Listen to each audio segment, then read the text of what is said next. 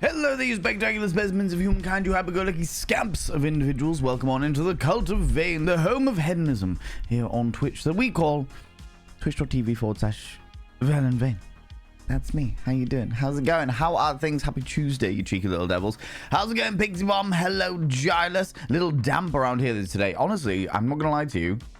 I put on a jumper this morning. In fact, the thumbnail that I posted out to everyone as like a go live thing, and the thumbnail that'll be on the VOD as well, is me wearing like a thick woolly jumper. Because I woke up this morning, I was full of fucking sniffles. Like proper, oh Jesus. And I was freezing. Absolutely fucking freezing. It was raining outside. I was like, Jesus, how has it been like so hot yesterday? To the point where I literally walked outside and melted a little bit. And now it's this fucking cold. And I was like, cool, wear a jumper, no issues, all fun and games, shits and giggles, all, you know how it be. And then I sat down to get everything ready to go live, do all the posts and all that jazz, all the usual social media shit. And I was like, fucking hell, I am sweating. I am absolutely fucking sweating. And I looked outside and it's bloody sunshine again. There's no middle ground. It's all just chaos, all right? How you doing, Gilus? Hello, you do, beautiful bean. And Conqueror Veritas, hello, hello and good night. Hello, you beautiful bean. Sleep well if you're shooting straight off. Sleep well. I hope that you sleep well. I hope that you get to sleep nice and quickly. I hope that you sleep restfully, you beautiful bean. Chandria, how you doing? How's it going? Going back to snoozing. Yeah, go snooze. Snooze, no issues at all. All the snoozy poos. Eris Ptolemy, hello, you beautiful individual.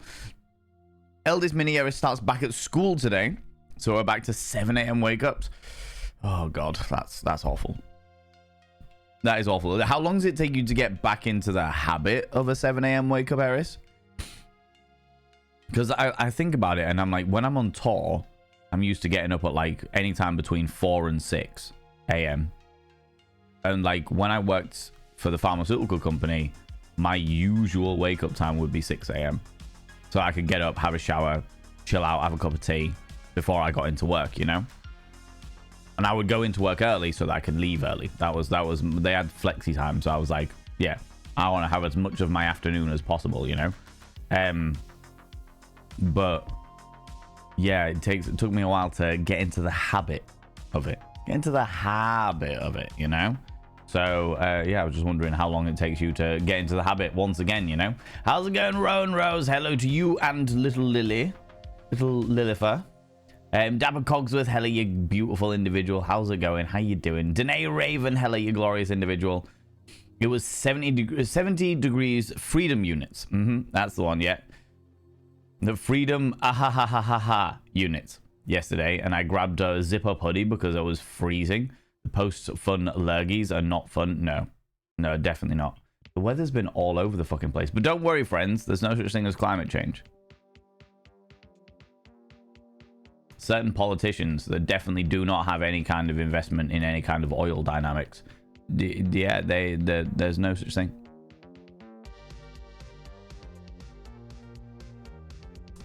Anyway. Dabber Cogsworth coming in with 5 streams in a row. Life can go urinate on an electric fence. I mean, I'm well into Electro-play, so that just sounds exciting to me. I'm not going to lie to you. Not going to lie to you, Dabber Cogsworth. That sounds quite invigorating. Panda to it. Afternoon beans. Beans. Thank you very much for the 100 little panderings, Rach, you beautiful bean. I almost called you Craich then. How long have you been coming around these parts? I almost called you Craich for the first time ever. Good lord. How you doing, you beautiful individual? Thank you very much for the 100 little panderings. Yeah, I'm well into a cheeky little bit of Electro-play. Dabber Cogsworth. I'm well into it. So, you know, life can go urinate on an electric fence, but hopefully life is not into Electro-play and therefore gets the shit end of the stick. You know? In fact, today, one of my keen things for when we start playing Date Everything is to date Volt again. Get into Volt and... Is it Volt and Eddie? Eddie, yeah. Because it's Edison, of course it is. Of course it is. Of course it is. Today I'm wearing a t-shirt that says, I am very gay and very tired. It's very accurate. I like it. I like it. I was chatting to somebody last night who... was telling me about they're well into Final Fantasy 14, which is the online version, if I remember correctly. And they showed me a picture of their character, and their character is all in this fantasy garb. And they have like a little hat on, and it says, please, I think it says, please be patient, I have autism. Which I thought was really interesting in this fantasy realm, actually having like a little hat that's just like, by the way, this person is autistic, leave them be, you know? I thought it was really cool. Cool that they've got that level of inclusion in this very immersive world, you know? Very immersive world. Not long, I'm always around 6 a.m.-ish anyway. With the kiddos, probably a few more weeks because we have holidays on Mondays, so I give them both a day off from 7 a.m. wake-ups. Okay. What, every Monday? Oh, no, you have a holiday on Monday. So, like we have the bank holiday and stuff like that. It's like an extra Monday off. Okay, cool. Interesting. Lily is sulking this morning because I dared to abandon her to go have a shower. Oh. Instead of just cuddling her. How dare you? How dare you, Roan Rose? How the audacity, the absolute audacity of you to go out of your way to clean yourself and abandon Lily. Oh, the scandal. The scandal. How will you ever make up for it? How will you ever make up for it? You know? I've got a delightful little cough and some body aches. Minus 10 out of 10 would not recommend the post-festivity shenanigans. But the festivities were worth it though, Raris, right? The festivities themselves were worth it. Even if they like, I'm feeling body aches at the moment, you know, sleeping on a very shit hotel mattress, despite the fact that the hotel was a bougie fucking hotel. Sleeping on a very shit hotel mattress has left me with all of the body aches. Sleeping in my own bed last night, and I was just like, oh my god, this is what life is. Oh my god. Just sinking into it and just letting all of my aches and pains just being like, ooh, yeah, no, you're being felt now. It's great. But regardless of all of that, regardless of that and the weird congestion I've got going on, the slight sleepiness, the body aches and stuff, it's always worth it. It's always worth it. I do it again and again and again. You know, just this upcoming Monday, Labor Day for the US, and then apparently every Wednesday will be early out days for this year, so that'll be annoying. What? Why? They've just... has the school district just decided that from now on, Wednesdays is a day that children don't need to learn anything? What? What? Or is Wednesday afternoon the day that they would normally teach about morality, and they decided to get rid of that lesson? I've been watching a couple of YouTube videos today, friends. More on the censorship and some of the shit that they're rolling out in the UK, and it's bad. It's bad. Bad shit is happening. I can see, much as the marked rise in VPNs has happened over the past month, I can see a lot of people investing in masks and sunglasses over the next few months, because bad times. Bad times. Popeye Gatewood, hello, you beautiful bean. Monday is Labor Day in the US, or as you would say, Labor Day. Yes, we would use the U, because that is how you spell it. That is the correct spelling. Yep, I know that one. Yeah. Thank you very much for the explanation. Yeah, absolutely. The concert was so fun, even if two of the bands were hella cringy. What were the bands that were hella cringy? Out of interest, Eris, what were the bands that were hella cringy? I'm intrigued now. You've piqued my interest. You've piqued my interest. Just about to make her even more cross because she is sat on my chair and she has until I get back into her room that I will be early out on Wednesday. Jeez, that moved. So I literally was half reading Rowan's statement, half reading Rowan's chat, and then it spontaneously turned into Eris's chat. And I was just like, she was sat on my chair. There will be early outs on Wednesday. What? What the fuck? My brain's just blanking out entire movements of chat right now. Okay. I'm just about to make it even more cross because she is sat on my chair and she has until I get back in the room with my coffee before she is going to be evicted. Good. Good. This makes me very, very happy. The amount of times that I have met people and they're just like, oh, well, I can't move them now. They're comfortable. And I'm like, so? I'm not comfortable. I could be comfortable if they moved. I can guarantee you, within about a minute, they will find somewhere else to be comfortable. That's the way that animals work. That's the way that they work. You know? And professional development days. We've always had early out days, but they're usually only applicable if it's a normal week. But this year, even if there's no school on whatever day, there will still be early outs on Wednesdays.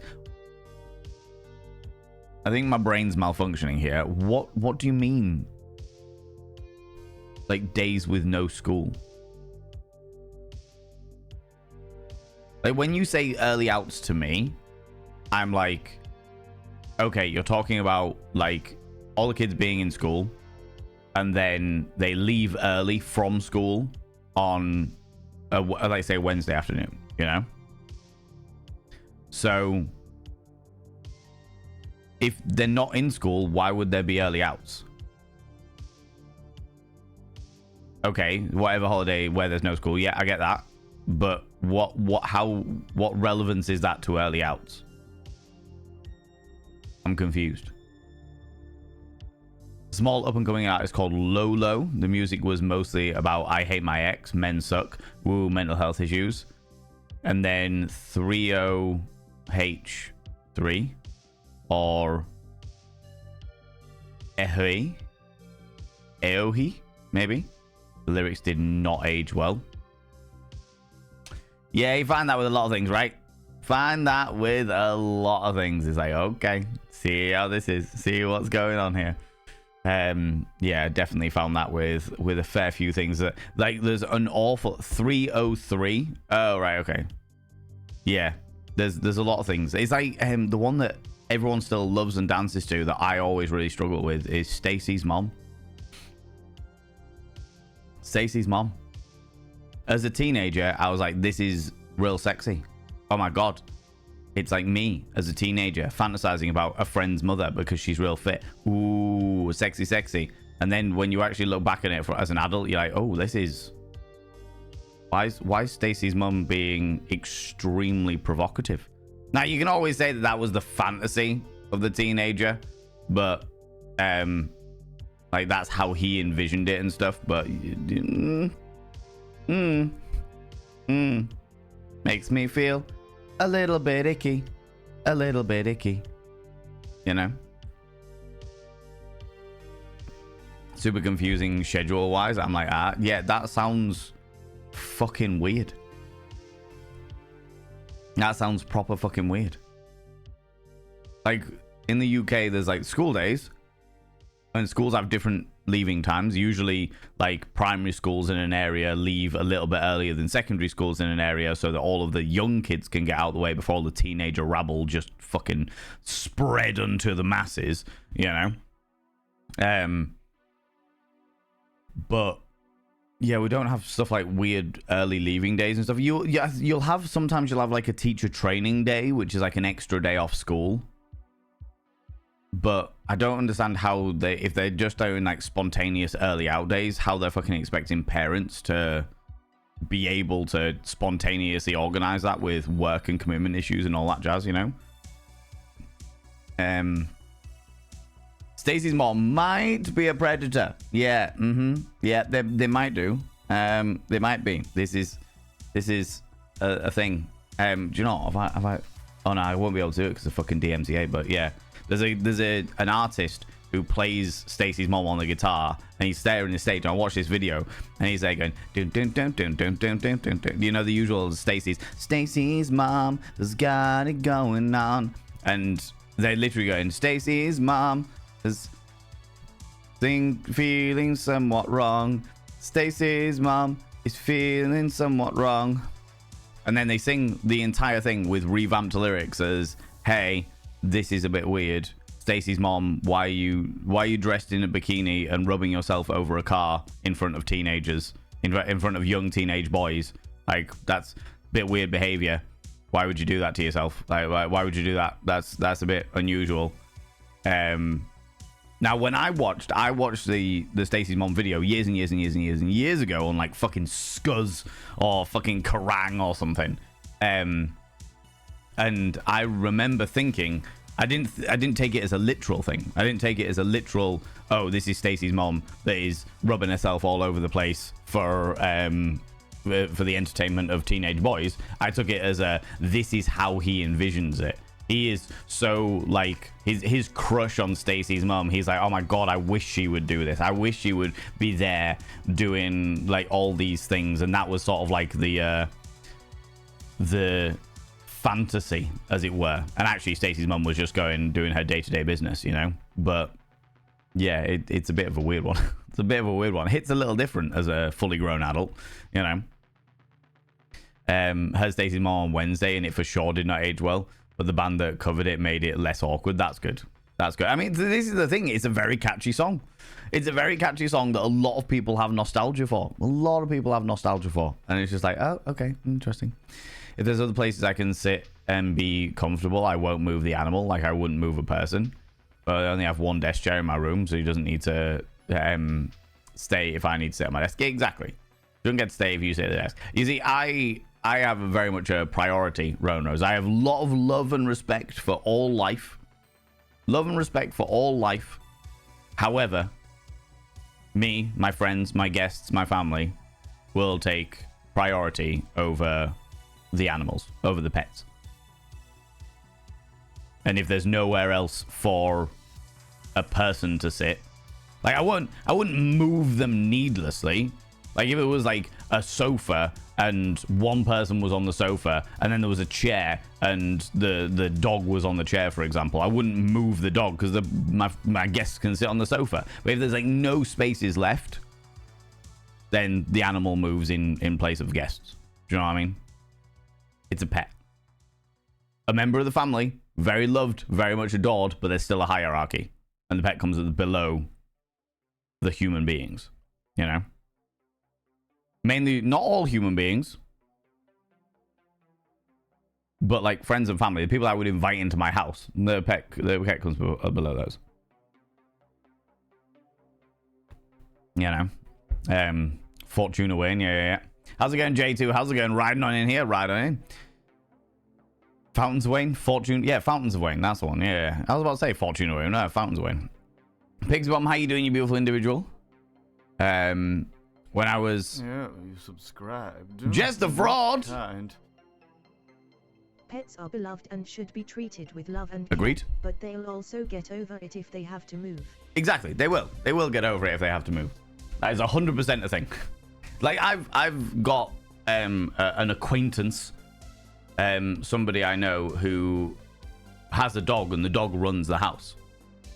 To the point where we went round for a cup of coffee and we all had to sit outside in the fucking freezing, blistering fucking cold because the dog was in the house and the dog doesn't really like guests.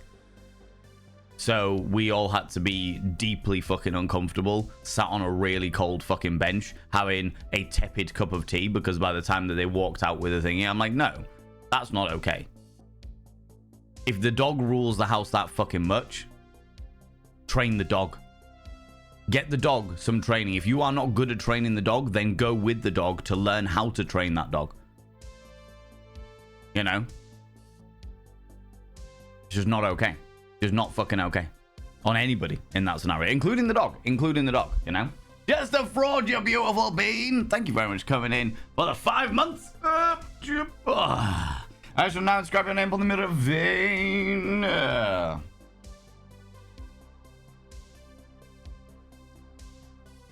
By having your name on the mirror vein, it means you get access to my personal Snapchat. Not a bum Snapchat, you cheeky devil. And of course, you get access to all the sexy little emotes. But the most important thing is you gotta roll over every morning, look in the mirror, and go, God, I look rough. But God damn, do I make rough look good?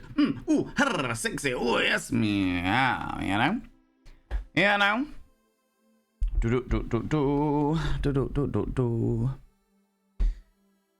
When I was in a car in a bikini in front of teens on a list, and I'm not allowed within 500 feet. What? Oh, fucking hell, Popeye Gatewood, you fucking.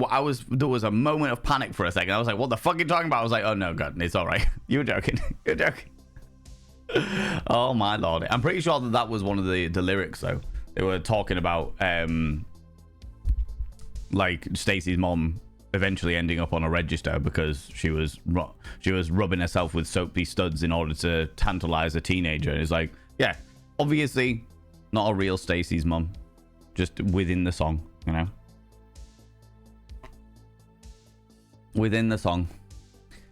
Pets can sit on laps and have more places to sit. This is true. They're also quite comfortable on the floor. They're also quite comfortable on the floor, you know. Getting by, can't seem to wake up, but have been hit by the gender yay bug, so it's not all bad. Oh yeah, take that. Subscribe. Take that. Love this. Kind. An anonymous individual has gifted a sub to Pavlov Schrodinger hybrid. That is terrifying. That is terrifying. You put a what is it? A dog? You put a dog in a box. Put an animal, put a dog or a cat in a box. The cat close the box. The cat is then in a state of both alive and dead at the same time. However, if you ring a bell, it gets hungry.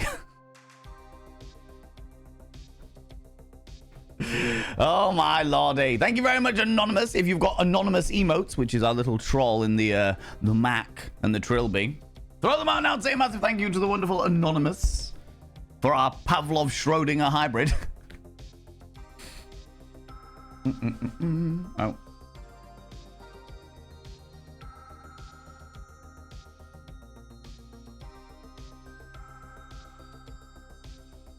Pavlov Schrodinger hybrid, courtesy of the anonymous individual. Your name is now described on the mirror vein. By having your name on the mirror vein, it means you get access to my personal Snapchat, not a bum Snapchat, Cheeky Devil, and of course you get access to all the sexy little emotes. But the most important thing is you'll roll over every morning, look in the mirror, and go, God, I look rough. But God damn, do I make rough look good. Ooh, sexy. Oh yes, meow. You know. You cheeky devil, you. Yeah, I'm glad that you've been hit by the gender yay bug, Pixie Bomb. That's awesome. Awesome to hear. Genuinely very fucking happy for you. I hope that it continues, but I hope that the rest of, outside of the gender yay bug, all of the other things that are just like, oh, I can't fucking wake up, I hope they pick up in order to bring the entire day to a standard of yay. Do you know what I mean? Not fair on the dog. Yeah, completely agree. Completely fucking agree. Animals do well with training. It lets them know structure. It lets them understand the way that their life works. It makes everything a lot easier. Difficult animals are not happy animals. Difficult pets are not happy pets.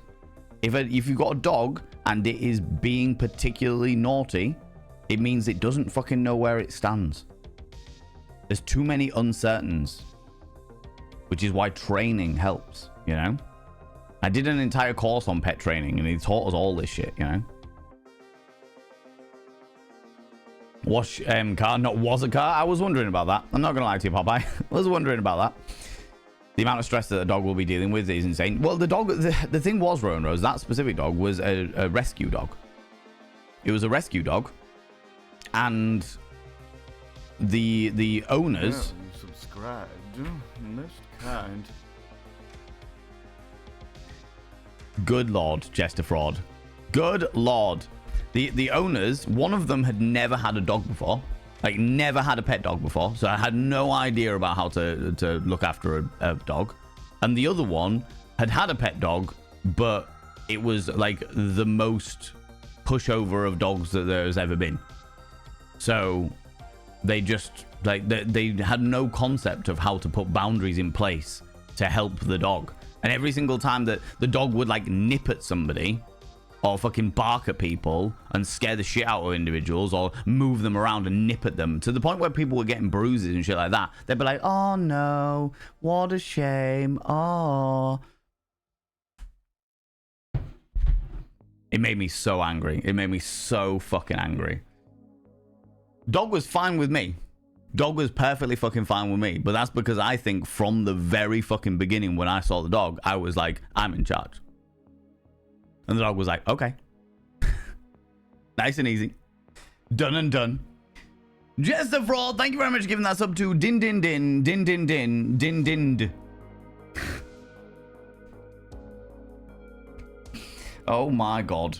Din. Din. Din. Din. Din. Din. Din. D.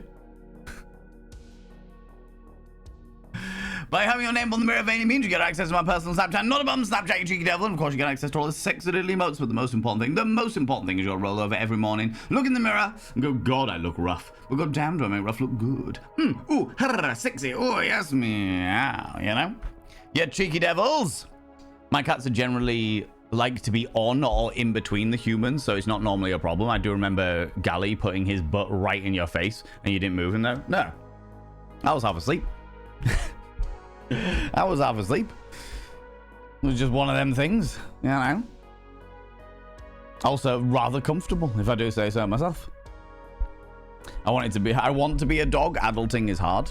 Adulting is hard. It's very, very true. Dogging is hard. Cheeky. Being a dog is hard if you don't have boundaries. Not being a pup and not dogging, okay? You cheeky shits. Oh my god, that makes me so freaking mad, right? Right. They're just cleaning each other. They're just cleaning each other. Speaking of well-trained animals, they are just cleaning each other. Good lord. Not dogging. Catting.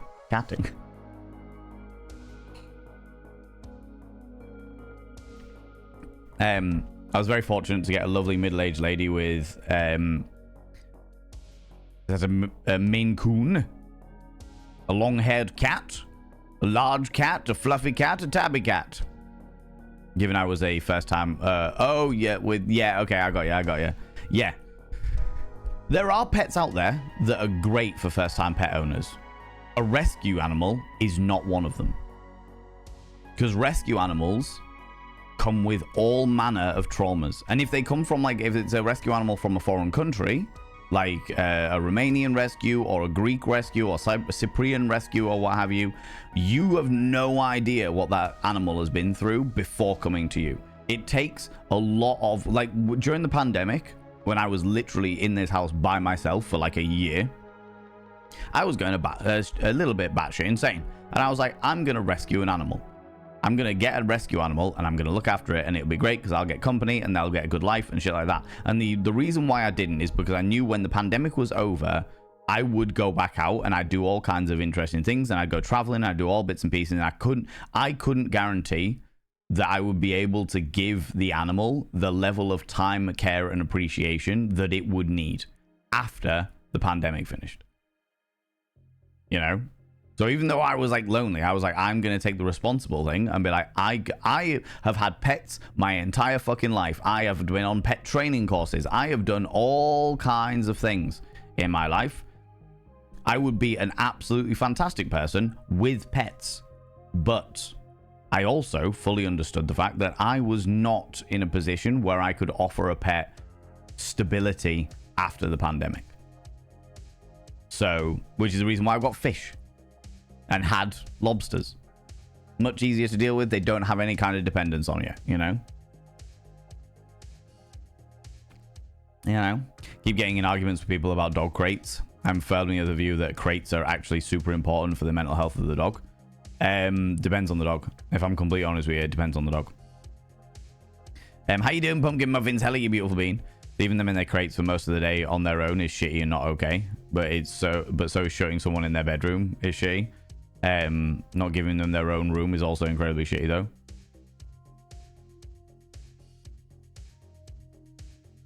Just following the dynamic there, as in you're talking about a human being giving a human being their own room. Human beings need their own space. Whatever that space entails, human beings need their own space. But being locked in that space then turns their safe space into a prison.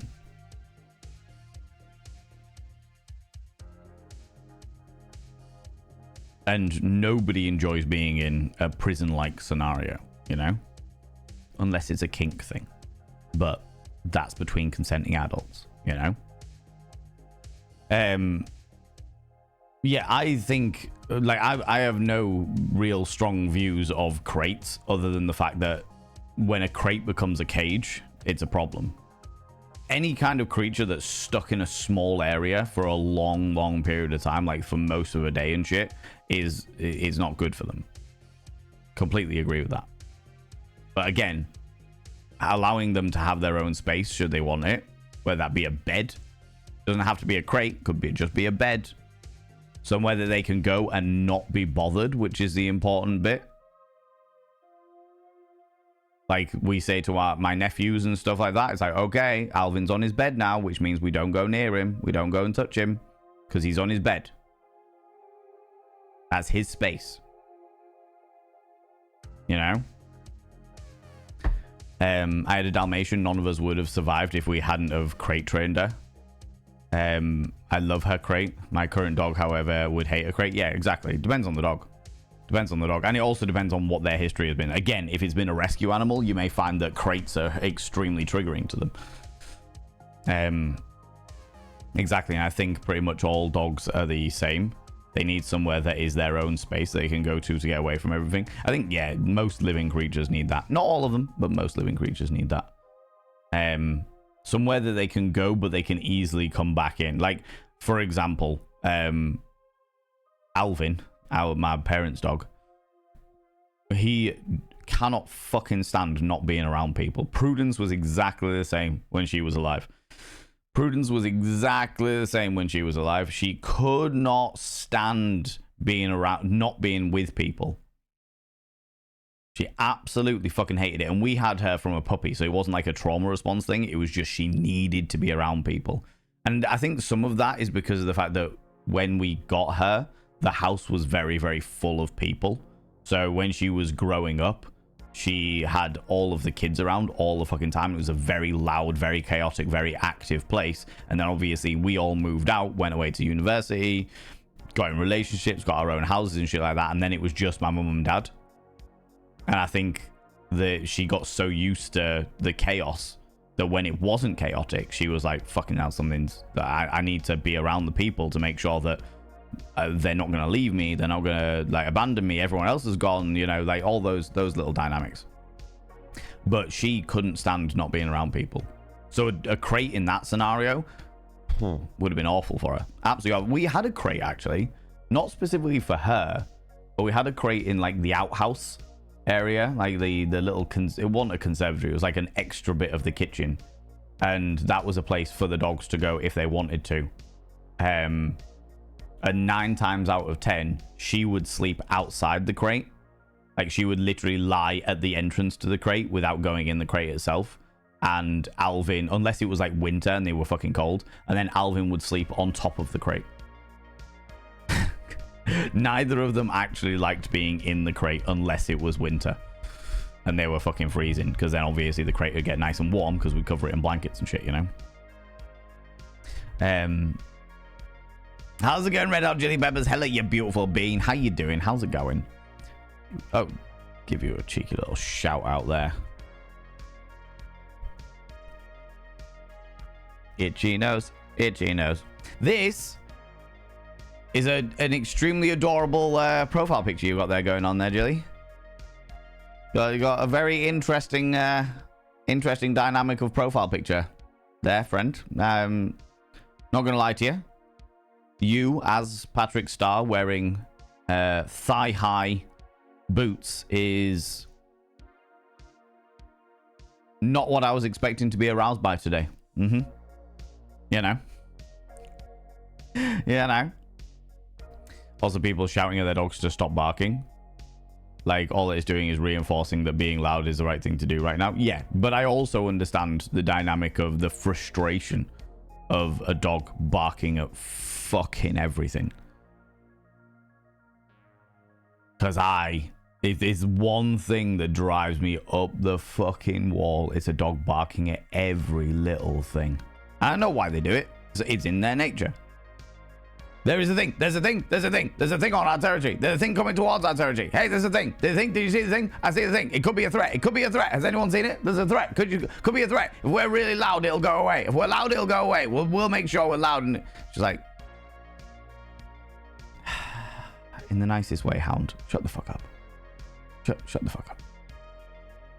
You know? Shouting at it doesn't help because you're right, it does just reinforce it. But there's also the dynamic of needing to get your own frustration out. Sometimes that comes across as shouting. Does it help the dog? No, not by any stretch of imagination. My dog likes to sleep under my bed. She would also hide hide there as a puppy. Why is my nose so itchy? It's the one downside to streaming, friends, is how fucking itchy your nose gets. She would hide there as a puppy and she got used to it. Although she has her bed in the corner, she sometimes preferred to be under the bed. Yeah, I can understand that. That became her safe space. She can go under there and not get bothered by anything. Yeah, absolutely. I get it. I get it. Been okay? You strained your wrist?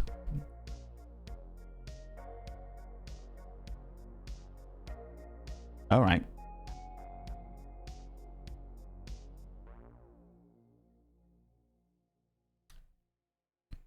I don't wish to assume anything, but I hope it repairs itself soon, for the benefit of whatever it was that strained it. You know. How's it going, Lunicorn? Welcome on in, you cheeky devil. Thank you for the shower. It was a drawing of Patrick Star from Goofy Goober. It was definitely a drawing of Patrick Star. I got that. Got that bit. I did the costume for Halloween. It was only fitting. That's fair. I like it. I don't know what Goofy Goober is, but I like it. It is. It's something.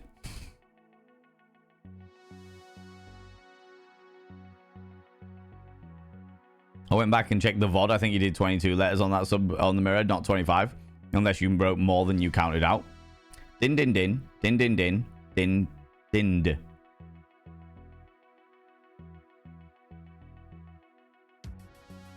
Din din din.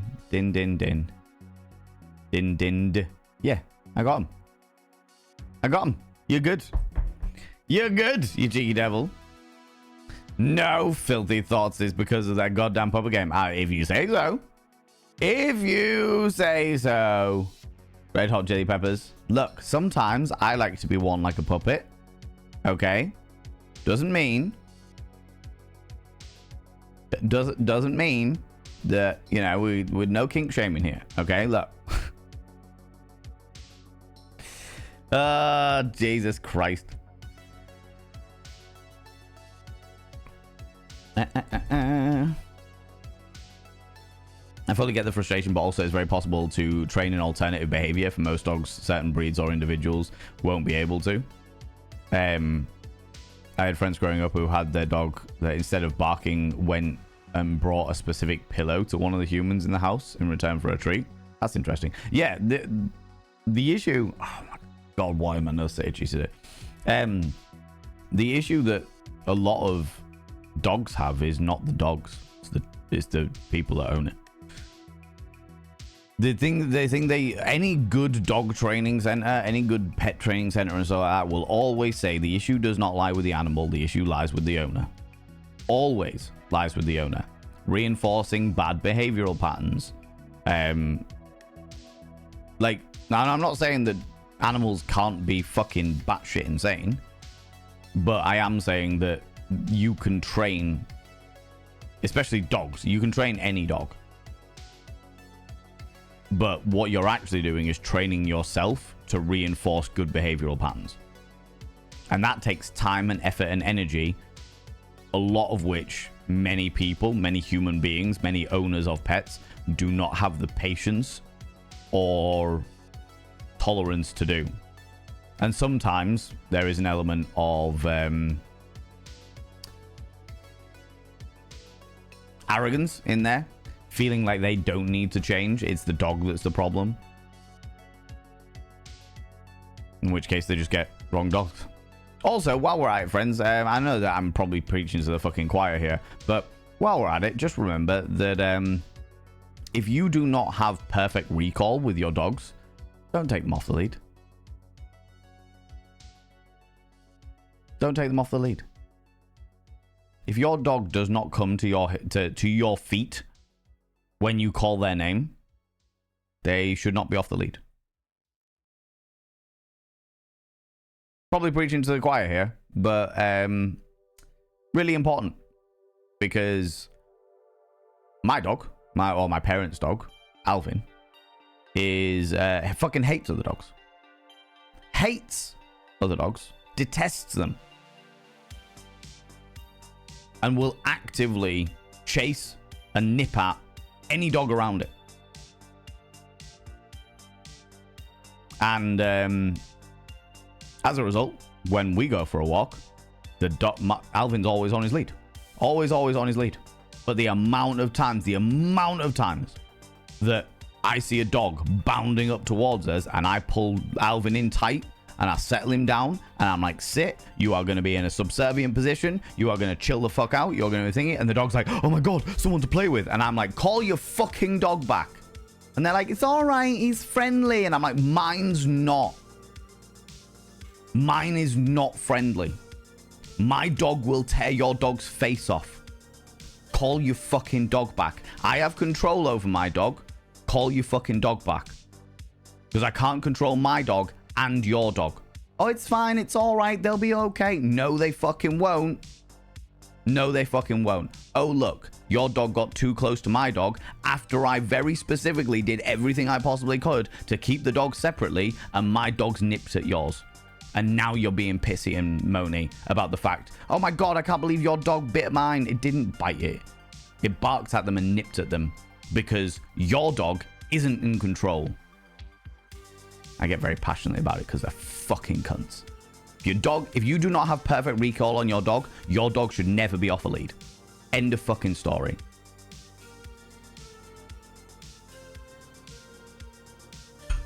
You know? My dad has perfect recall with our dog, with Alvin. I don't. So when I'm walking them, the dog stays on the lead. My dad can let the dog off because my dad's head of the pack. As soon as my dad calls out the name, the dog will come straight fucking back. No issues at all. No issues at all. I don't have that, so the dog stays on the lead. You know?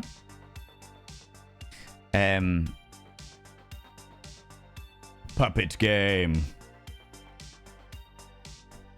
Fully get the frustration ball, so it's very possible. Yeah, it's easy to the whole dynamic of you can't teach an old dog new tricks is bullshit. You can teach any dog new tricks, old or young. Obviously, much easier when they're young because they don't have to unlearn shit. But you can teach any dog new tricks, providing they're physically able. I wouldn't get an old roly-poly dog who's got arthritis to jump through a hoop, but the point still remains. You know what I mean? SpongeBob's one where Patrick has knee. Yeah, I know some vague things about SpongeBob. I cannot say that I know anywhere near enough about it. I've definitely seen the dynamic of Patrick in Thigh Highs before, though. So I understood some of the reference. I don't think I've seen like an episode of it, but I've seen like an image of Patrick in Thigh Highs. Lunicorn coming in with the 5 streams in a row. You've been streaking through here. Good lord. What do you like, you cheeky little devil? Considering the rain has fucked off and the sunshine is back out again, I think that streaking is a perfectly reasonable thing to do. Just make sure you cover yourself in sun lotion. Nobody needs burnt flappy bits, you know? And fishnet stockings. Really? Yeah, all news to me. All news to me. Always, yeah, even if it's subconsciously. I really wish I had to do... I wish you had to do classes in order to own a dog. I don't think there should be an exam or anything you have to pass. Just that you should have to turn up to classes before you can have a dog. I can understand why. It's never going to happen, but I can understand why. Admittedly, now, Obstinate Headstrong Girl, how you doing? Admittedly, not a dog owner, but I don't know anyone who is comfortable at a dog park. I'm perfectly comfortable in a dog park. I've got no qualms by any stretch of the imagination. I've been to many, many dog parks. Generally speaking, around dogs, I'm perfectly fine. I've even been bitten by dogs and I'm perfectly fine. Like, it's not an issue to me. Because I know that it's not... None of it's malicious. It's just dogs being dogs. Sometimes they get a bit too excited. Sometimes they get a bit too fearful. It's just part of their nature. It's not a malicious thing. But I frequently have arguments with owners of their mishandling of their own dog. Dogs are very much a special interest of mine, and I currently have a hyper focus in dog training. Fair. In Ander, hello, you beautiful bean. Agreed, I live in the countryside. There are so many reports of dogs chasing livestock around there. Take mine off the lead in the park to train or throw a ball, but her recall is good there, you see. The recall is the most important thing, you know. My little brother, Genre, he's got a dog called Maple, and her recall is mad. Her recall is mad good. He calls her name, and she literally comes and like sits in between his legs. So she'll wherever she is, she'll bound back to him, go round the back of him, and then lie down in between his legs. So like his legs are just slightly parted, and she's just like laid down, waiting for the next the permission to go. You know. Harrogate is such a bad problem with that. Wiley being a rescue doesn't have perfect recall. Normally it's good unless there's a critter running away. So he's kept on the lead unless I hire a secure field for us. He's fine with other dogs, but does not like off the lead dogs coming up to him, as he can't get away from them if he wants to. Yeah. That's one of the big issues that we have. Putting myself between a dog and like Alvin and other dogs is like the first port of call, but then I've got to have him behind me, and he's like, you can feel the tension in the muscles. Now I have a history. Alvin is a rescue. Alvin's a rescue dog, and I think that Alvin was used as a bait dog, which is the reason why he's such like. There's no confirmed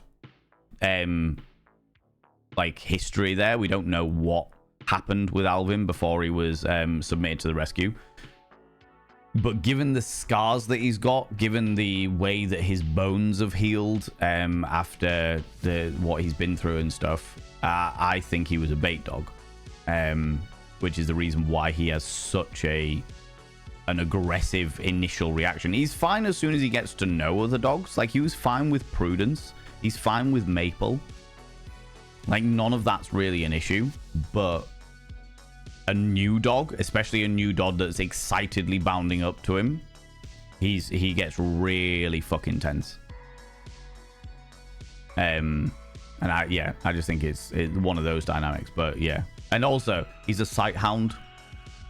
That's the other thing. If something runs away from him, that hunting instinct engages, and he's just like, right, I need to chase this. I need to chase it. I need to chase it. I need to kill it. I need to chase it. I need to kill it. You know? Never take my dog off the leash because she sometimes doesn't listen to me, but my mum will be fine walking off the leash in places where it's appropriate. Yeah, exactly. And you know what? Some dogs have got such good recall that they don't need to be on a lead. I know many dogs that walk down the street like literally next to their owner without leads, and there's no issue at all.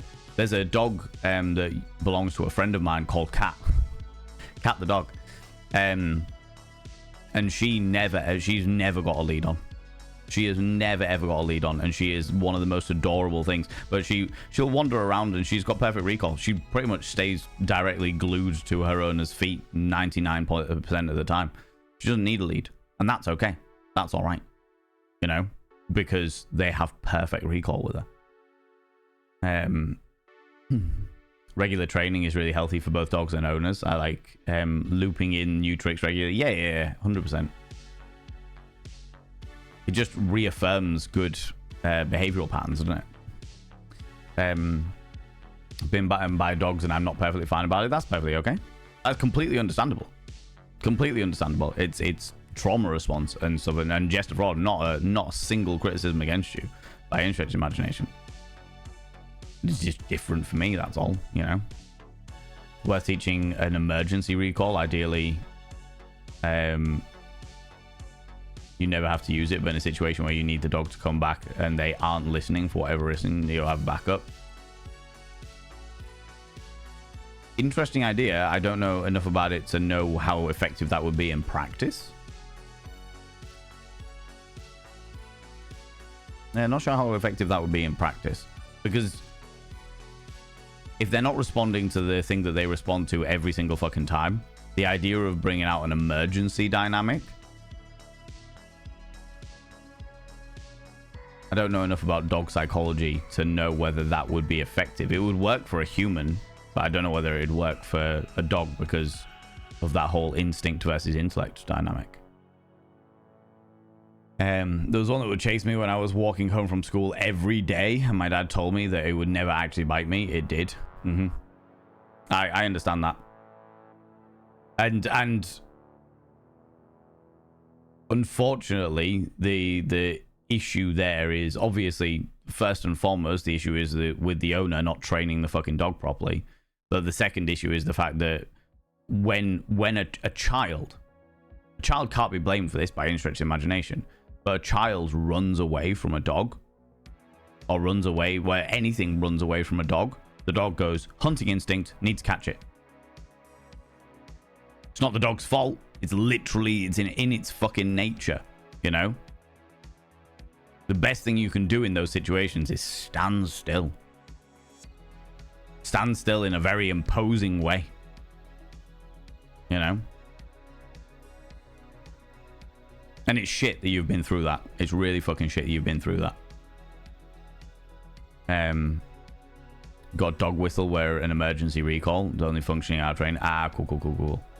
I'm really hoping to get a dog in the next few years to self-train, be assistance dog. Oh, that'd be really cool. That'd be really cool. I like that. When I took my dog to the dog training thing, there was a lady who had gotten a dog not as a puppy, and the dog would not listen to her. It was impossible to train until one day she told the dog to sit in Russian instead of the language that she usually speaks to the dog, and the dog understood. So she had to train the dog in Russian. Yeah, if the dog had grown up knowing a certain language or understanding a certain language, and you start trying to train it in a different language, it's going to take a lot longer, for sure. How's it going, Rubik Q? How you doing? Cat the dog is fab. Love that. Yeah, I've known a dog called Cat, and I've known a dog called Dog. I was like, why'd you call it Dog? And they were like, because it's a dog. Don't think a name? Nope. Dog. Dog was just a big fucking idiot. Very lovable, but just a big fucking idiot. Yeah, no. I was a teenager walking home and making a point of not reacting to it. Unfortunately, it was a bored cattle dog. That's surprising, though. Because cattle dogs are usually pretty well trained. They have to be in order to wrangle cattle. That is surprising to me. That is genuinely surprising to me. I call my cat all the time. Yeah, exactly. I call Alvin Hound. Come along, Hound. So he's a hound. Come, Hound. We're going for a wander. River knows voice and hand signals. I have a whistle for emergency, additional recall. Also audible from further distance. We practice with it just like other recall commands. It really helps. Oh, that's good. That's good. Interesting. I've not considered an emergency recall thing before, and certainly wasn't in the training that I partook in. Nibirian, thank you very much, you being. Also, how you doing, Nibs? How's it going? I haven't actually asked Nibirian, was your adventures last week, were they good and were they fruitful? Did you feel enriched in the soul? Do you feel better for having had your wily wanderings up mystical stairs and into the great beyond of the back rooms?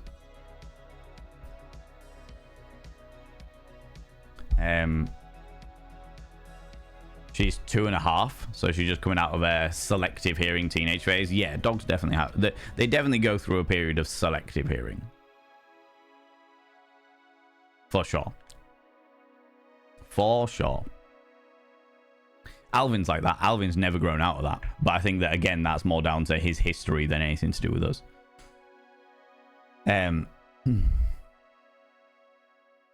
Oh, you thought it was a cattle dog breed. A Kelpie. Ah, okay. Okay, I'll just refreshing my memory as to what a... All right, yeah.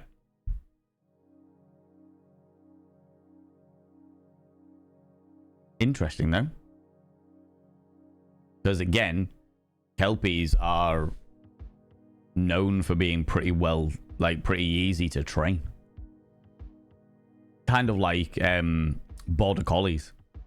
They're quite The fact that a Kelpie wasn't, an Australian Kelpie wasn't trained is surprising to me. Because they aren't hard to train.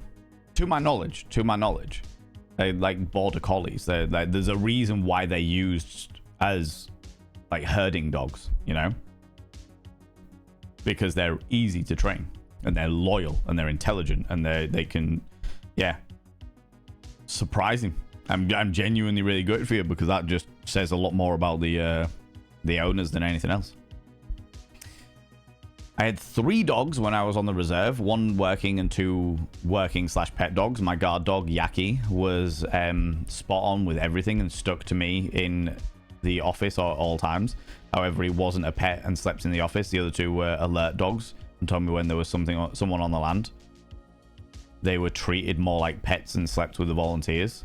Guests to the reserve often didn't understand that Yaki didn't like strangers fussing over him, whereas the other 2 loved the fuss. Yeah, it's amazing to me how many people try and pet guard dogs. You know that fucking meme? The absolute fucking meme of, I want to pet that dog. I want to pet that dog. With a little girl. The little girl is looking at a bear. And he's like, I want to pet that dog. I want to pet the dog. And it's like, no, child, you are not allowed to go near the dog because the dog is a grizzly fucking bear and will tear your arm off. Like, that is what goes through my fucking mind when I see people like that. So there's an industrial estate near to where the nightclub I frequented throughout my life called Spiders. There's an industrial estate near there. And on one of the things, there is 3 guard dogs. 3 guard dogs that literally patrol the entire area. During the day, they're put in like a little backyard pen area while business is business. And then in the evening, they are let out of the pen and they are allowed to go around the entire area to make sure that no one breaks into the fucking thing. The amount of people I have seen coming back from a night out, walking through the industrial estate, getting barked at 3 a.m. by these fucking dogs. And then they're like, oh, little puppy. It's a guard dog. It's trained. Like, these dogs don't go inside ever. They've got like a pen, like I said, and the pen's got shelter and stuff like that. But they don't go inside ever. They're not cutesy, snuggly, little kind of dog. It's a, I am here to attack intruders dog. You know what I mean? The dog is working. Do not annoy it. Exactly, Frax. Exactly. Absolutely. Second only, the other thing that annoys me is when people see service dogs that are working. Even when they've got signs on them saying, I am working, please do not pet me. And they're like, oh, look at the little cute dog. Look at the golden retriever. The dog is working. It's a service dog. Whether it be a visual impairment dog or a hearing impairment dog or anything, they are working. Leave the fucking dog alone. Love pet names that are other animals and or food. I also love when they name old-fashioned human names. My friend has a cat named Walter. Yeah, Dancing Nerd. Doing it using high-value jackpot rewards. Not something that I really like, but a lot of it. It needs to be word or sound, and then they are not going to hear usually. And then do it enough repetitions that they form a strong link from that sound to that reward. The idea that it doesn't matter what the trigger to them running was, positive or negative. The reward is associated with that sound should be significantly stronger than they should recall. Okay, interesting. Dog the dog feels lazy, in my personal opinion, whereas cat the dog feels witty or snarky, or whatever you want to call it. I mean, purely as an actual name, by the way. Informally calling some kind of variation of dog, hound, pup, etc. is totally diff. No, I was about to say, like, the dog was I wouldn't necessarily say it was lazy. It's just the guy that owned dog was very much that kind of guy.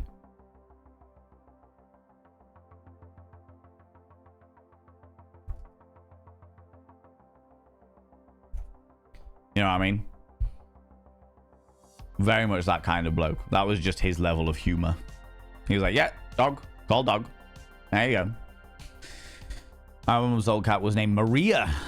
Mary in English, yeah. Which garnered some comments from the very religious neighbors. Portugal is a very Catholic. Yeah, I can imagine that. Yeah, I suppose it's kind of like calling a dog Jesus. You know what I mean? I've got a pet gerbil. His name is Jesus. Jesus the gerbil. Now, look. Hear me out. Oh, Maria was a black cat. Was that area of Portugal also particularly superstitious as well? Because that changes a lot. That changes a lot for sure. Their reaction to biting me was to put it on run in their backyard. Not a great one. So I don't think they were particularly responsible owners. That's fucking awful. Yeah. That's really bad, Jester. And what I'm more gutted about, forget all that entire situation. What I'm more gutted about is that has left you in a position where you are not 100% comfortable around other dogs. The effect that it has had is much worse than what initially happened, you know? My dog sometimes does that. I will call her name and she won't respond. I can see that her ears do the twitch thing, so I know she can hear me. Yeah. Selective hearing is definitely a thing with all animals. Specifically with cats, but dogs definitely have it as well. And it also depends on how stubborn they are, usually as a breed, you know. Did my duty as daughter to show my face to family at least once a year. Well done you, Nibrin. Congratulations. They are not my vibe, but we made the best of it and had many outings to hike, museums, the zoo and such. So quite a pleasurable tour. Yeah, that's good. But puppy. No, bears are not puppies. Bears are not puppies. The dog is working. Exactly. The guests that used to continue to try and fuss Yaki were ones I kept a close eye on, given they were about to go on a tour of Big Cat Reserve. I normally insist on doing their tour myself, as it would normally be one of those idiots who would try and pet the lions despite my strict 2 meters away from the fence rule. Yeah. The story I always remember, and this is, I'm going to give a bit of a trigger warning here to body mutilation. All right. The one that I always remember is a story about a little girl at a zoo. And there was like a parent and the little girl, and this was a news article that I read many years ago. And the zoo had the big usual fences that they have around the pens, and then it has a second fence. So you've got your safety barrier, making sure that nobody can go directly up to the fence. You know what I mean? Many zoos have this kind of damage. If it's like a fence that they can actually like claw through or what have you, have that dynamic where you've got like 2 barriers, one for the animal, one for the people, the human beings, you know? And this little girl, apparently, according to the article, was leaning through the fence, leaning through the pedestrian fence to reach out to an orangutan. And the orangutan was this big fucking orangutan with the big head fringes to prove that it was like dominant male. Just very relaxed, very sat there, just all sleepy and what have you. Looked out and was looking over at the little girl. All fun games. And then just reached out its arm to reach out to the little girl. Reachy. Grabbed hold of her hand and pulled. Ripped her arm off. That was it.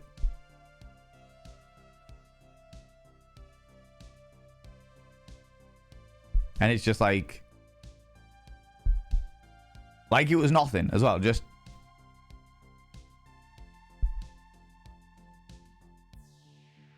because the little girl was too far into the thingies, do you know what I mean? I mean, it's the freakishly strong. So last I read, the density of an orangutan's muscles means that they are 10 times stronger than the strongest human.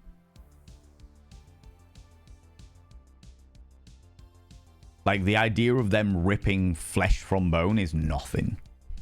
Doesn't mean anything. You know? Everyone completely misunderstands that dynamic when they see these big, because they're all covered in fur, so you don't see the muscle on them, you know? It's only when you get I know there's a few pictures and stuff out there of like chimpanzees with alopecia. Orangutan with alopecia. And they are, I was about to say, they are quite... there's a chimpanzee with alopecia. Actually, that's probably a good one purely because of the muscle density. And there's a variety of different reasons from medical to stress as to why a...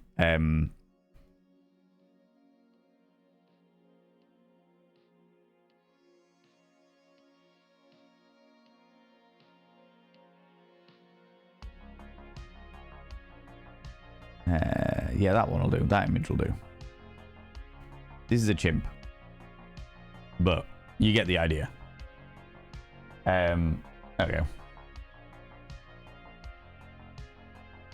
So this is a chimp with... It's not the greatest picture ever. But it's a chimpanzee. I believe this was like quite a famous chimpanzee. Who had alopecia. Due to a medical condition. Due to a medical condition, to my understanding. But just look at the muscle density. Look at this shit. Look at this shit. They're so fucking strong. It is unreal. Unreal. With chimps as well, they're quite temperamental. So you never know like what kind of mood they're going to be in. But an orangutan, normally, orangutans are very, very chill, very relaxed, very calm creatures. But they're also freakishly fucking strong. And there's also a good chance that the orangutan didn't mean to hurt the little girl. They were just like, oh, little kid, I'm going to play with you. You know? Itchy nose. We're talking about dogs. We were talking about dogs. Yeah. We were talking about... Well, originally we were talking about pets. And then we moved on to dogs. And then we moved on to dog training and recall. And then we've sort of moved on to irresponsible human beings around wild animals. It baffles me how hard people find it to keep their hands to themselves. Yeah. With children, I kind of understand it a little bit more because they're just inquisitive. But that's the reason why parenting exists, because parents need to keep an eye on their kids and make sure shit like that doesn't happen. You know? River is a silver lab, not huge, but classed as a large breed. The amount of small kids that just pet her, she loves it and the ultimate sweetheart. But I always taught my kids to ask before petting a dog. Always ask before petting a dog, 100%. The amount of times, like even now, people are just come over like, excuse me, can I pet your dog? Chunk does it all the time. Chunk fucking loves dogs. Absolutely fucking loves dogs. And he will go up to owners and be like, excuse me, is it okay to pet your dog? Cutie, you know? And if there's just a dog, if the dog's around or the person's busy or what have you, and the dog is saying, hold the back of your hand out to the dog for it to sniff, you can usually tell by its body language whether it's okay to be pet or not. You know? Baffles me that some people try and pet dogs without asking permission of the person first. Yeah. Such a basic rule. It's only a basic rule if you have been taught the rule, Rose. If you've been taught the rule, then it's a basic rule. But there's an awful lot of people in the world that are not taught the rule. You know? Don't know why anyone would want to pet a stranger's dog either way. Because who are you going to blame in case the dog bites you? Yeah, I don't get that. I would definitely stroke a stranger's dog. Absolutely. I don't get the coochie coo. Oh my god, it's a dog. Oh my puppy. Oh. I don't get any of that shit. Unless it's a Saluki. If it's a Saluki, I'm like, oh my fucking god. But Salukis are renowned to be skittish. So the chances of me petting a stranger's Saluki is never going to be a fucking thing. But I absolutely love them. Absolutely fucking love them. But yeah, I'm not really that bothered, because 9 times out of 10, if you turn around to a stranger and go, excuse me, can I pet your dog, they should be able to tell you whether that's okay or not. Excuse me, can I pet your dog? And they're like, nah, I'm afraid he's a little bit skittish, or she doesn't like new people or what have you. It's like, oh, no worries. Move on with our lives, you know? Yaki was half German Shepherd, half Corgi. Looked like a German Shepherd who had been cut off at the knees. Oh, wow. And that was like a working dog, a guard dog. Rach. That is such a dynamic in my brain. Maria's black cat. Forgot that bit. Yeah, small island, very Catholic and even more superstitious. How the heck that is? But yeah, I know. I got what you mean. I got what you mean. Frax, 100%. Used to know someone whose younger sister was called Kitty and their cat was called Human. Although it was often shortened to Hugh. I like that. I like that a lot. That's hilarious. Seeing guard dog tries to pet dog, gets bitten. Your dog is out of control. No, you're just an idiot. Yeah. Yeah, absolutely. It's like, no, my dog was doing what it was told to do. It's working. It's a guard dog. You were stupid enough to put your hand in the fence. It honestly means a lot to hear you say that. Oh, just for it's the truth. It's the truth.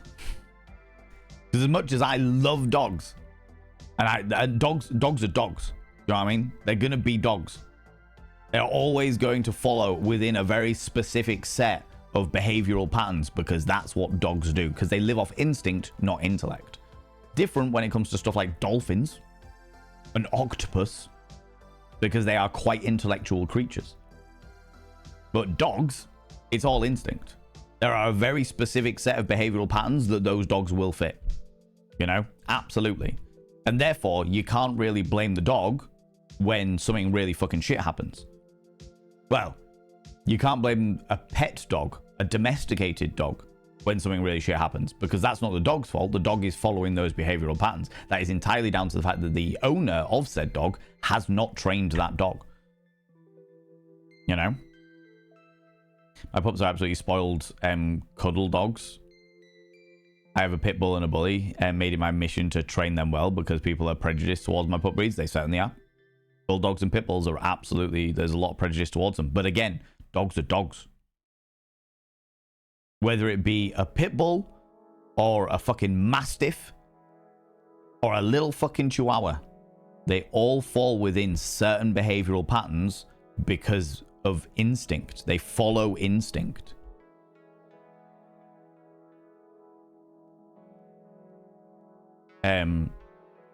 Then tell people it's not the dogs that you have to worry about, it's their human mammal. Yeah, it's always the humans. As soon as you said orangutan out with new words was coming, yeah, Rubik's is awful. Absolutely fucking awful. Primates are freakishly strong, yeah. Why do people not watch their kids at the zoo? I can't remember, just Demona, what was going on with that situation. I can't remember the rest of that article. It was something like they were being distracted by their other kids, or they were being distracted by like something that was going on, something that was happening, and they were trying, I think they had a few kids with them, and they were trying to keep an eye on all of the kids, and that one just got away and stuff. But it's fucking horrible. Whatever the scenario, that parent is going to have that in the back of their mind for the rest of their fucking life. Raise a glass for Harambe. No, I disagree with that. Disagree with that on a fucking fundamental level, Razotter. I have seen the full fucking video. That child was gonna die. I have seen the full video. Harambe would, like, fucking horrific as it is, absolutely fucking horrific as it is, Harambe was gonna kill that child. Should the child have fallen into the pen in the first place? Not by any stretch of the imagination. Should the parents have been involved to stop that child? Yeah. Should the zoo have put up more fucking sturdy security measures? 110%. But in that moment, in the moment when that child fell into the pen, that child was gonna die. It was a choice of killing Harambe or watching the child die. Because the video that went out onto the internet, the video that went like viral on the internet was like Harambe there with the child, just holding the child's leg just out of nowhere.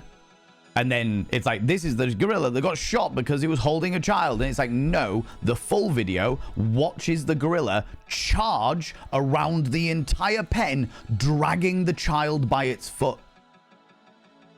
Absolutely dragging the child by its foot through water, into walls, across logs, smacking it off rocks. Absolutely fucking battering this child. The full video is horrific. Absolutely fucking horrific. And it's like, yeah, should there have been measures in place to stop that from happening in the first place? 110%. But in that moment, it was a choice between killing the gorilla or killing the child, or watching the child die. Fucking horrible situation. But the amount of like, because when it all happened, I don't mean to have a go at you, Razor, or you just sparked something in me.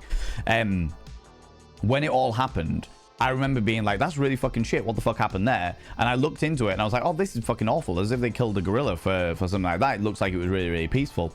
And then I found the original video and I was like, Jesus Christ. Yeah, I can understand why they killed the gorilla.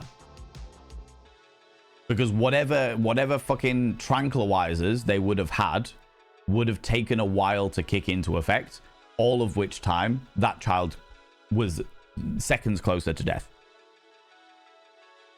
You know, it's horrible situation.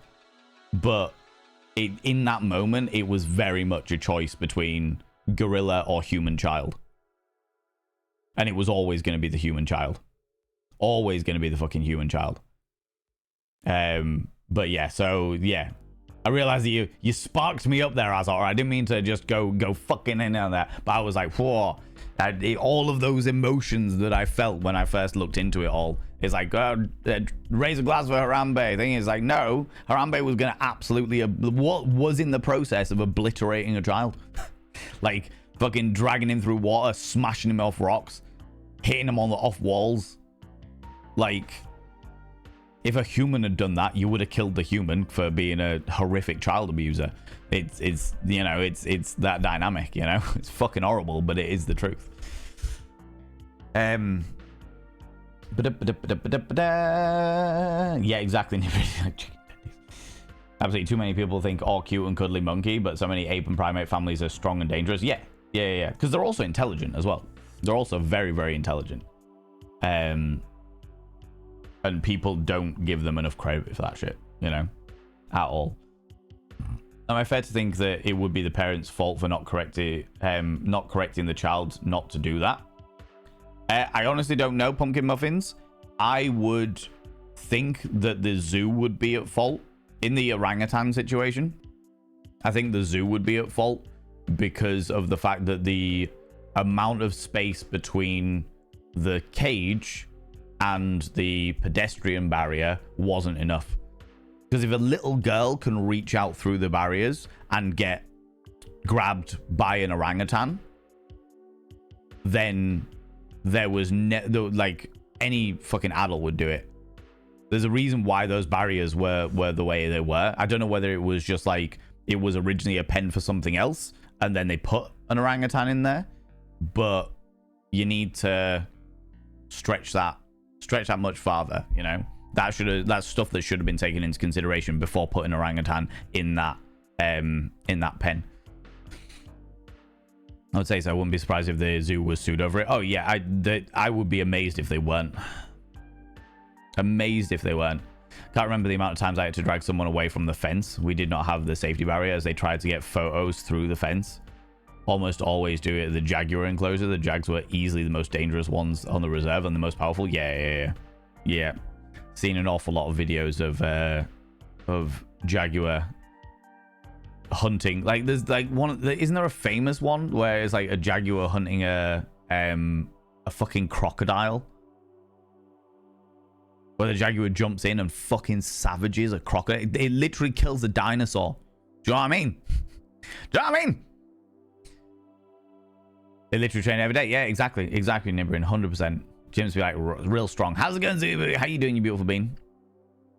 Also worth noting that animals in zoos tend to be under muscled compared to their wild counterparts. Yeah, because they don't have enough to run, jump, climb trees, do all the bits and pieces. Yeah. Unless it's a particularly well collected zoo or well spaced zoo, as it were. But most of them aren't because they don't have the money for it. I was talking about adults for sure. Just stories of things like people touching other people's hair without permission that makes me want to do what the fuck is wrong with you. Do you know what, Jester? I've openly said I was in 2 weeks ago. I was in a bar and I reached out to touch a man's mustache because I was absolutely off my fucking face and it was a very mesmerizing mustache. And I apologized. But what the fuck was wrong with me? I was absolutely annihilated and the man had a very mesmerizing mustache. That was what was wrong with me. Does it make it right? No, not by any stretch of imagination. Does it excuse my behavior? Not by any stretch of imagination. Absolutely take accountability for my actions. It was the wrong thing to do. But, you know, I've definitely been that person.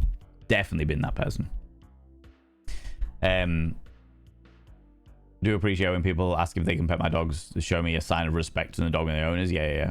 Holding a hand out to the dog is quite peculiar behavior, in my opinion. The dog smells you from miles away. It doesn't need your paw in its face. It's the intent, Nibirin. It's the intent. You putting the hand out to the dog is saying, hey, I'm allowing you to sniff me.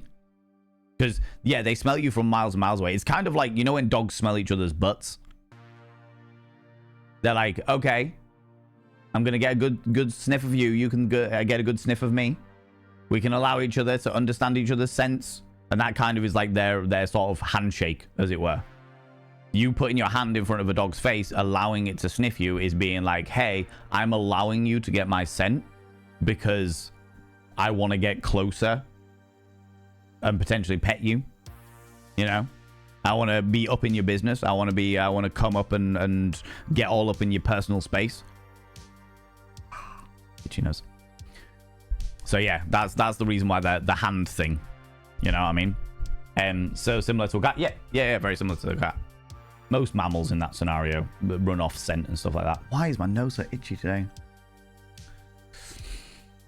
The main case where people don't ask to pet the dogs. Right, okay. I go for that, like a German Shepherd. Love the goofy lads. They are very goofy.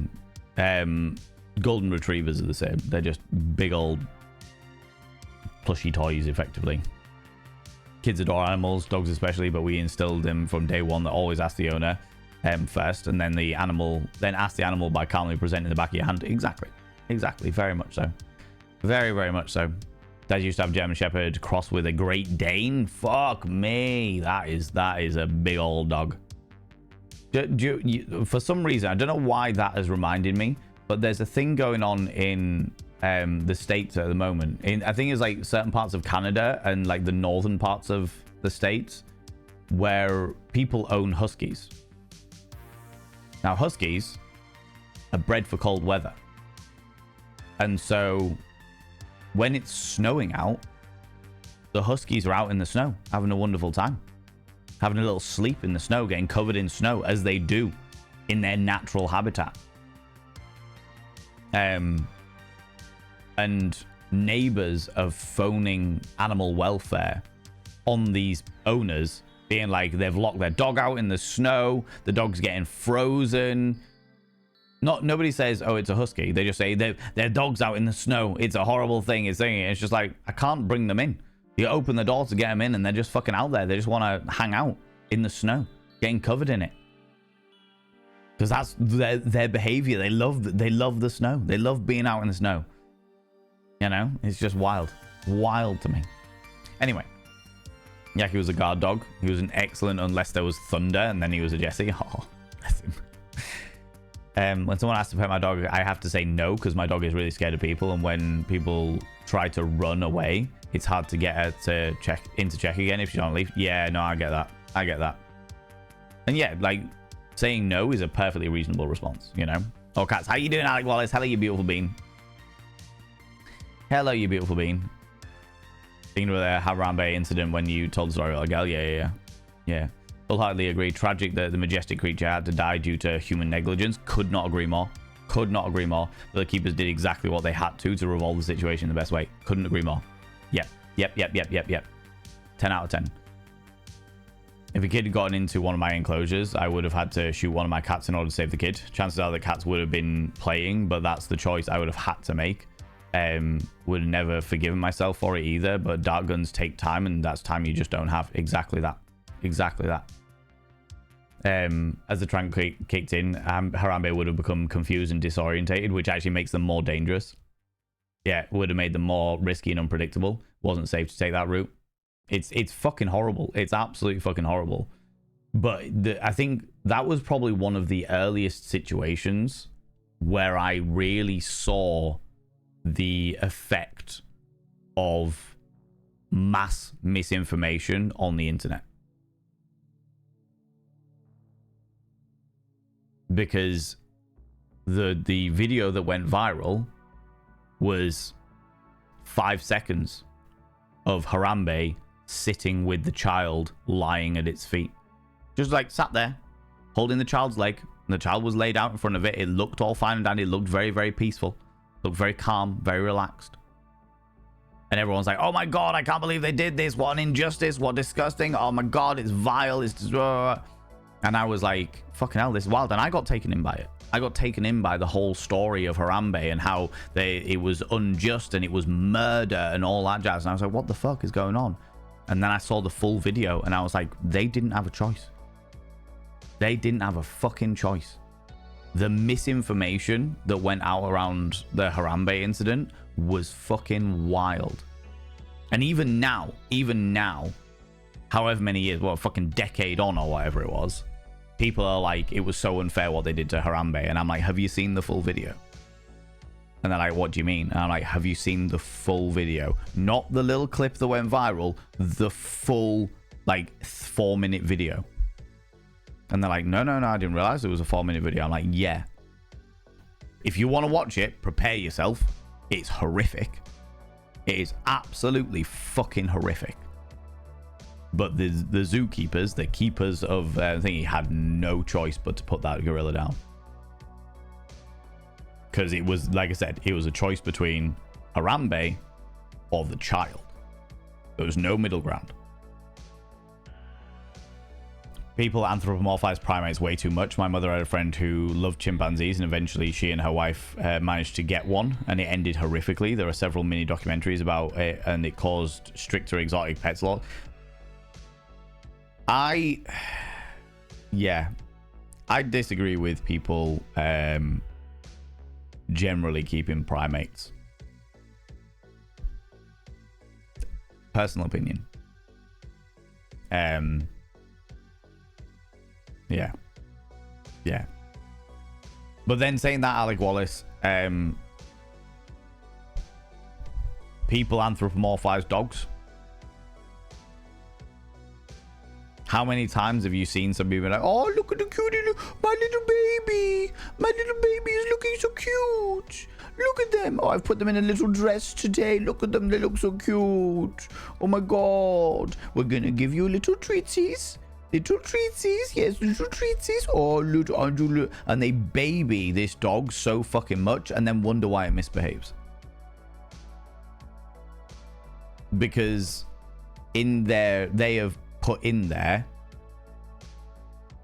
that dynamic of this is my child, and completely negate the fact they have imposed this is my baby onto an animal, a living, breathing mammalian hunter.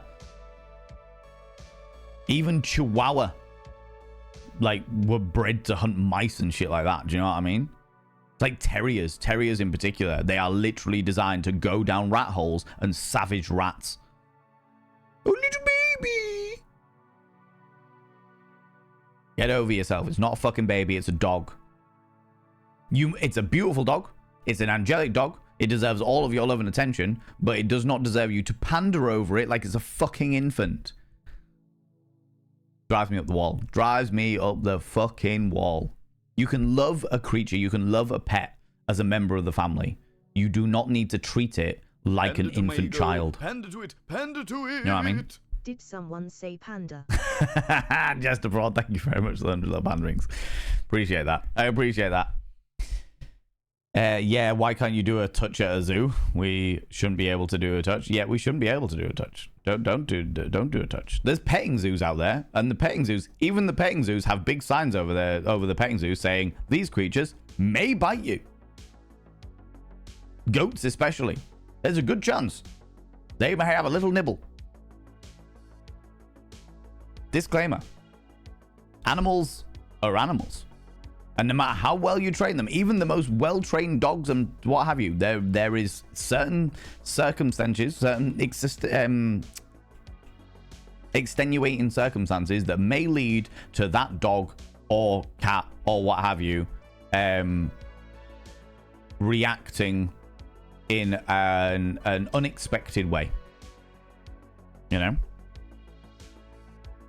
Totally fair point about the distance. Hadn't factored that in yet. Yeah.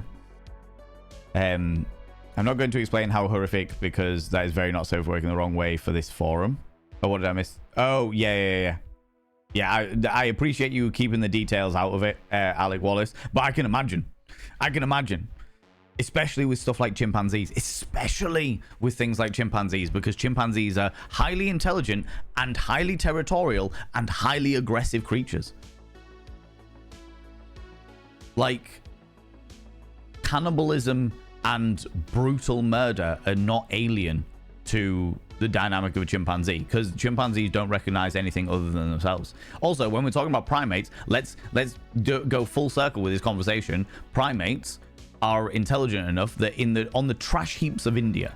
So in India, there is like massive swathes of land that are mountains of rubbish, mountains of trash, of fucking like old fridges, right the way from crisp packets right the way through to fucking old cars that have been left there, you know? Big cities, effectively, or like towns that are just heaps and heaps and heaps of trash, landfill, you know? And there are monkeys. There are entire monkey populations that live in these landfills and live off the waste of human beings. And the monkeys, the brigades of monkeys that live in these landfills have learned that if they steal a puppy, if they find some wild dogs and they steal a puppy from the wild dogs and raise it, then the wild dog puppy will protect the entire brigade of monkeys. They have learned how to make pets. And people are like, oh, they're so cute. They're cute, so cute, with an excessive amount of intelligence, an understanding of thinking outside of the box, and the dynamic of understanding forward thinking, that if they raise a dog from a puppy to a fully grown adult over the course of 2.5 years, that thing will defend them against other wild dogs and other monkey troops and shit like that. That's mind-blowing. Mind-blowing, you know? I remember a story when an adult went into a tiger enclosure. Jaguars often hunt caimans. Yeah. I've seen a video of it and it was terrifying. From what I remember from vague internet knowledge, jags are the strongest / best hunters of the big cats and all round. Is that right? Absolutely correct. They have the most powerful bite and they are hench. Yeah. Jaguar is my favorite creature for a long time. Long time. Nibbering. Doing show dono with speech. Well, as we can see, friends, the donation's complete. There's no need to donate. No need to donate today. I haven't reset it. So, never mind. That's it. Dono with speech done. Woo! In all seriousness, though, friends, we are raising money to get me a new boiler. And we're doing all right. It's good. The whole thing is going to cost me £2,100. We're doing it in £200 increments, because at the end of each increment, I am doing a reward stream or a merch giveaway or something like that to give back to all you beautiful people for raising money to help me keep this household going. This one has just been done. On Friday, one of the reward streams we're doing at 6 p.m. BST is a Bob Ross stream. So Bob Ross stream, all fun and games, all shits and giggles. And then next Thursday, the 4th, I think that all of them, all the lists are in the Discord, so you can see them all if you'd like in the announcement section. September the 4th, we're doing a Stardew Valley stream. Because I know there's many people in this community that fucking love Stardew Valley. And many people who have recommended or asked me to play it. I don't know how well I'm going to gel with it, but we're going to do a Stardew Valley stream. And we'll start a bit earlier for that one, so we get like a good amount of time doing some Stardew Valley, so everyone can really indulge in it, you know? I haven't set up the new one yet. Because I've been too busy doing a million other things. And I haven't thought of a reward yet. But we will do another one whenever we're ready. But for now, you don't have to donate anything because it's full. Woo! Done and done. Go us! Thank you very much, Nibbering, you cheeky little devil. You cheeky little devil, you. Letting it sniff you and the back of your hand so that you know you're not being grabby and they know you're not being grabby. Yeah, exactly. Give them the chance to understand you and your fragrance, your intentions before going in for the scritches. How's it going, Bear? Hello, you cheeky devil. I'm wearing a metallic tapestry print pants to... I can't even fucking speak. Metallic tapestry print pants today. There we go. Could not get those words out of my mouth, apparently. The man, the myth, the legend, his own pants. Afternoon, darling. Right? Rivaz do sniff every scent marker in the village. I call it checking her pee mail. Oh my god. I allow that to happen as well.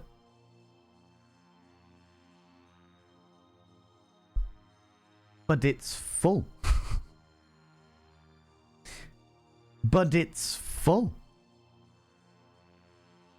What are you doing? Jester Fraud, thank you so much. Friends, if you've got egos, could you please throw them out into chat? Say a massive thanks to Jester Fraud for donating to our already full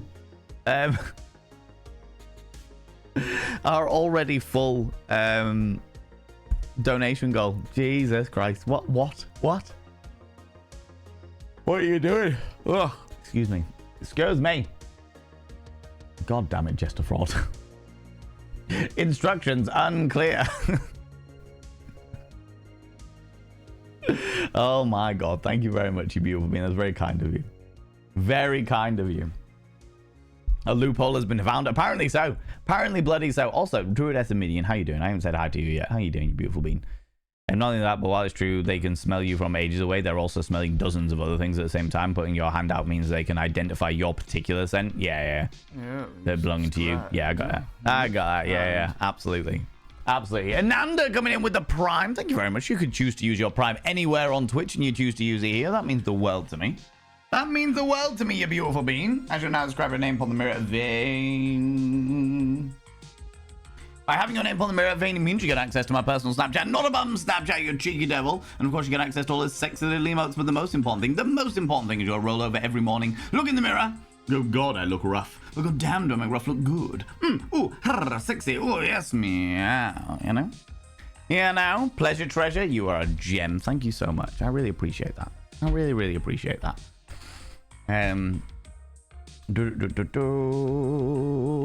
People have huskies in Portugal, and while they're lovely dogs, I find it borderline mistreatment to have dogs in hot weather. Happy to be wrong on this feeling, but one cannot shake it off. I understand why.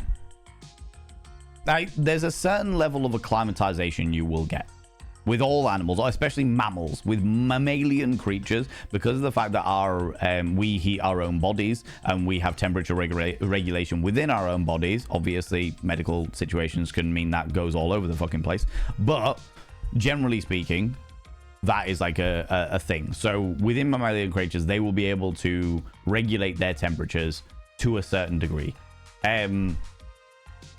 I can completely understand the dynamic of being like, you are in a boiling hot country and you have got an Arctic weather animal in that country. Whether it be a husky, whether it be a fucking polar bear at the zoo, it's like, what you have to do so much extra work to keep that animal comfortable. Whether that just be making sure they have access to a pool that they can soak in 24 hours a day, whether it be that you put out ice blocks so that they can just cool themselves down, you know? It's so much extra work. I'm not going to turn around and say it's right or wrong. I would say that I'm uncomfortable with it. In exactly the same way,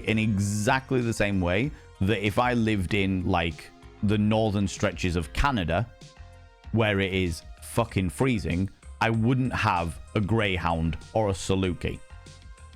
Because they are literally built for, well, salukis are Turkish hunting dogs.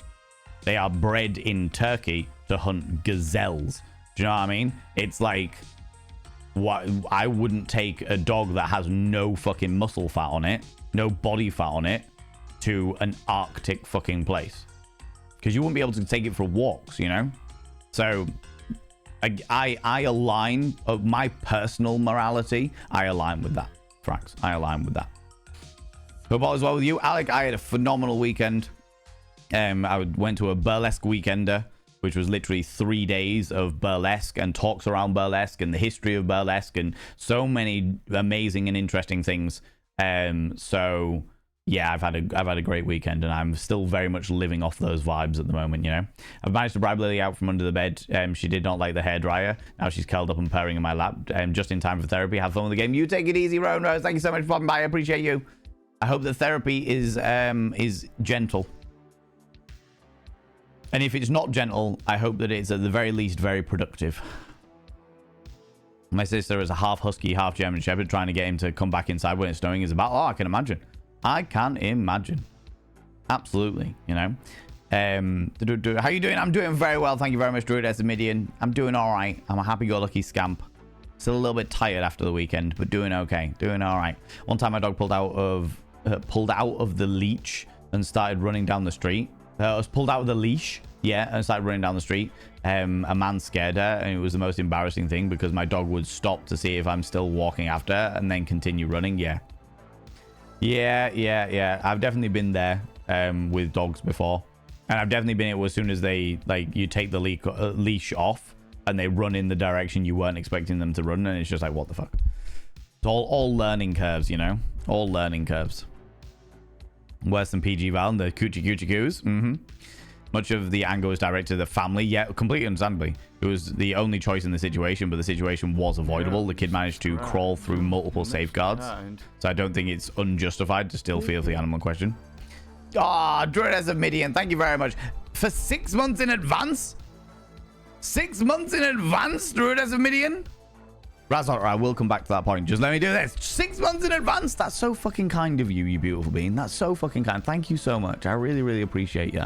God damn it. Dedication to my name drivel. I appreciate that. I appreciate that.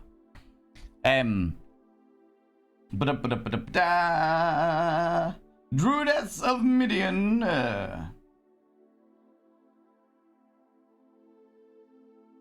By having your name on the mirror of any means, you get access to my personal Snapchat. Not a bum Snapchat, you cheeky little devil. And of course, you get access to all the sexy little emotes. But the most important thing is you gotta roll over every morning, look in the mirror, and go, God, I look rough. But god damn, do I make rough look good. Ooh, harr, sexy, ooh, yes, meow, you know? You know?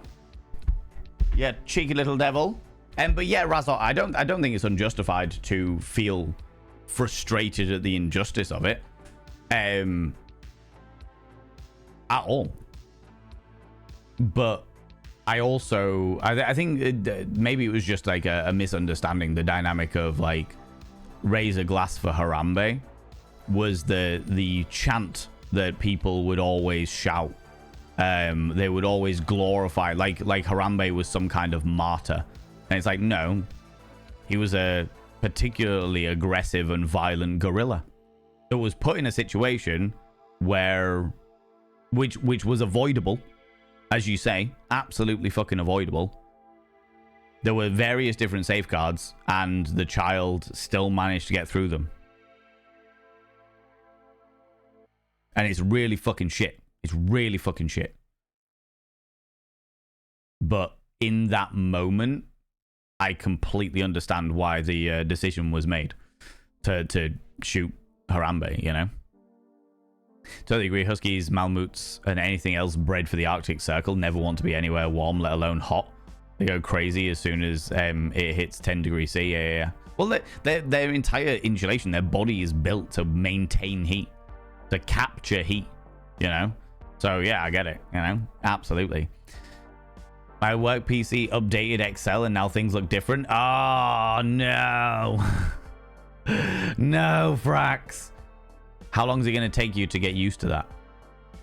How long is it going to take you to get used to that? That is the question. That is the question. Oh, Druid as a Midian, 9 minutes ago, you redeemed a whimsical fact. Let me give you your whimsical fact about Schmex.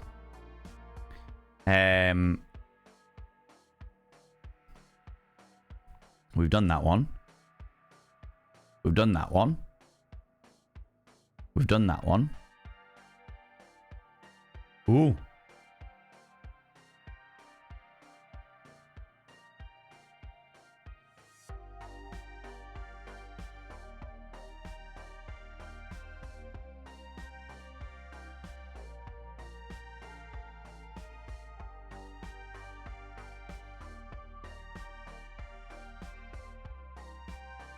Wow. Okay. This is interesting. This is interesting.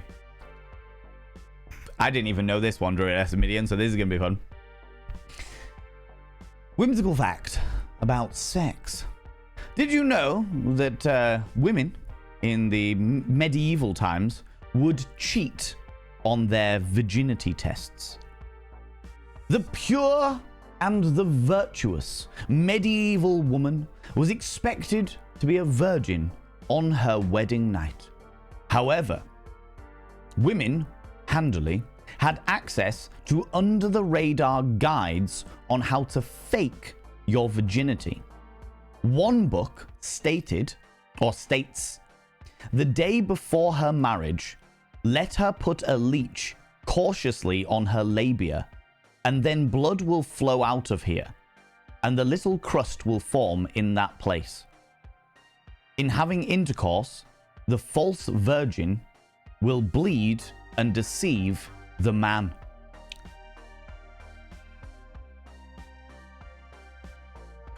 Interestingly enough, a practice similar to this is still in practice in places in Africa, where they will have like little, usually pouches of chicken blood that they put inside their vagina, and then on their wedding night, when their partner has sex with them, they bleed.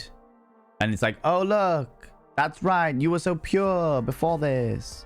Which, as we all know, is completely and utterly fucking pointless, because virginity is an absolutely made-up bullshit myth in order to control women. But still, I've done a talk on it, friends, if you're interested. It's on the Thurston Vanity website. In fact, I think if you do !virgin or !virginity, there's a link to the seminar that I did. But yeah. But yeah. Thank you very much for that, Drew, because that's actually educated me there as well. I enjoy that. And I enjoy being educated. The doing coochie booty stuff, and my cat Maya yells her head off from the other room. Yes, Drew, that's a Midian. Yes. I love the things that you shouldn't. Are we getting on with the boiler today? We are getting on with the boiler today, but I really want to do Vault today. I want to progress the Vault and Eddie dynamic today, which the adverts will be in like the next 5 minutes. So after that set of adverts, we'll jump into the game. If you truly love animals, you should want what's best for them, not what makes you the happiest. Agreed. But then that's the idea, the whole dynamic of do you love that? Like, do you love a person because you love them, or because you love the idea of them? Do you love the animal because you love the animal, or do you love the idea of a pet? They're two different things. Hold up, I give my pups the QT affirmations talk. However, they do get checked in live across the line when they get the look and they know what's up. Yeah, because you can be like cutesy with them, absolutely, but you still treat them like dogs. You still treat them like dogs, not just a Mona. It's like, oh, they're cute dogs, but they're still dogs. You're not like, oh, they're my babies. My little babies. Oh, my little babies. You know? So that's what happened to the boiler. Yep. Got real up in business. Get all close and personal with it. Once I get my car at the shop, I'll go tell the donation again. Alec Wallace, I love you to pieces. I appreciate your generosity, but please, please, please understand that it is never, ever expected. I've said this to you before. I genuinely am so unbelievably grateful for the fact that you choose to donate and help me out and do all the bits and pieces, but it's never, ever an expectation. Never an expectation, you beautiful being. Always, always appreciated, but you've got other shit going on in your life, and that shit will always come first. Always. Your car in the shop, you went on the holiday. You've also got daughters and a life. Absolutely. Never, ever expected by any stretch of the imagination. That goes for every one of you beautiful beings. There is never an expectation that you are going to give money to me by any stretch. I am always grateful when it happens, but you got lives, and I respect that your lives are always going to come first, and there are expensive things in the world, you know? It's just, you know? Jigglypuff.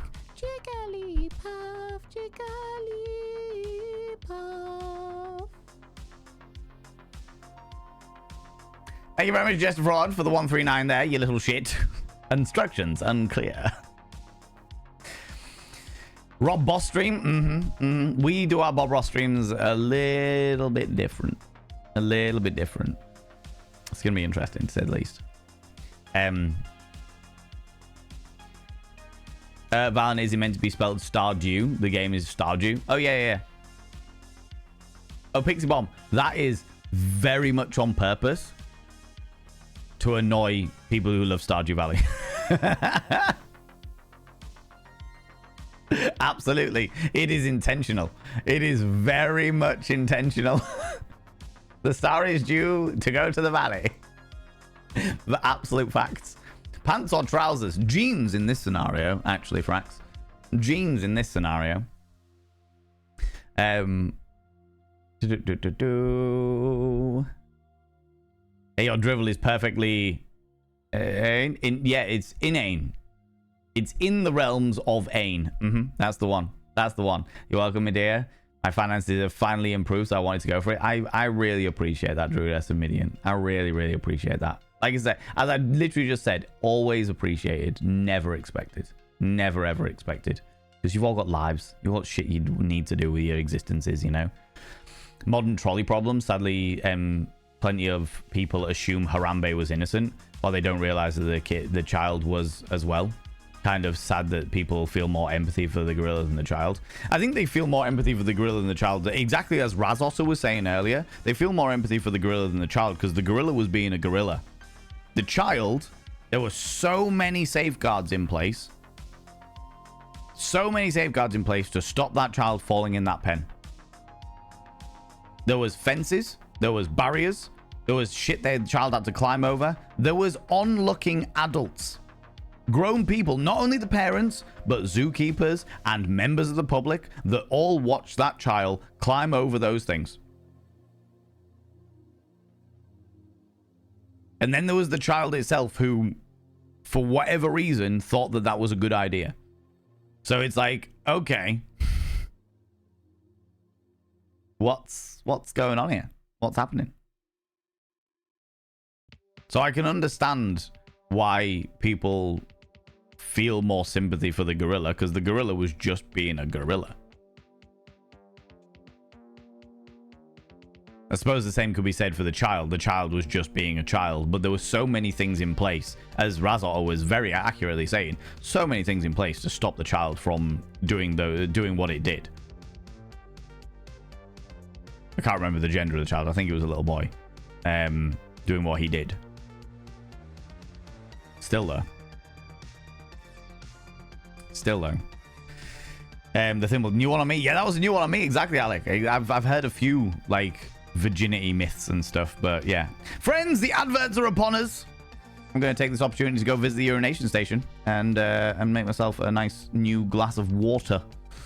Get up, have a stretch, stretch your eyes, look some in the distance, and look back again. Grab some kind of beverage, hot, cold, or if the time is permitting, flamboyant as fuck. Don't forget to take your meds. If you haven't done it already, take them now. If you've left stuff in the washing machine, now's a good time to check it. And if you're wearing a binder, have a couple of deep breaths, stretch those lungs out, stretch those rib cages out. I'll be back in approximately 3 minutes.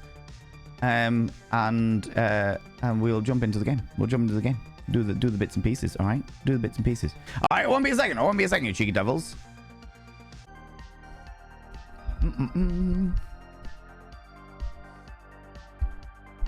How's it going, Pastor Van? How you doing? Everyone has a first time, though. Always nice and it's fun, exciting, pleasant experience.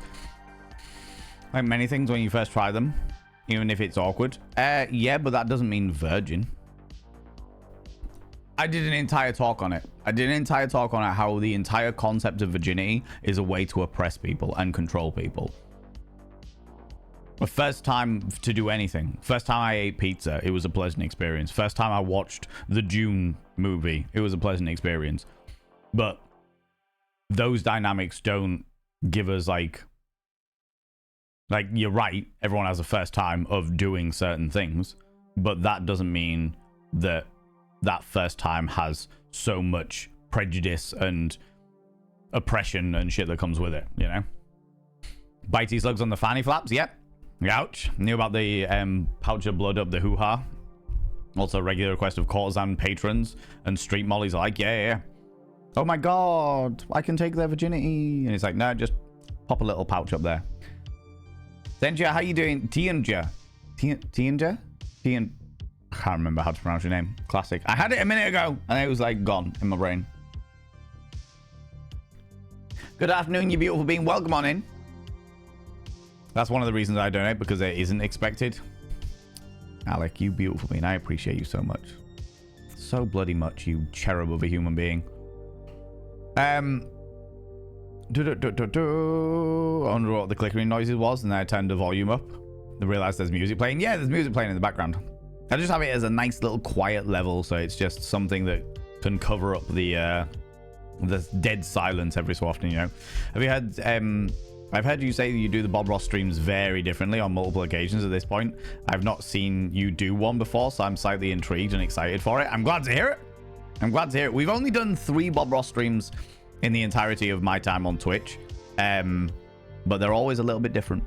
They're always a little bit different. And I don't know anybody else that's done it in the same way before. I think somebody... Oh, no. I think after I did it, somebody else did something similar. But what can I say? Trendsetter. You know?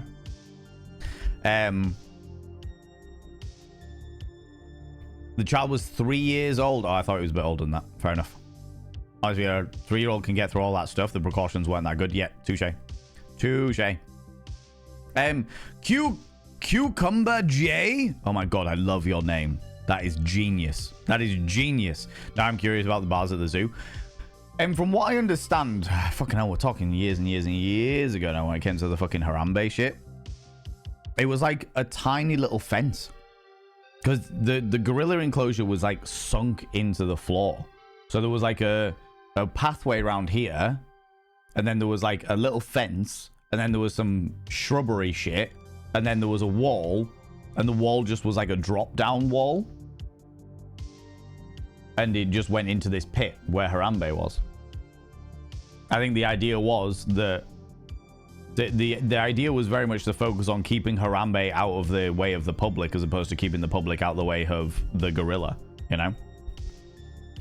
I did have one situation at the reserve where one of my own bloody staff did a stupid and hadn't locked the interlocking gate between 2 jaguar enclosures. It caused a situation where we very nearly had to shoot boyfriend the jaguar. Ended up shooting in between them and the staff member, which was enough to make boyfriend pause and the staff to climb the fence. Suffice to say, I was fuming with the staff member and not boyfriend. Yeah. At the end of the day, like I said, these creatures are going to act like the creatures. Do you know what I mean? They live off instinct. It's not a malicious thing. They're instinctual. They follow the instinct of their species.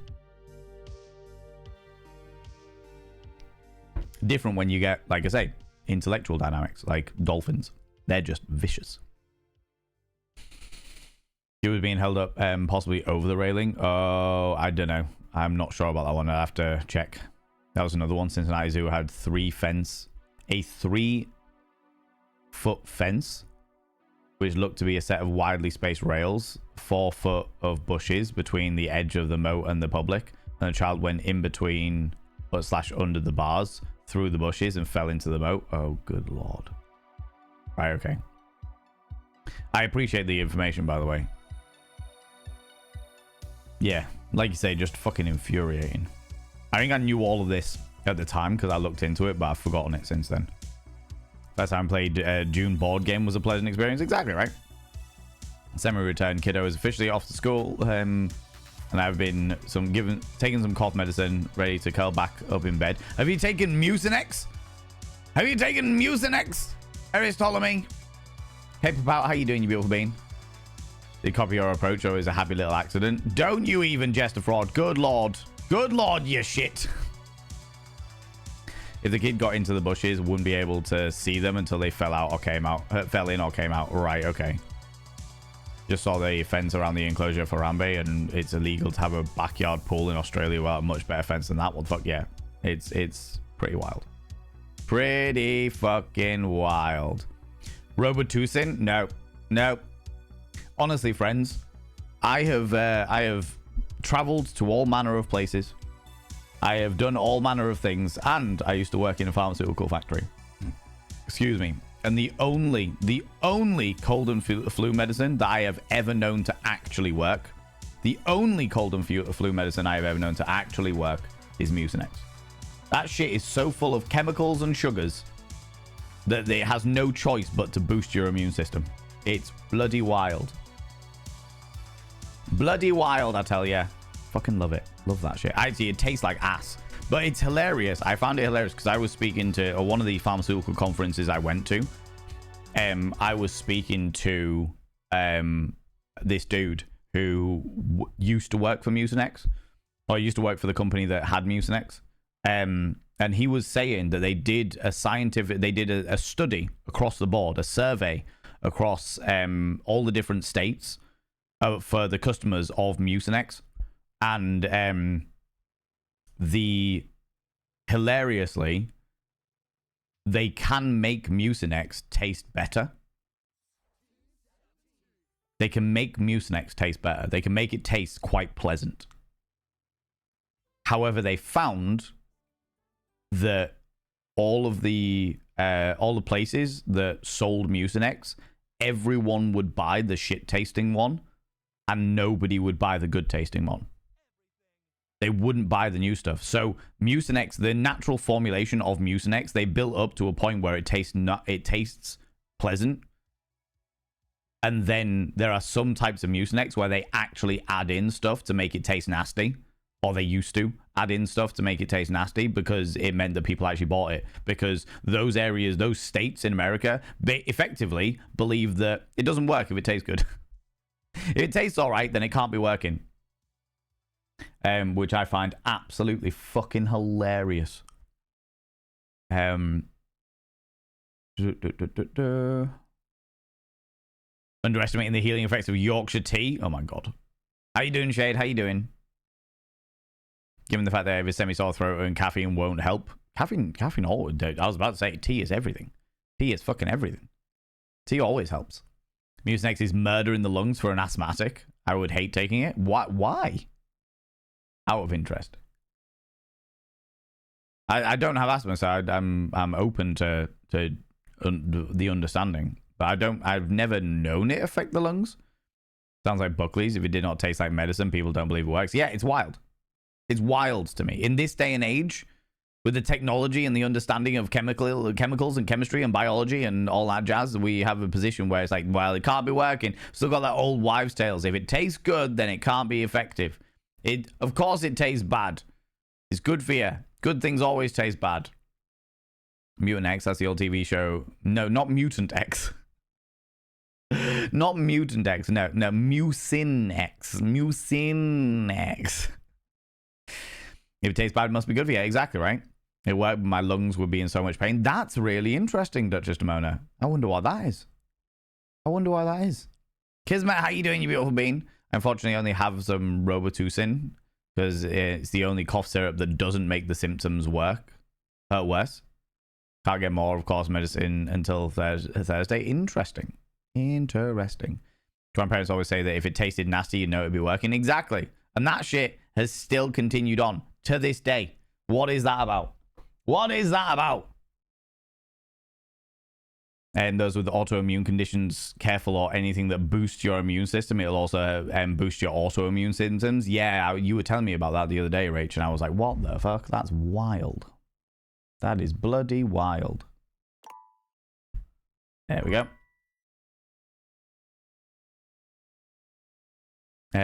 It's the way I'm convinced Lemsip works. Tastes awful, so your body goes, fuck this noise, I'm getting better, so I don't have to deal with this anymore. Lemsip just tastes of paracetamol. Paracetamol and shit lemon. That's all it tastes like. Which is the reason why I always go for like the Lemsip capsules. Or I don't go for the Lemsip capsules. I go for the shop brand Lemsip capsules that contain all of exactly the same ingredients that cost half the fucking price. Because it's the same shit. You know? Right then, let's continue the game. Get involved. It's because it gets all phlegmy goodness out of your lungs and makes you cough up said lungs, so it makes breathing a bit complicated. Oh, interesting. It make you constantly cough for 5 minutes straight because it literally brings out the mucus from your lungs. Oh, I bet it's really good for heavy smokers then. People that are like have got really bad heavy smoking habits, and just like really indulgent in that, you know. To be fair, if that was in the States, we don't have a great track record of believing, trusting in silence. That is true. That is very, very true. It has to be said. There were words in sentences somewhere, typing things speed. No, that's all right. I got what you meant. I got what you mean. That if you have immunoboosters, but you have an autoimmune system, your autoimmune system will also be boosted. So whatever symptoms, whatever side effects you will have an increased reaction from your autoimmune disease. It makes complete sense. Shit, but it makes complete sense. Cold flu medicine does nothing for me. Used to use Manuka honey or Manuka honey.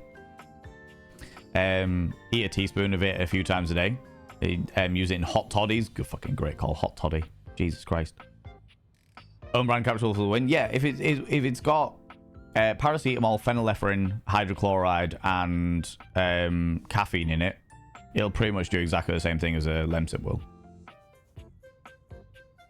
And if you're taking the sachets, then just stick a spoonful of honey in it. Honey and lemon. It'll get rid of that, or it'll ease off that paracetamol flavor. Do you know what I mean? You should probably get dressed. Do it! Do it! Make yourself real pretty like. Not for any of us, just purely for yourself, because you deserve to look pretty like.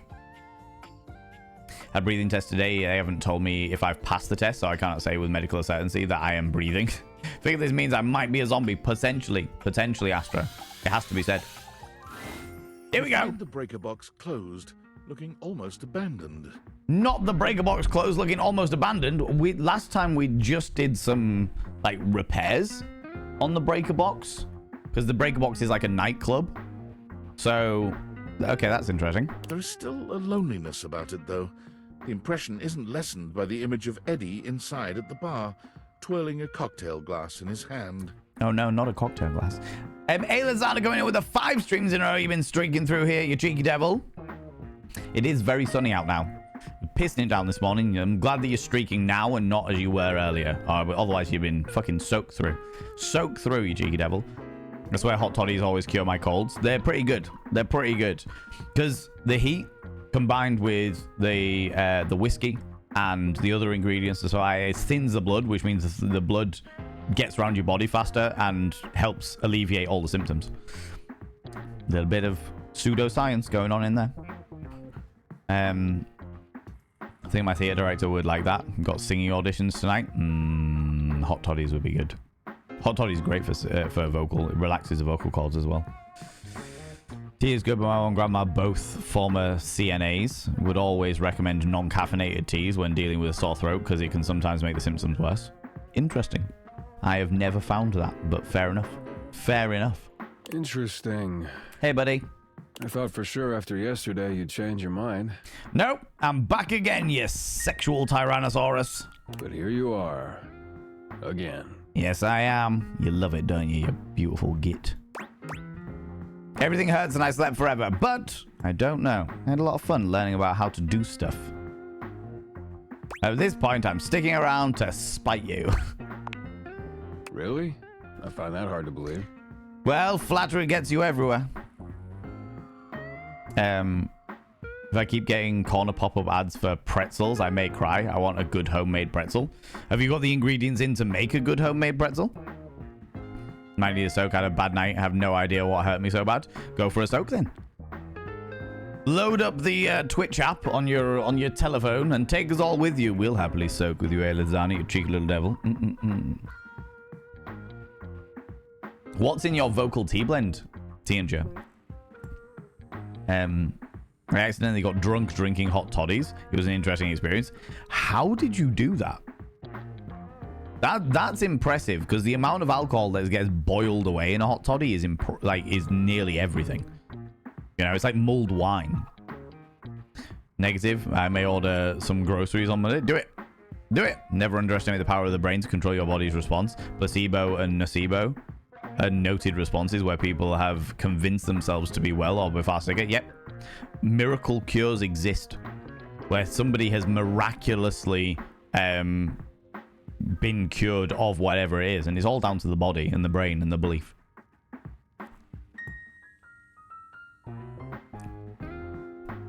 That's why pain pills get in so many different forms. Well, technically they should work about a time, if I recall. They do work.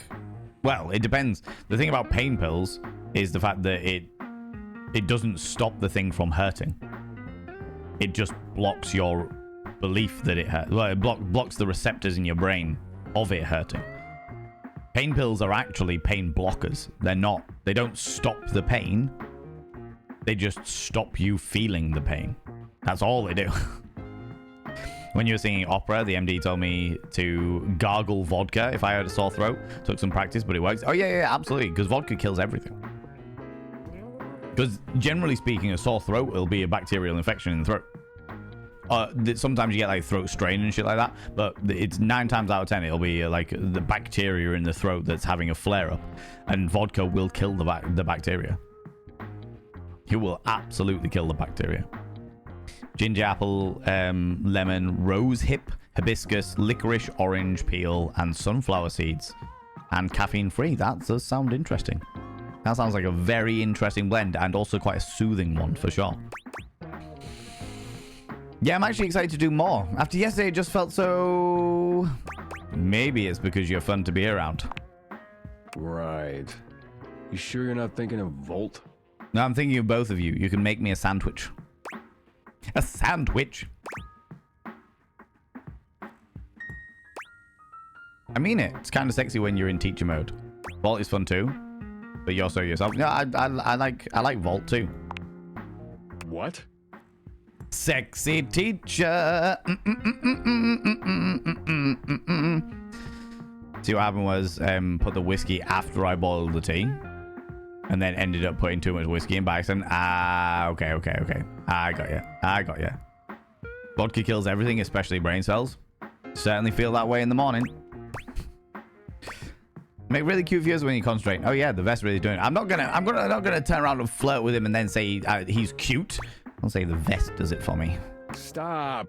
Never mind. I'm sorry I asked. Yeah, you blush, you sexy Tyrannosaurus. I'm gonna go fix a floorboard. You wanna come? It's the one that almost killed you. Yes. Should be fun. Let's revisit my murderer. Eddie remains a semi-patient, semi-competent teacher, and you help as best you can. You notice he does not leave you alone this time. He won't admit it, but you can feel that he is concerned for your safety.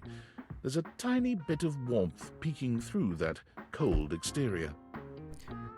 Oh. Eiffel Tower, you know it.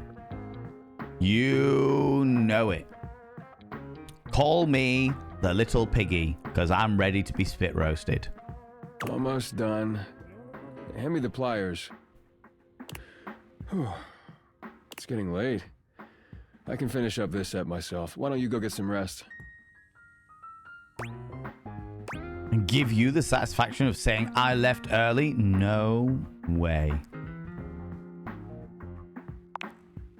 Suit yourself. It's fun to watch Eddie work. There's a real satisfaction in seeing just how dedicated he is, how skilled his hands are. But this time, Sexy there are hands. sparks in the current. Ooh. By the time he's finishing up, he looks exhausted. With a heavy breath, he seals off the final wire and sets the pliers down. Drink?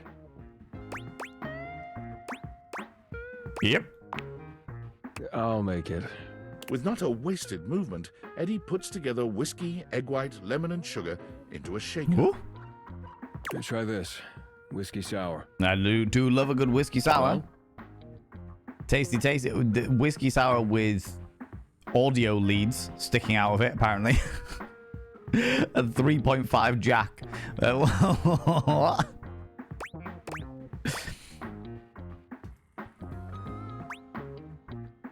This is perfect. Of course it is. It's easy to do what you've always done. Nothing more than that. Filth. Electrified even better. Love a good little electric play. Little tantalizing sizzle. You've done a decent job the last couple of days. Thanks. My payment is one gigantic spooch with oodles and oodles of Tommy tongue. More than decent, actually. Thanks to you, I'm finally caught up on all the big power drains around here. What we like to see? Does the cocktail cabinet know about this? I hope so.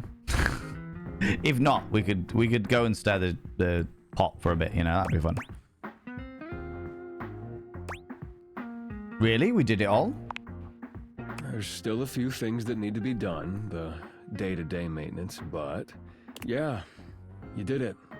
Volt and the club should have everything they need for now. Right, Vault. That's why I came here.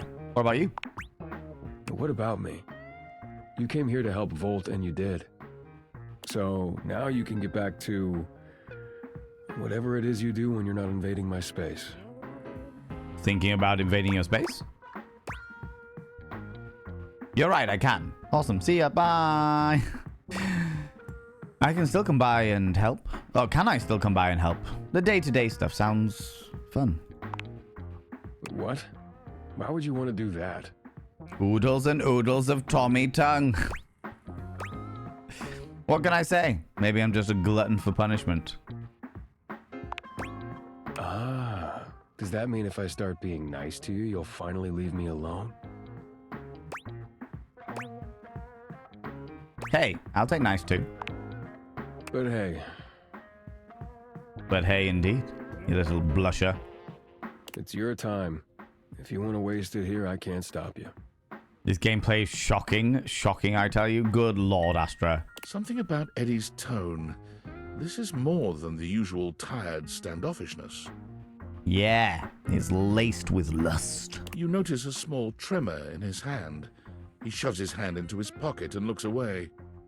Well, at least now you can get back to the crowd and the shows and whatever with Volt.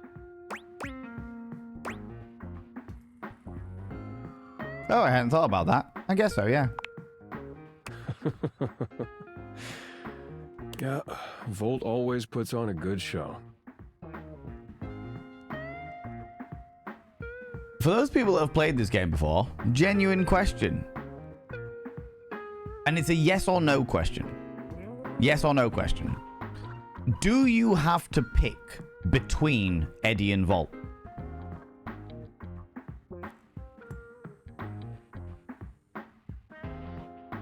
Yes or no? That's all I really require. Because the way this seems to be going, it seems to be a dynamic. No! Okay, cool. Nope. Fantastic. Thank you very much. Also, how you doing, Shasta? How's it going? Perfect. We'll keep going. Who could resist, right? You'll have a good time, I'm sure. For sure. Have you seen him? It's a real party, though. Fun, fun, fun. You're not coming? Question mark. I already told you, big crowds aren't really my thing. I do better on my own. Trust me. I'll only slow you down.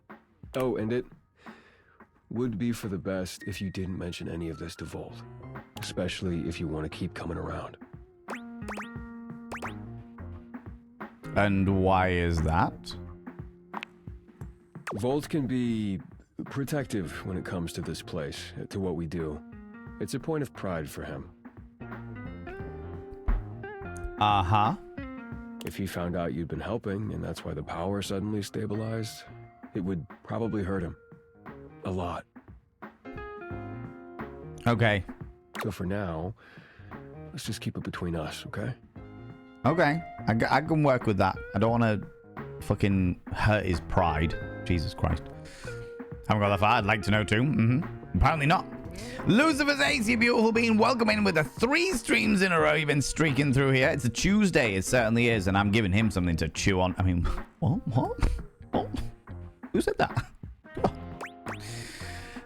How you doing? Welcome on in.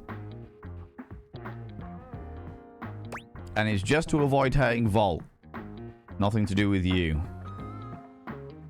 There's got to be more to it than that. What does that mean? You feel guilty about falling behind with this stuff, don't you? You don't want Volt to think that you can't do your job. You feel guilty. Fine, whatever. Yes, okay? If he knew what was really going on, he'd probably be pretty upset with me too.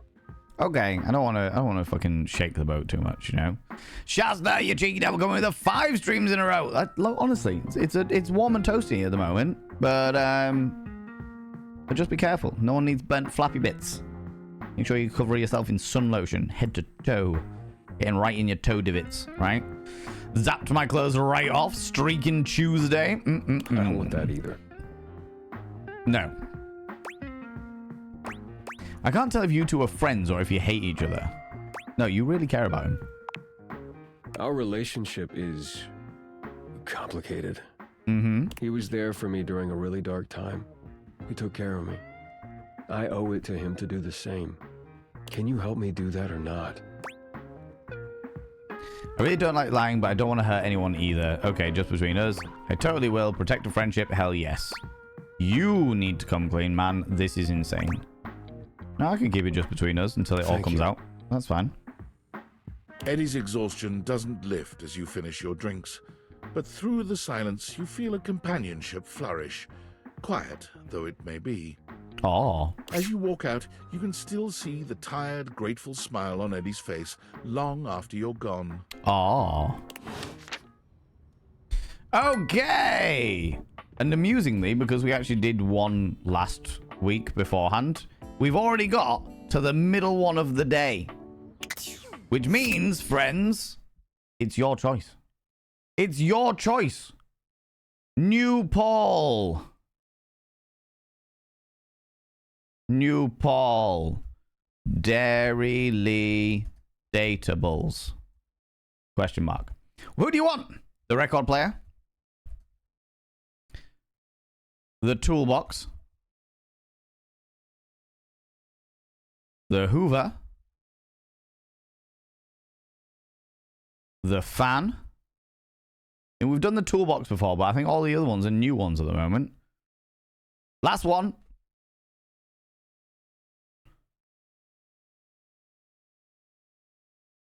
Last one, last one.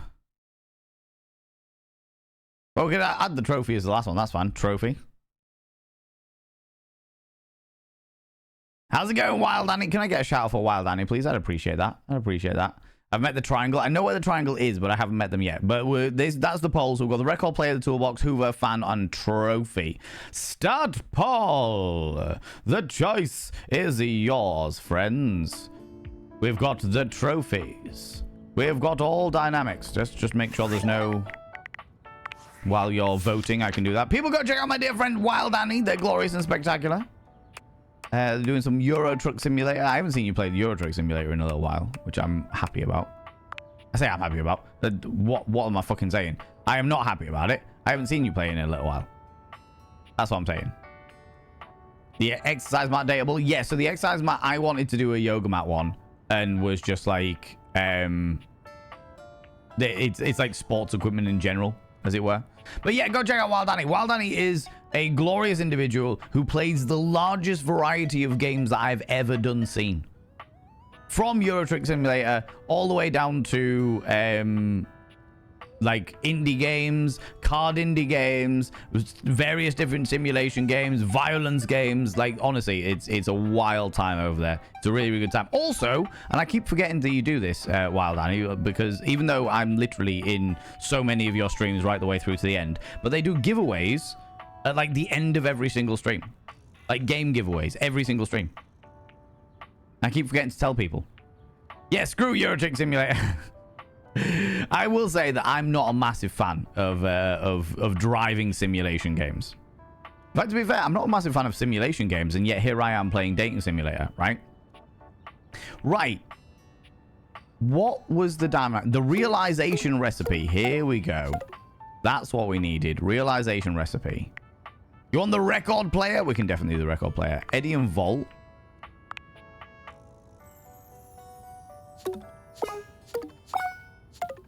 Interesting, interesting. And they're one person. They're not individuals. Right, okay. Okay. Interesting, interesting, interesting. Yeah, screw Euro Truck Simulator. We love free stuff. Exactly, right? Exactly. It's our tea time talk. We drive and talk about anything. There are some really good conversations that you have over in Wild Annie's stream, I have to say. Not the Hoover. The record player. Alrighty. Excuse to be talking all kinds of shit. That's fine. That's grand. And weirdly, I love driving. I just don't like driving simulators. We're talking about weird things to eat today. What, like honey encrusted locusts and shit like that? Used to be big into Euro Truck Simulator 2, but kind of fell out of love with it because of the falling out with other people in the community. That's good. That's really good. And I hate when shit like that happens and it has like a knock-on effect, you know? The writing, the voice acting, the character design of this game, excellent. Absolutely fucking excellent. I love it. Maybe what needs is an interesting new streamer to watch to renew my enjoyment of it. Oh, an interesting new streamer, you say, Rubikyu. How about you head over to the glorious twitch.tv/Wild Annie and check out Euro Truck Simulator with that glorious individual. Grasshoppers, shark, all sorts. Emu drumsticks. Emu drumsticks sounds interesting, to say the least. They are voiced by the same VA. Interesting. Did not pick that up. Good work. Oh, yeah. No, with Eddie and Volt. I didn't pick that up either. We've got the records and the record player. Right, you wanted the record player. Let's go. The beautiful flapper you see before you stands in stark contrast to the strange music that plays when you turn on your record player. Interesting. I listened to a lot of this music over the weekend. Where she seems sweet with an old-world sort of beauty, the music she plays is all kinds of wrong. It skips and goes from too fast to too slow. She dances to it all the same, swinging her arms and legs in time to the herky-jerky rhythm of some ancient record. Well, don't just stand there like a wet blanket. I won't. You get a wiggle on. Let's see you dance. I love getting a wiggle on. I'm not much of a dancer. I don't think the music is supposed to sound like that. May I have this dance? Friends. Nibbering, if you happen to be on one of the mods, could you do me an exclamation mark reset, please? I forgot to do it in the last one. We have our own truck servers for that reason. Ah, okay, that makes sense. Already done? Rubik's, you beauty. You gem. That's alright, I can do it. I got it. Ah, Nibbering nipped in there. Nipped in there, you cheeky little devil, you. Friends, we have got a brand new datable. Do you want to hate them? Exclamation mark hate. Friend them! Exclamation mark friend. Or love them! Exclamation mark love. Boo! Look, Nibbering. Look, you were taking too long. I was like, right, gotta come all the way down from the attic. Effort, right?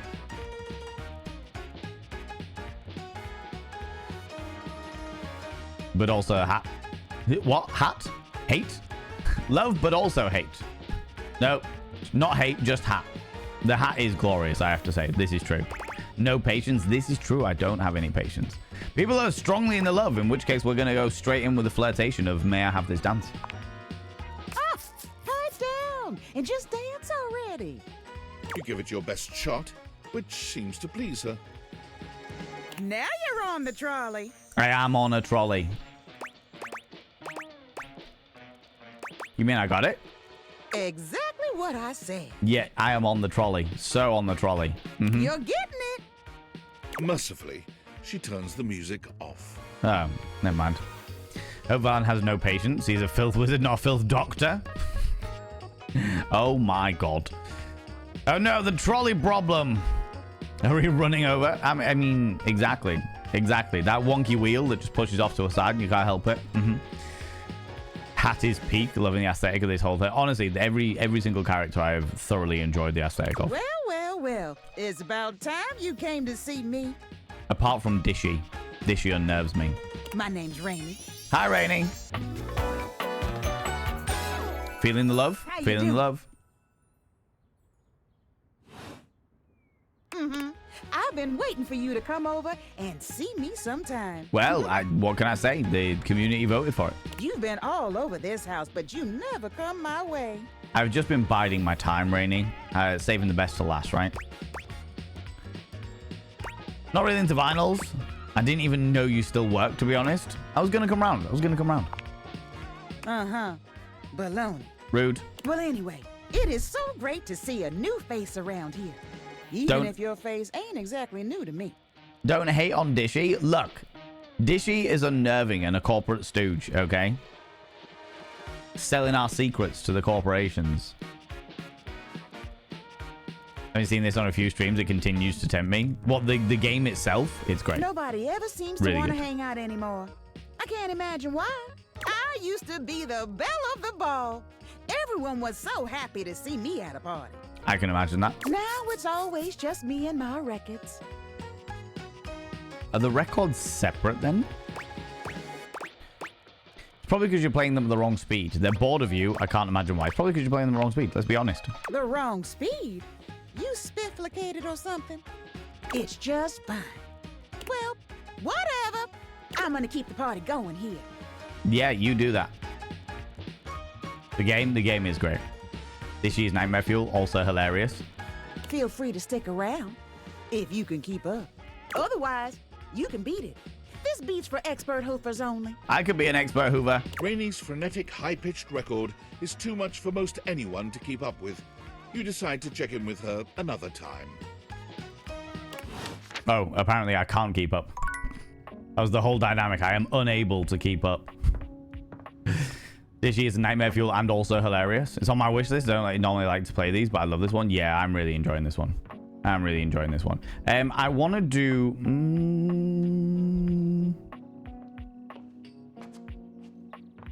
let's do Wednesday evening. I tell you what, let's do a little bit of late afternoon masturbation. Always good to see you, darling. Looking to waste a little time? Always.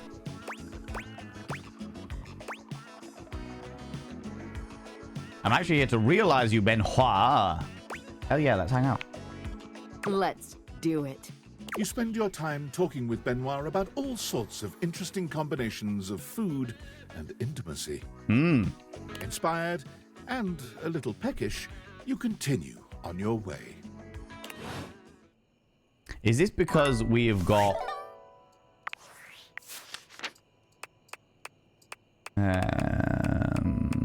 where are you? Glorious Benoit. Yeah, fuck Mac. Betty. Yeah, Benoit is friends with us, but we're going to change that up. We're going to change that up. Not entirely sure how yet.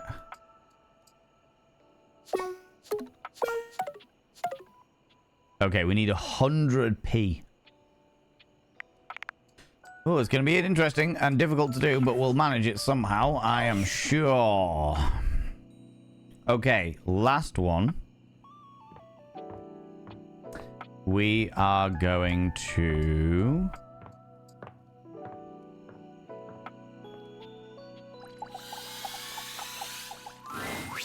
Oh, hey. Hey, I think I can feel myself blushing a little. she's back. It's amazing to see you again. I missed you. I missed you too. I've learned a couple of new romantic skills since I saw you last. Come on over into the corner and I'll show you. Romantic skills, you say? Also, interesting that we can realize her. It may seem a bit chilling at first, but Zoe's true love for you warms you gently. Oh yeah, we fucked her. Oh, I forgot that was an entire thing. That was an entire thing where we were like, right, we're gonna fuck the ghost. Necrophilia. Forgot about that. Okay, what I want to do today, friends, is I completely forgot that I was saying I was going to dedicate an entire day to boxes. I did one yesterday, but we're going to do some boxes today. Got lots of boxes in here, so we're going to do boxes. Let's go. A ground dame with a gothic vibe regards you with an expression that's hard to read. There she is. She holds your forgotten, formerly trendy robot dog in her arms, petting him idly. Well, well, if it isn't the one who made me. Cruella de Vil, Cruella de Vil.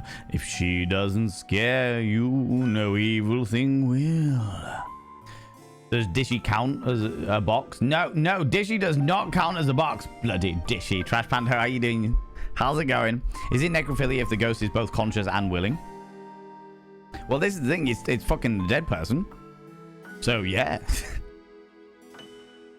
In the same way that having sex with a vampire would technically be necrophilia. You know? Conscious and consenting. Why am I reminded of the Lonely Island music video called Dick in a Box? Good question. Good question. Dick in a box. Lady Memoria. The memories. Good morning. No, how dare you? How dare you apologize for being late when you have got entirely every reason under the world. You don't even need to worry about it being like a migraine. You could literally have just been like, I am late because I was having an extra bowl of cereal this morning. Do you know what I mean? You don't have to apologize, you beautiful bean. Finley, how you doing, you beautiful individual? Can I get a shout out for Finley short stuff, please? I appreciate that. There's no body with a ghost, so technically no dead body. That is true, but it is the dead. It's not necrophilia is being attracted to the dead, right? It doesn't specifically mean dead body, right? My dick in a box. Same thing with me, but it started last night. People go check out the glorious Finley. Finley's a wonderful individual, and they are doing a very special community day stream in the near future. Finley, when is that, please? When is that, please? I'm late because I had to make sure I really wanted to enjoy your face today. Exactly, right? Exactly. You see? Thank you for being here to watch when I woke up. There you go. You see? Trash Pando, you got it. You got it. You're on that. You're on it, friend. I don't know. I suppose I'm a bit... disappointed? Darling moderators, can we get an exclamation mark reset, please? I would really appreciate that. Rio, hello, you beautiful bean. How you doing? How's it going? I am.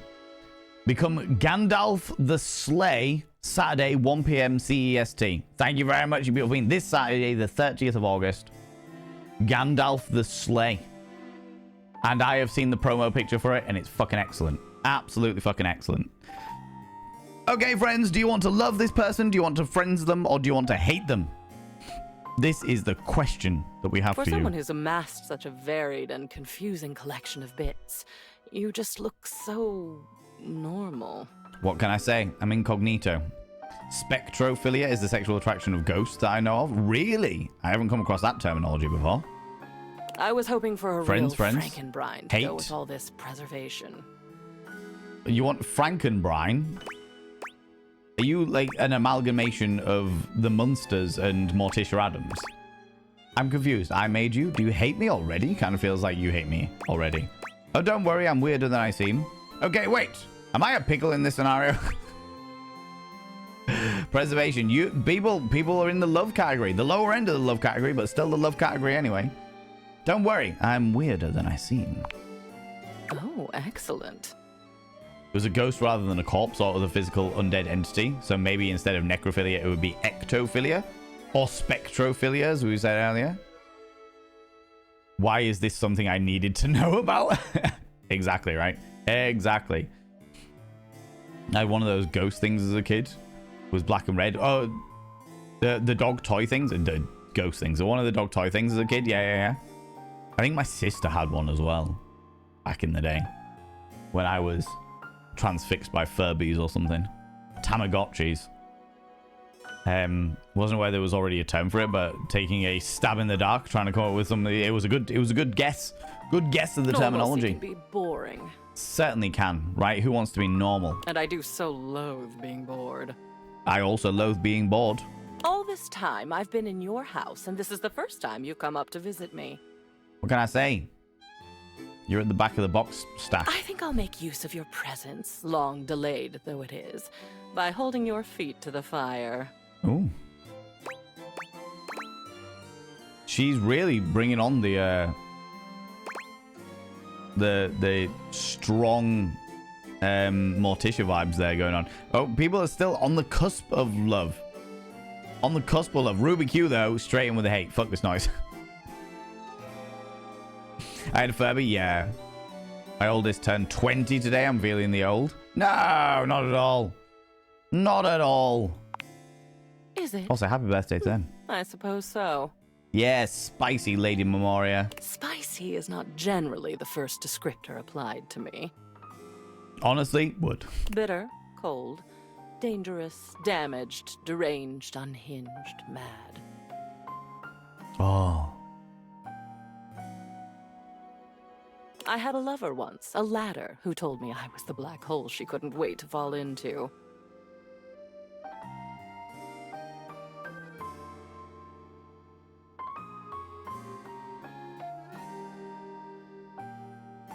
She's gone now. Oh. Memories. At long last, we are going to go through all of this.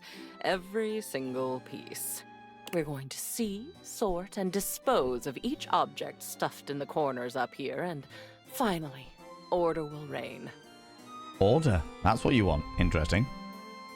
Watching someone doing an all-hate playthrough this weekend, and it was a wild ride to the end. Felt so bad for so many of them. Oh my god, that... Yeah, I can imagine that would be an interesting one. The feeling of mine are 19 and 21, but still we are young, especially at heart. Yeah, very much so. Very much so. Honestly, I adore her aesthetic, personality, voice, everything, but defeats the point if I vote love for every single character. And her being the embodiment of memorabilia and nostalgia strikes a nerve for me. That's fair. Also, you can vote love for everything if you want me to love them all. That's okay. And you don't have to, like, balance it out, friends. It's all good. It's all good. We have got plenty of characters that we hate. We've also got plenty of characters that we're friends with, and we're perfectly good with that. But so don't feel bad about always voting love. If you want to vote, if you want to love the character, love on the character. Need more time with an individual before deciding. Because sure, dark, mysterious, or whatever, but she is putting in the emotional labor to improve her life. Or is she waiting for a knight in shining armor to hand her her happiness on a silver platter? Sounds like she doesn't care for either, to be honest with you. I love chaos as much as the next memory, but enough is enough. Oh, right, okay. I'm starting to look like Jerry. Jerry. Is Jerry a jerry can? No balance, only smooches. Welcome back, J2. My son is 9, so pretty big age range. Yeah. Best part of the stream, I had a whole collection of t-shirts with hate legends to wear throughout the 57-hour stream. Jesus Christ, 57 hours it took to go through the entire thing and get hate endings with all of them. Did they get a hate ending with rejection? Hey, Lazana? But if I get rid of all this old stuff, won't I be getting rid of you too?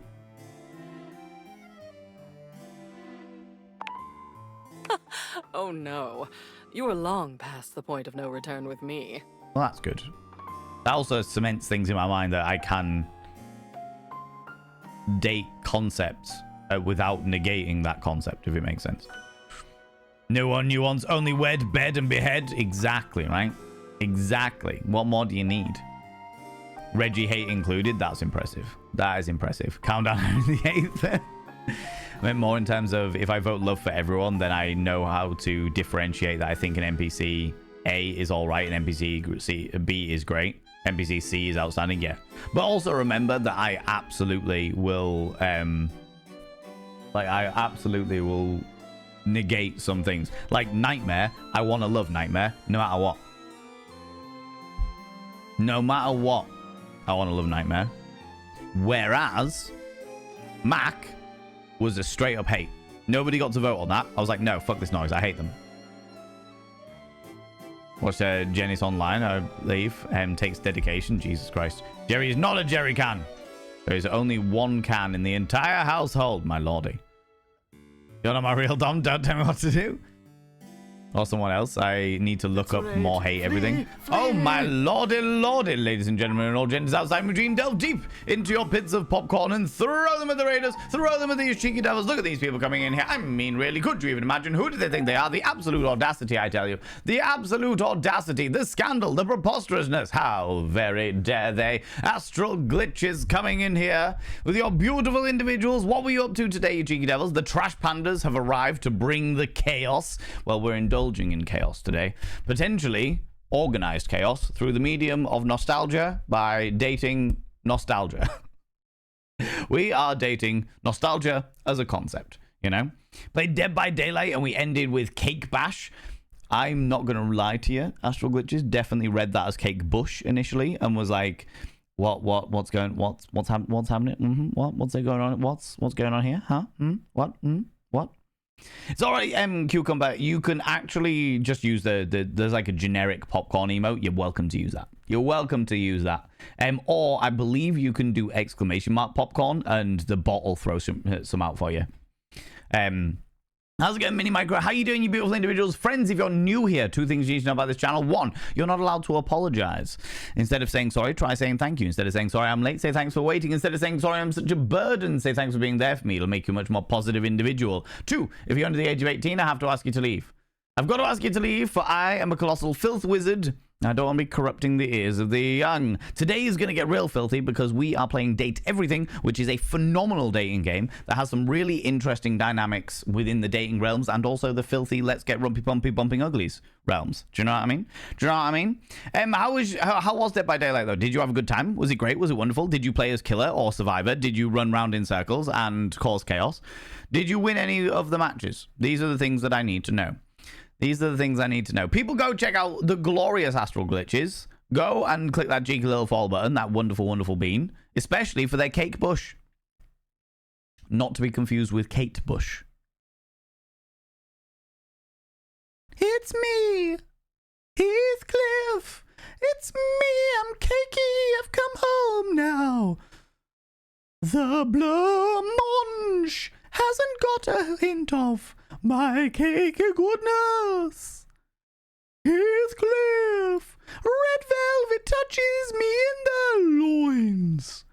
So poke me in the hole, you cheeky little donut hole. My brain's too fucking tired for this. We tried Killer, but had some tech issues. Couldn't get Minnie in the party. So we just went with Survivor. That's fair. That is fair. Playing the standard 2v8 chaos, of course. Yeah. Excuse me. 2v8. I've heard like it massively changed the game when they brought in like a second killer, which I thought was a very, very good idea for them. Very, very good idea for them, for sure. For sure. Astral Glitches, as always, if you need to disappear off, if you need to go grab a snaffly treat, some kind of delightful beverage, please go and do so. Please look after yourself. And that goes the same for all you beautiful individuals. If you need to disappear off, as much as I love your attention, and I do love your attention, if you need to disappear off, please go do so. Please look after yourself. We're going to jump back into the game where we are dating Lady Memoria. I exist now, and I'll go on existing. This makes me happy because you are nostalgia incarnate. The cleansing I'm demanding will simply mean that I can exist with some semblance of dignity. Lady Memoria, are you telling me you want me to clean you down? Though perhaps I shouldn't ask you to do this with me. I know how tantalizing it is to be worried to distraction.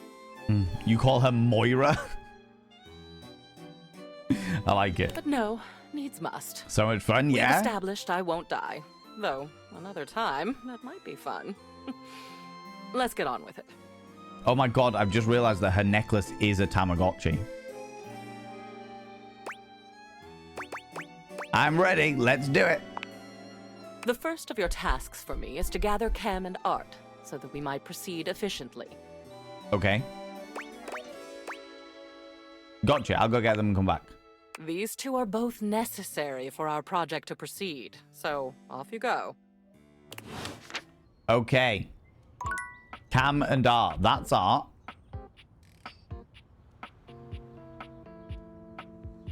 We're doing a day of cardboard boxes. She looks like a Moira. 100% completely changes the dynamic of matches, even more so if the killers are queuing as a duo versus random pair-ups. Yeah. Absolutely. Right, okay, we've done the back ones. We'll do these ones next. Day of cardboard boxes. You already talked to this object. Try again tomorrow. Are they all her? Okay, interesting. We've already spoken to that one.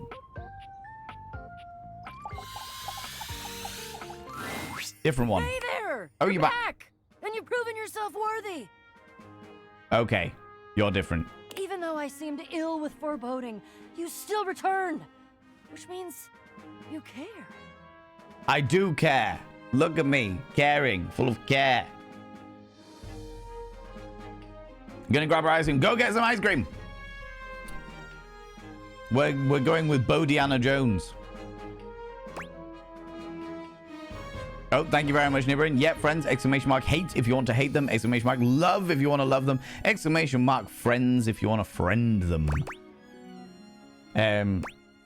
Look, if you promise to help me, I think maybe I can handle it. If I promised to? Is that all that was holding you back? My fellow adventurer, I promise you, if I had a sword, I would swear on it. But I'm gonna have one soon, so I'll swear on the sword I almost have. You almost have. Share the ice cream. We like ice cream. Love, friend.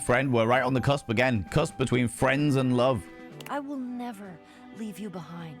I will be there with you every step of the way. You are dedicated. If you're really in, I have some more things that you need to know.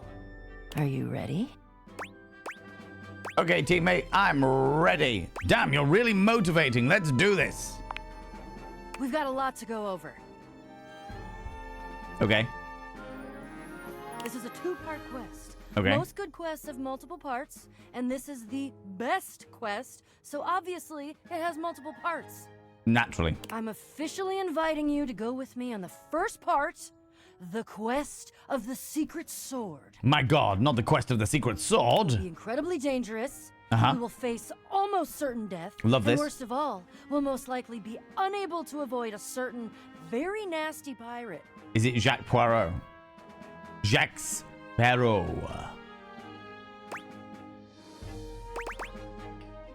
Jacques? Jacques. So you've met him then? I have. Deadly individual. Is both voiced by Ashley Johnson? It sounds like her. I can find out after the conversation. Oh, she is. There we go. People already know. You tried to kill me. He's a prince. He's tried to kill me a couple times. Ah, fond memories.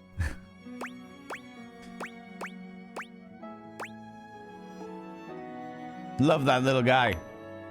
He does have his charms, crude though they may be. Crude though they may be. You love her? The secret sword is actually hidden in the hold of Jacques' ship.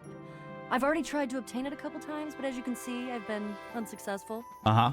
I haven't quite figured out why yet, as I'm so clearly the world's foremost obtainer of secret, sacred, even cursed antiquities and treasures.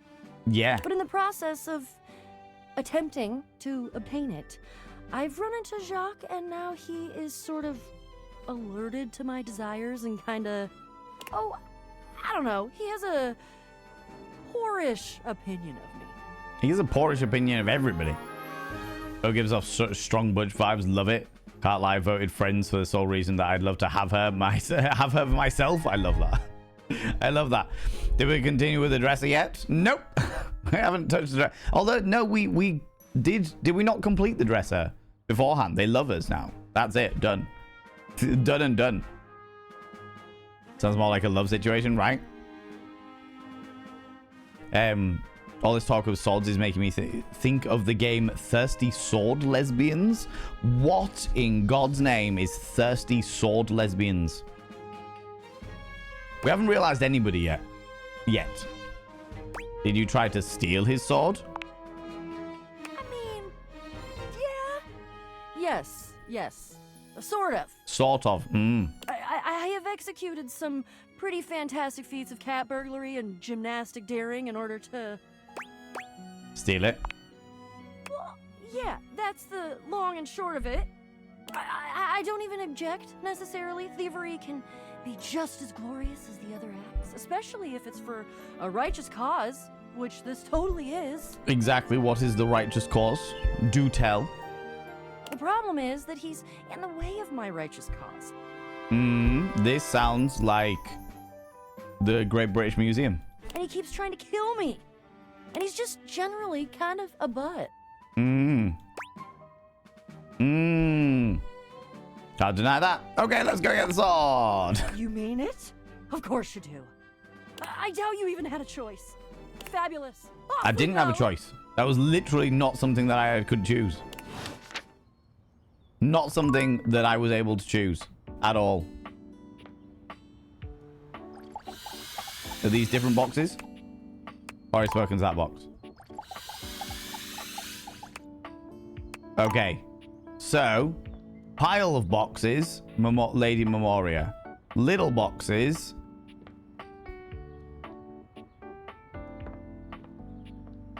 Little boxes are different. Interesting. Oh shit, we're at the midday point.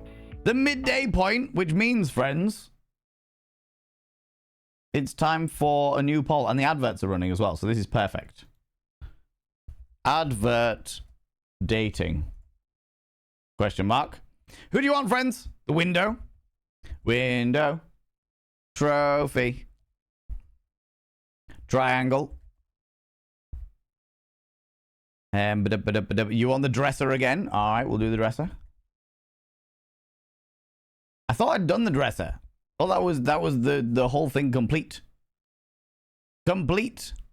Little boxes on the hillside. Little boxes made a tick-tack something. That's not the tune for it at all. I don't know what that is. There's still more. You do like the weird ones, don't you, Trash Panto? You like the weird ones, Dishy, the dresser. The more weird, the better. Right, we've got one more, friends. One more. What do you fancy? What do you fancy? Any others? We've got the window, the trophy, the triangle, the dresser, and the laundry detergent. Laundry detergent. Okie pokey. Wall. We've done wall. Start poll.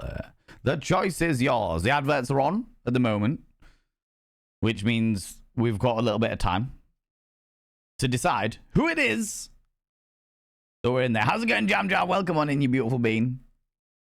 Must be I don't have the realization option yet. Yeah, you've got to, like, go through it all with the realization options.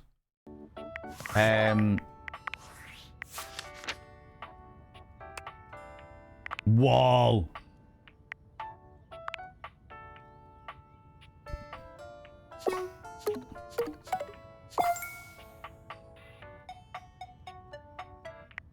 I wonder if there's anybody we can actually... Where's Betty? Because we've gone the whole way with Betty. I feel like Betty's probably the easiest one to realize. Don't want to realize Mac. They can fuck off. Betty! Ooh. Betty requires 100 empathies. 46% of you said the laundry detergent. Very well. Very well. We haven't done that one yet. And Alexandra Griffin isn't here. Alexandra Griffin was keen to do the laundry detergent.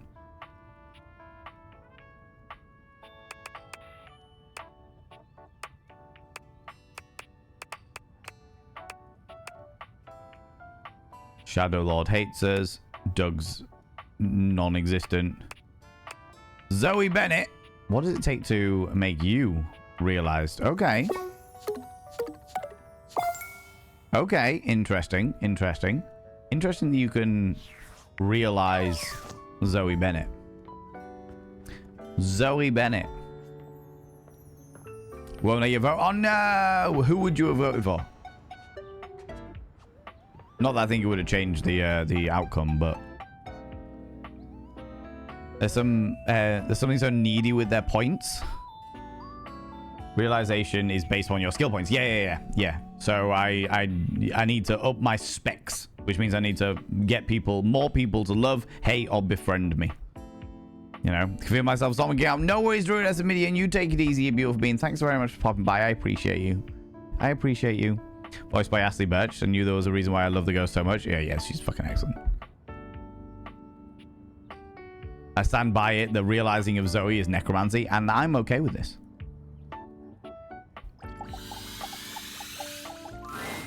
The gladiator who stands before you is at once intimidating and alluring. She glares at you like she means to run you through. I love it.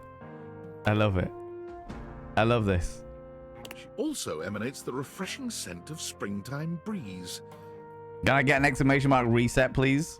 Nibirin? You 10 vibes right there. It slightly undermines whatever murderous intent you may actually have. Good lord, not springtime murder. Oh, there you are. Hey, Alexander Griffin. How you doing? People! Exclamation mark friend if you want to friend them. Exclamation mark hate if you want to hate them. Exclamation mark love if you want to love them. They are glorious. Love, friend. Everyone's feeling the friend. No worries at all. Thank you so much for the shout out for Hey Alexander Griffin. You called it before I even managed to call it there, Jamja. I appreciate that. People go check out the glorious Hey Alexander Griffin. Wonderful human being we love very, very dearly, who's been keen for a little bit of Titus. She is beautiful and terrifying. Oh. An Amazon in blue and pink. Uh-huh. But even as she points her sword at your throat, all you can do is marvel at just how clean and sweetly scented it is. Who dares disturb me? Me?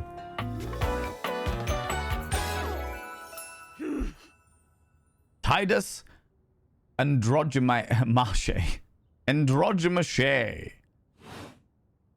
You? Ha! Name yourself! By all the pods in the firmament, I swear. If thou hast disturbed me for any reason less worthy than the red memory of battle, I shall leave you sopped, dirty. Promises. You're still on the cusp of love. A logic rebow applies here too. What do you... Oh, right, yeah. You don't want to love everyone, so that one.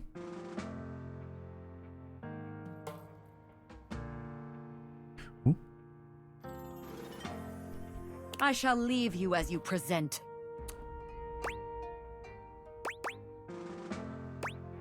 I just wanted to meet you. Meet me.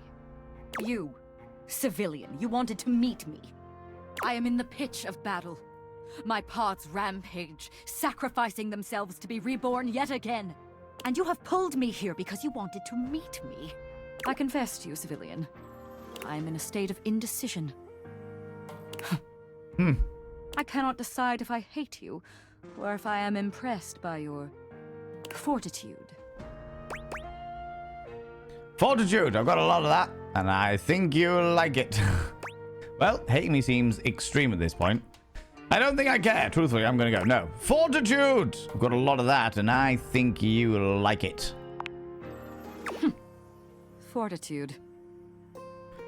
I want the characters to give off the butch lesbian vibes for myself. Ah, okay, I got you. Friend for you, love for me. I see. Greed is what you're saying there. Greed and lust, Ruby Q, you cheeky devil. Such bold abandon flaunts a newling's claim, for converse, strange at altar side untold.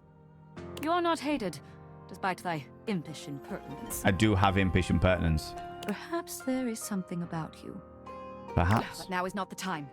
My occupation, my profession calls me back. For passion's sake I fly. For passion's sake I am not pulled again. Come to me only when the hurly-burly is done, to win or loss. Come before, and even thy puckishness shall not save thee. How will I know when that is? You won't. Ah, I see. When the hurly-burly is done. In other words, when the washing machine cycle is complete. Oh. Calm yourself, you little shit. You're a box. We are Oh. what we repeatedly do. Excellence, therefore, is not an act, but a habit. Aristotle. Oh. Oh. I wasn't meaning to click on you, Penelope. I was meaning to do another cardboard box. But okay. But okay. Aristotle, yeah. We are what we repeatedly do. Excellence, therefore, is not an act, but a habit. Interesting. I'm back in the saddle, and that's okay. Who are you going to date this time? So I take it your date with Shelley didn't go well.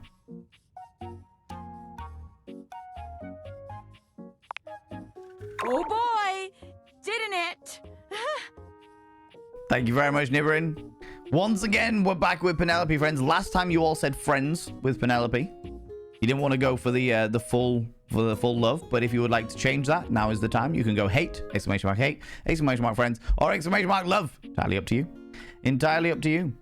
It was a complete disaster. Oh lordy. She wouldn't stop crying at dinner. She kept talking about how I was her last chance at happiness. And that if we didn't hold on to each other, we'd both be old and alone.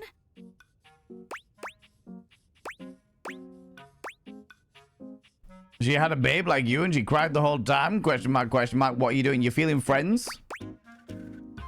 Okay, friends. She couldn't be more wrong. Yeah. Yeah! Dating's like a job interview, right? I mean, yeah. I just need some more interviews. We are really competing against ourselves. We have no control over how other people perform. Peak Cashmere. Friend, friend, love, friend, love. She's just out there doing her best. She is just out there doing her best. Exactly, right? Genemis Joy full on hate. Oh, I see. I see how it is. Friend, love. We're at the top end of friend scale now. I just gotta get back out there. Right, okay. Who's next? So, Shelly, not the one. But hey, I managed to get another date lined up on my way back here. Okay. And it was like a totally real and spontaneous connection. We do love totally real and spontaneous connections. Not at all, because he was, like, around. Definitely nothing to do with desperation then, no? That would be a pretty bad reason to date somebody. If that's all it takes, I'm around and alive too. I don't know if I believe you. It would be, wouldn't it? Yeah, it would. But that's not it at all. No. Not at all. Definitely not. Nothing to do with them just being somewhere in the vicinity. Penelope looks past you to the desk. When you follow her gaze, you see a man wearing dice chic standing nearby. You are going to break that boy's heart. Oh my god, Chance! How long have you been standing there? Not a fan at all, Alexandra. Oh, wow. Ho there, fairest maiden. Art thou ready for our date? This is sad, even for you. Are you dating or LARPing? Dating, obviously. LARPing, of course. Oh, we're not going on a date? This is a date? Do you not want to date me? No, I do. Oh my god. Oh my god. He rolls a small die, seemingly thrilled with the result. Okay. It's definitely a date. Let's go. Let's be clear, though, friends. You said, yeah, Eric told me I'd ship it, but let's be clear. These two are a fucking match. because nothing goes with tabletop roleplay as well as stationary. Just here for the chaos options.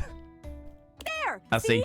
A real date. I see how it is. Not just me dating a guy out of pure convenience. This is gonna be the one. I can tell. I mean, you do go very well together. Oh, yeah, definitely. I rolled a 19 on my charisma check. This is going to be truly excellent.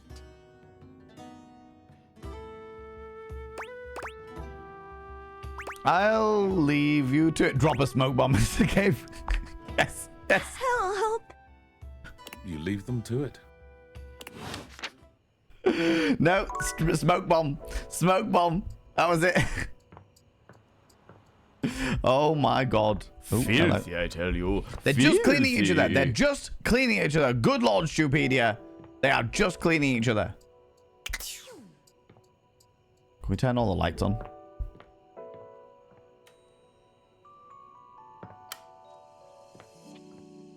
Fucking lights in this household.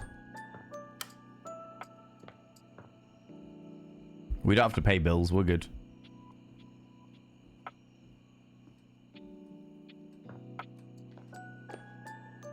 Right. This is the cardboard box date. So I wanted more cardboard. I think there's more cardboard boxes in the bedroom. Day of cardboard boxes. We've done all those ones. Some in here. Okay, I've already talked to them. I'm assuming it's going to be all of them. Chance, you bloody nerd. I know, right? Don't you team dishy me, all right?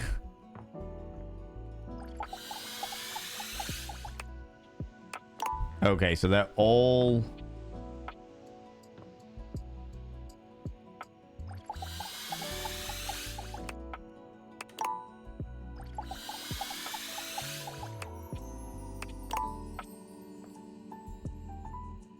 That looks like festive shit. Okay. We'll just quick. That seems like sports equipment.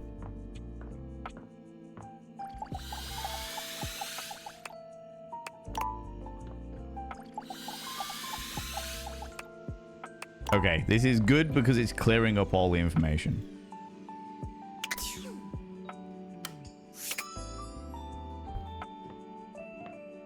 About what we can and can't interact with. It's kind of weird that it's all the same, but okay.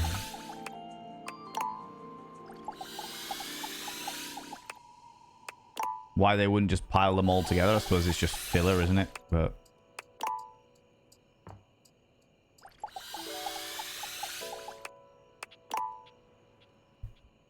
okay, so all of the cardboard boxes seem to be much of a muchness, to say the least.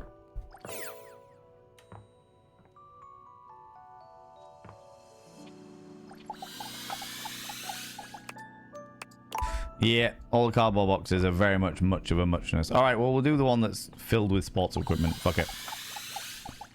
How's it going, Stupedia? Ah, man, this isn't where the experience is for today. Oh, yeah. Forgot you with that. Never mind. Never mind. I mean, if a 3D printer is included in the office supply, fair. Fair. I mean, I was thinking mostly due to them both being nerdy, but that logic works too. No, they just go together, right? They just go together. How's it going, Dunk? Thank you very much, Nibbering, for the reset. Friends, you know what to do. Hate, love, friends. Exclamation mark, hate, exclamation mark, friends, exclamation mark, love. We're meeting at the weight rack. See you tomorrow. Oh. Well, that was quick. That was quick. Never mind. Never mind. Can I just talk to the ghost without datey? Oh my god, we just touched. Oh my god, we just touched. Oh my god, we just touched. Oh my god, we just touched. Oh, all right. Okay. Calm it down. All good. Sleep time. Oh, good lord. Right then. Back to, ooh, do you know what? Let's wait until the evening before we do Eddie and Vault again. We're going to start with this thing. You are persistent, aren't you? Oh, God. Oh, God, I've made a mistake. Oh, God, I made a mistake. I made a mistake, friends. I made a mistake.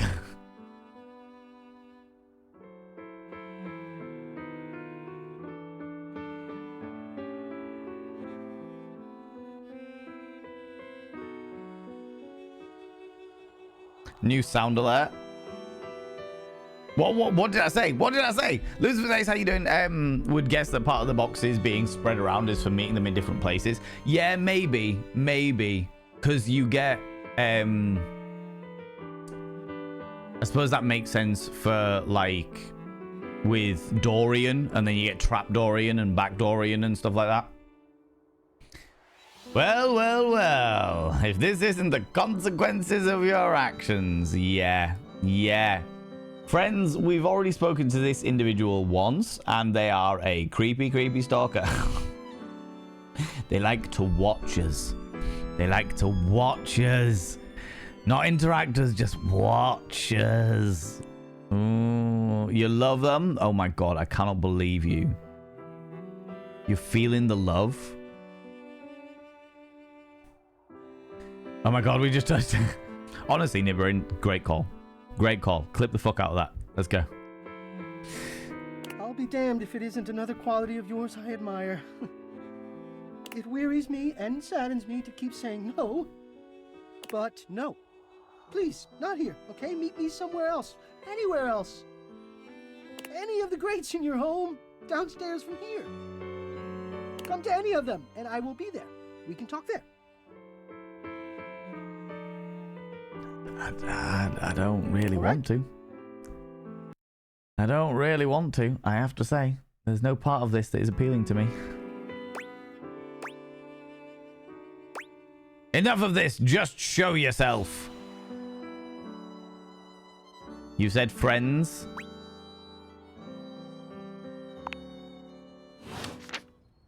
He's just scared as he inappropriately touches himself while watching me in the shower. He's just nervous while he furiously finger blasts his own piss hole while imagining me or watching me sleep. Oh my god. Right. Do you know what? We could do that one again in the morning.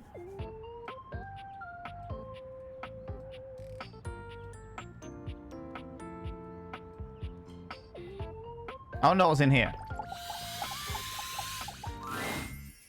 Ah, you made some good friends in here. I respect the hustle.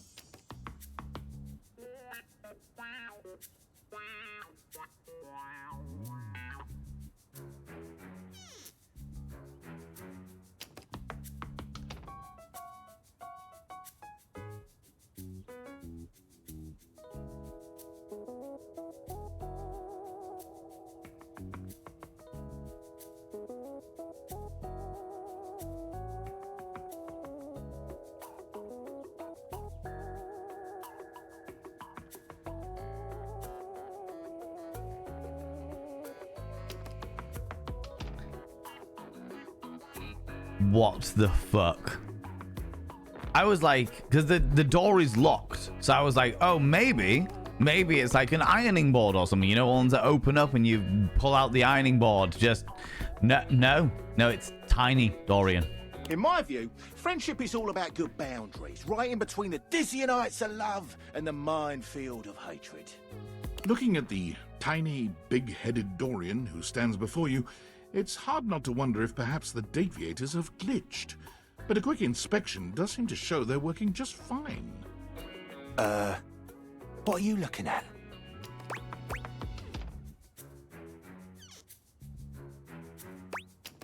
You're small. I am slightly smaller than the rest. No big deal. I'm still a door, not a cabinet, not a hatch. What are you a door to? A door just as much as the rest. Uh-huh. Understand? Dorian Funko Pop when? Yeah. Just a tiny geezer, innit? I understand. Good.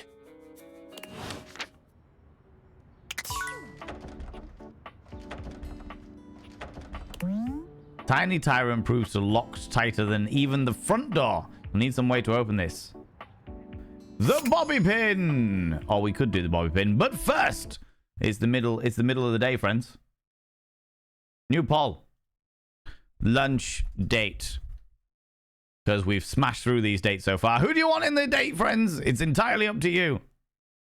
The dress. Of course you want the bloody dresser. The fridge. Fridge. The key. Yeah. The clock. The cat clock, that is. The microwave.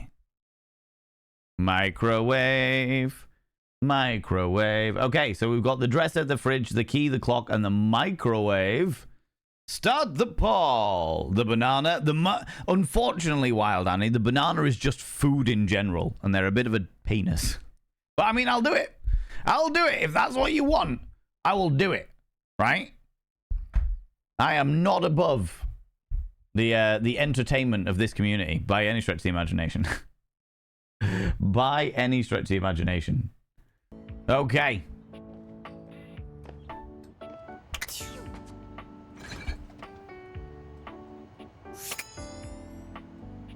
Food. Food, food, food. Have you been hanging out the clock yet? I have not hung out the clock yet. We did the clock in the demo version. And we haven't done it in this playthrough yet because the demo doesn't carry straight on, as it were. You know? Always a pleasure. See you later, Rubik Q. You take it easy. Thanks very much for stopping by. I appreciate you. 43% of you said the clock. All right. So be it. So be it. Hey, little puss. Little puss. You see a slim, dainty gentleman in a well-tailored suit. He's absorbed in the ticking of a fancy pocket watch, but it's the feline ears on his head that most catch your attention. Uh-huh. Exclamation mark reset, please. A tail sprouts from just above his backside, moving back and forth in time with the watch. Tick, tick, tick. He's like the white rabbit. Thank you very much, Jamjar. Love, hate, love, exclamation mark, love, exclamation mark, hate, exclamation mark. Friends, you know how it works by now, friends. You know how it works. Tick, tick, tick. Lyme disease is no joke. Oh my fucking God.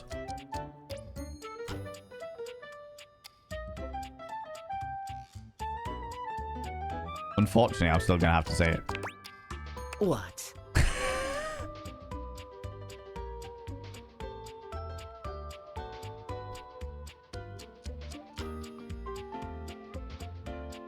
Things Zabadian's rubbing off on me. You would not think I love him because of that, but I do not. No? You hate him? Oh my God, okay. No, never mind. I don't want to know. I mean, he's a rude fuck, isn't he? Why have you come? I don't see interruption to meditations on the beauty of time on the schedule. Is being a total dick to a stranger on there? I just want to appreciate the beauty of time or whatever with you. Oh, well, I can certainly make time for that. If you people had picked hate, I was ready for it. I was ready for it. Perhaps you do not know this, as so few are as attuned to time as I am. Fucking wonder why. But punctuality is of the utmost importance. Yeah.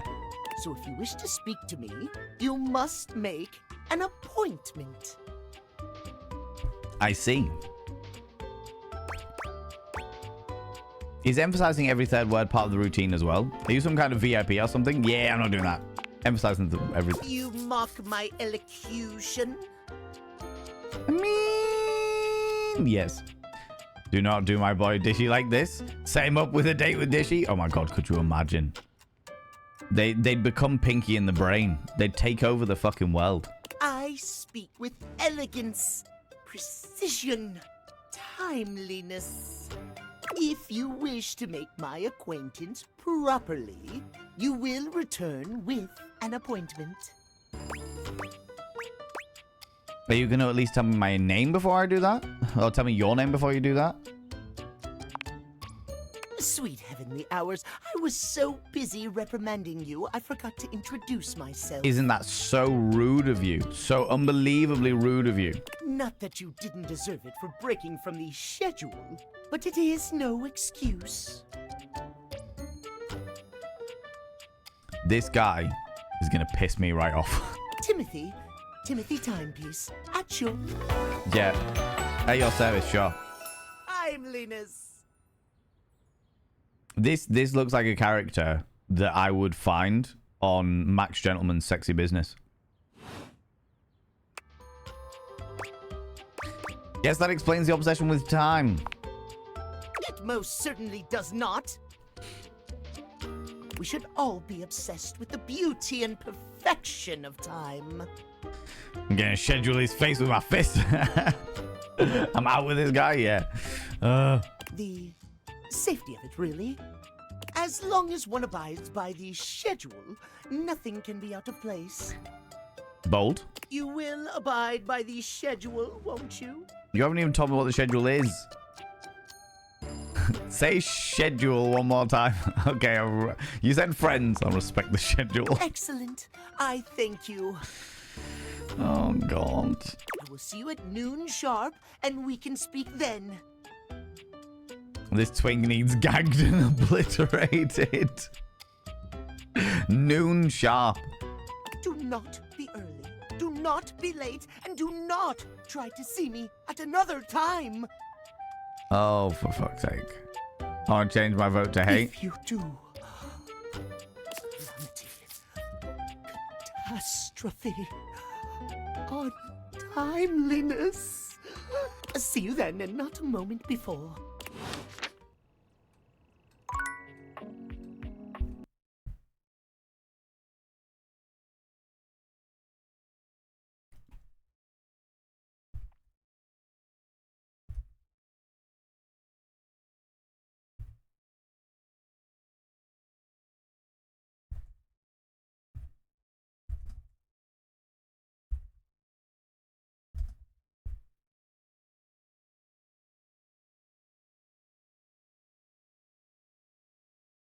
You may have noticed I've put a poll in the chats, friends. For the following day, do we arrive early, arrive on time, or arrive late?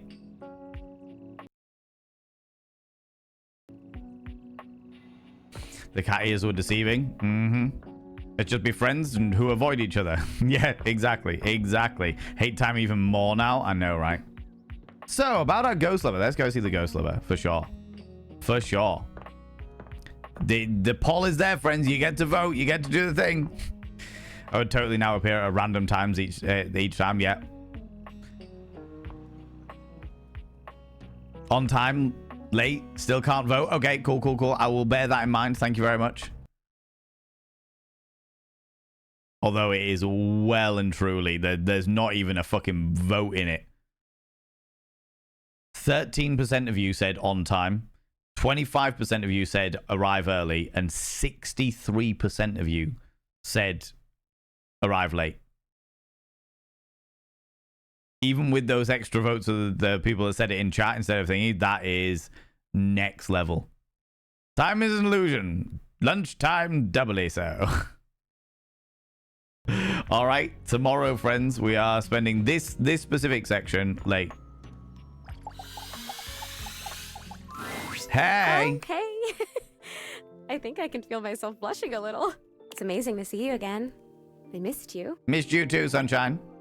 I'm ready to realize you, Zoe. Whoa. You're gonna bring me to life again? That's the plan. How does that work? Did those date-viators of yours just find the secret to eternal life? We can bring everyone back from the dead?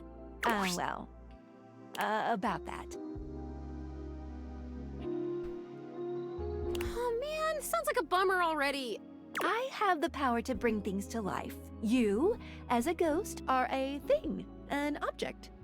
But a corpse is just a corpse forever. Sounds pretty convenient, Skylar. That makes sense to me. So is there a datable named Corpsey the Corpse?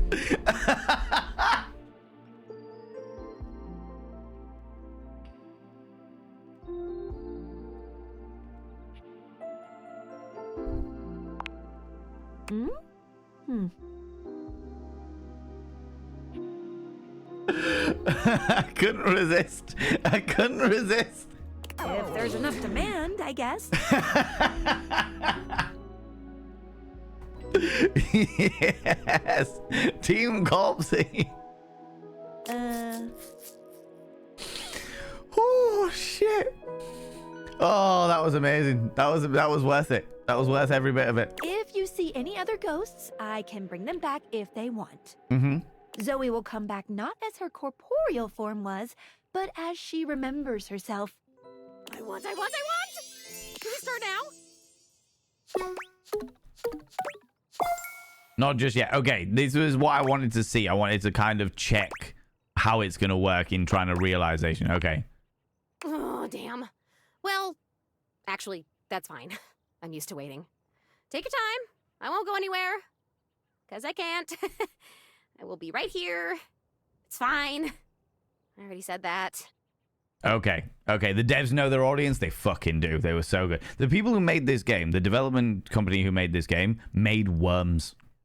See you soon. They were well in the OG dynamic of how this all worked. And now it's nighttime. Time to hit the club. On a Friday night as well. The breaker box is back to its brightly lit and well-populated glory, with its inimitable host standing ready at the door to greet you. Livewire! You look ravishing as usual. You can ravish me. Do we have the pleasure of your company for another evening? Be honest, you enjoyed yourself so much last time you just couldn't stay away. Am I right? Club is nice, but it's not what keeps me coming back. I actually tried to come back a few times, but the club was closed. It was inevitable. I helped fix it with Eddie. Ooh, no. The club is nice, but it's not what brings me back. Exclamation mark hate, exclamation mark friends, exclamation mark love for Vault. I'm biased on this one, friends. I'm biased. I'm biased. I love him. I think he's excellent. There should be a reset. Oh, now you got to do it again, friends. Nibiru's just reset it. There we go.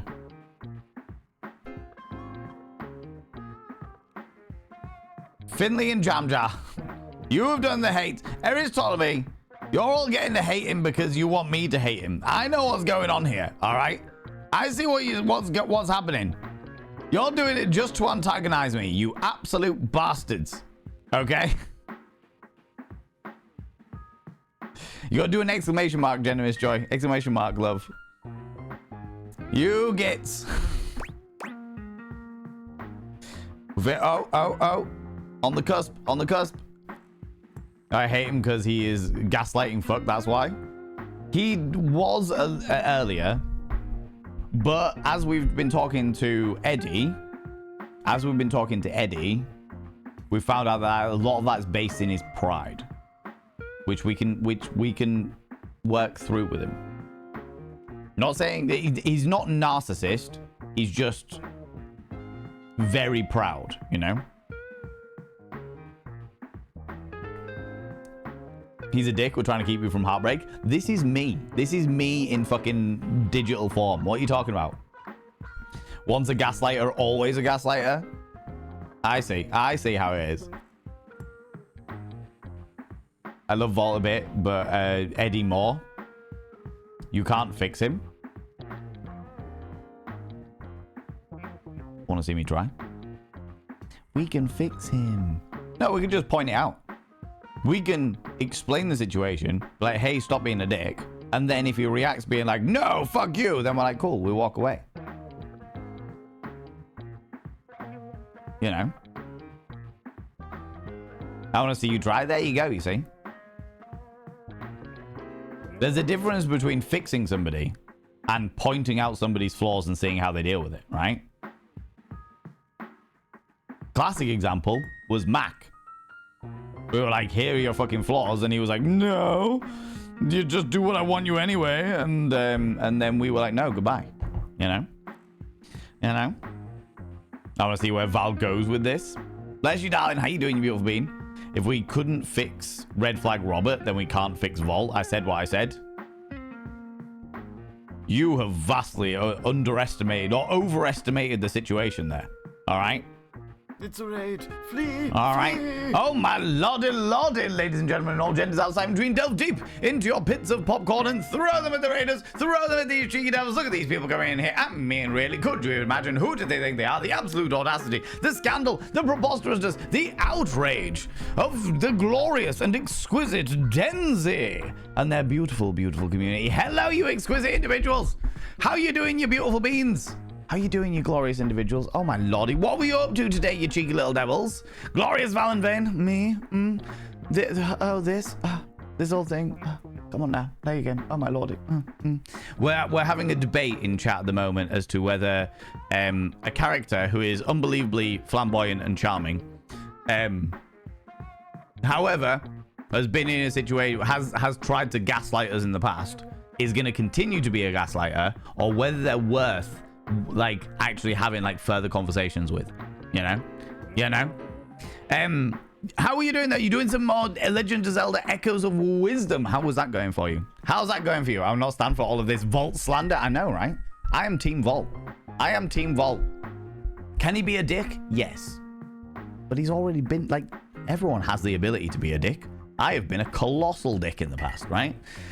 People, go and check out my dear friend Denzi. Denzi is a wonderful, beautiful, exquisite cosplayer of a human being. Plays a large variety of different games. At the moment, feel a lot more of the cutesy cozy vibes with a cheeky little bit of Legend of Zelda. Also plays some Horizon Forbidden West and other such things, other such bits and pieces.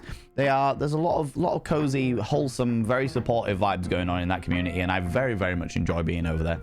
Very much enjoy being over there. In fact, when I'm usually working at Denzi, I have Denzi's delightful tones in the background, just listening to their wonderful community, chat away, have a wonderful time, you know. So people from my stream, if you enjoy that kind of vibe, you enjoy wholesome games and wholesome communities, along with a little bit of action and excitability, and of course cosplay, then you should go over and click that cheeky little follow button for Denzi. Friends, if you're from Denzi streaming, you don't know who the fuck I am. 2 things you need to know about this channel. 1, you're not allowed to apologize. Faux pas, individuals, faux pas. Instead of saying sorry, try saying thank you. Instead of saying sorry, I'm late, say thanks for waiting. Instead of saying sorry, I'm such a burden, say thanks for being there for me. It'll make you a much more positive individual. 2, if you're under the age of 18, I have to ask you to leave. I've got to ask you to leave, for I am a colossal filth wizard, and don't be corrupting the ears of the young, you cheeky devils. Not what I'm about. Not what I'm about. I talk about filth and debauchery, especially when we're playing this game, because this game is date everything, and we date everything and filth and debauchery, right? Right? Horizon Forbidden West has summoned you. Yeah, I've played Horizon Zero Dawn and I fucking loved it. The reason why I'm not playing Horizon Forbidden West is it's such a long game. Such a long game. And there is a fear that that people would get bored of it before I did. You know, there have been a couple of games that I've played on stream that people weren't interested in, but I was interested in, and then I ended up stop playing them because people weren't interested in them. Because when you do this as a full-time career, you got to pay attention to the numbers. So yeah, you know, as a result, I've got half-finished games, left, right, and center. You know, left, right, and center. You know. Horizon Forbidden West is longer, but I'm also stretching it, so doing much alongside. Yeah. I got you. Just taking it in your own pace. But it's grand, Denzi. Like I said, people in your community love watching you play it, so I completely get it. I completely fucking get it. Absolutely. It's just a perpetual fear of mine. If I play games that are longer than like 8 weeks, which is like 2 months, thereabouts, that people get bored of it. They haven't got bored of this game, which is the reason why we're still playing it. We're still playing it. But I fucking loved Zero Dawn. I love the storyline to it. Beautiful game, but I love the storyline to it. Really out there storyline. Fucking excellent. Very much appreciated. Very much appreciated. But always, as always, friends, Denzi and your wonderful, wonderful community, if you need to disappear off, if you need to go grab a snaffly treat, some kind of delightful beverage, please go and do so. Please look after yourselves. As much as I love your attention, and you all know I love the attention, as much as I love the attention, you got to look after yourselves. Your lives got to come first. Your lives got to come first, you cheeky devils. Oh, my lordy. Back-to-back raids. Oh, my lordy. Friends, get quick, Monty. Get the popcorn going again. Get the popcorn going again. Quick, keep it going. Keep it going, you cheeky little devils. Oh, my lordy. Denzi and then Hannah, two of the most wholesome individuals on the entirety of this platform. You beautiful, beautiful beings. Bringing your wonderful communities in here. This is too much. This is too much. You spoil me. You spoil me. Aim right here, Monty. There, you see Monty. Go. So Hannah has got her mouth open, ready to snaffle that popcorn. Good Lord. How's it going, Sir Hannah? Oh, my lordy. Back-to-back raids. Back-to-back raids from wonderful, wonderful human beings who I love very, very dearly. How you doing, Sir Hannah? What were you up to today? Tell me all about it. Tell me all the bits and pieces. I'll very quickly go through. Doing some more Oxygen Not Included. Again, I was talking about the fact that I spend a lot of time lurking Denzi. I also spend a lot of time lurking Sir Hannah, because Sir Hannah plays a lot of very chill games, like Theme Hospital and Oxygen Not Included, and fuck, what was the other one? There was another game that you were playing a couple of weeks ago, and it tickled my brain in a very relaxing, chill way. Sims 4 at the minute too. It wasn't Sims 4. I was thinking about something else. Not sure. Can't remember. Doesn't matter. Done. But yeah, they're all glorious and fantastic. They have pet rats. Amazing, cheeky little pet rats that are very cute and adorable. And yeah, if you enjoy very cozy, very wholesome, very chill vibes, you need somewhere to just go and zen out. You know, if you've been having a really, really like a difficult time of things at the moment, like life's just been a little bit stressful, or what have you, and you need somewhere to just go fucking zen for a little bit. Sir Hannah, the atmosphere in Sir Hannah's stream is just very, very much like that. Very much like that. Beautiful, beautiful human being. Very much appreciate them. Friends, very quickly, if you're new here, 2 things you need to know about this channel. 1, you're not allowed to apologize. Instead of saying sorry, try saying thank you. Make you a happier, more positive person. 2, if you're under the age of 18, I have to ask you to leave. You've already heard me swear outrageously like a filth wizard. But I do swear an awful lot. And we also talk a lot of sex. Talk about sex a hell of a lot, because I'm a sex educator, and we're also playing a game about dating and different relationship dynamics and all that jazz. Lots of innuendo, or innuendo.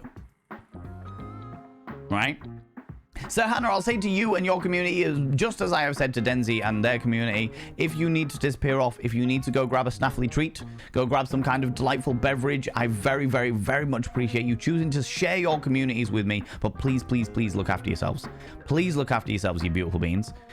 Mostly good for them. Heck are old right now, so a few health issues popping up, but they're doing great for their age. Oh, I love that. I love that.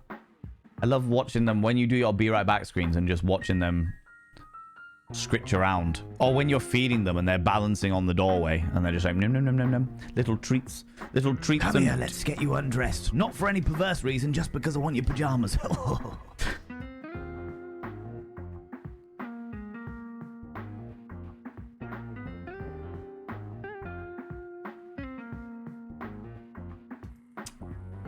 Thank you for that, Jam Jam. Thank you for that. Oh, shit. Just because I want your pajamas. Oh, Jesus. Use our pet rats and they're the cutest things. Oh, my God. Thank you so much for the 300 little panderings there, Jam Jam. Dear Lord. Dear Lord. They ruined all my toys, chomping through them. Okay, so I have quite a harrowing rat story. Because there was a wild rat that made its home in one of my kitchen drawers. And as I opened the kitchen drawer, because it was a tea towel drawer where I kept all my little tea towels for like drying dishes and shit like that, And as I opened the kitchen drawer to get a new tea towel, the rat jumped at me. It leapt at me, bounced off my chest, and ran into the living room. And it was this size. It was fucking massive. And then I was like, what the fuck do I do now? What the fuck do I do now? Oh, it was bad. It was bad. I managed to chase it out of the house, finally. Managed to chase it out of the house. But not good. It's their draw now. It fucking, yeah, very much so. Binned all of the tea towels. Did lots of thingy spray. Put black pepper everywhere to dissuade any rodents from coming near the house anymore. Because black pepper is like really strong in the old sinuses. And yeah, did the whole thing. Did the whole thing. Understandable. Love a good pair of jammies. Yeah, exactly, right? Not because I've not for any perverse reason, just because I want your Jim Jams. You know it. So this, friends, is Vault. Vault is... I'm a fan of Vault. I'm a fan of Vault for multiple reasons. One, because they are electricity incarnate. And I love a bit of electricity. I love... Little TMI for all the new raiders. Love a bit of electricity. Just throwing it out there like a condom in an orgy. I also love the fact that they're a flamboyant, over-the-top club host, because I am also a flamboyant, over-the-top club host. However, there has been a scenario in the past where they were quite gaslighting. They were quite gaslighting. They tried to manipulate us into believing that nothing was wrong when something was wrong, which we don't like. Don't stand by that. However, my view is that it was their pride that was enforcing that, not the fact that they are a nasty piece of shit. Now, we've already had people in this game before that have been very charismatic and manipulative and have been pieces of shit. I just don't think Vault is one of those people. And the community, some of the community feel differently about it, you know? I want to try and on ease on that. But you've said friends, so we'll go for...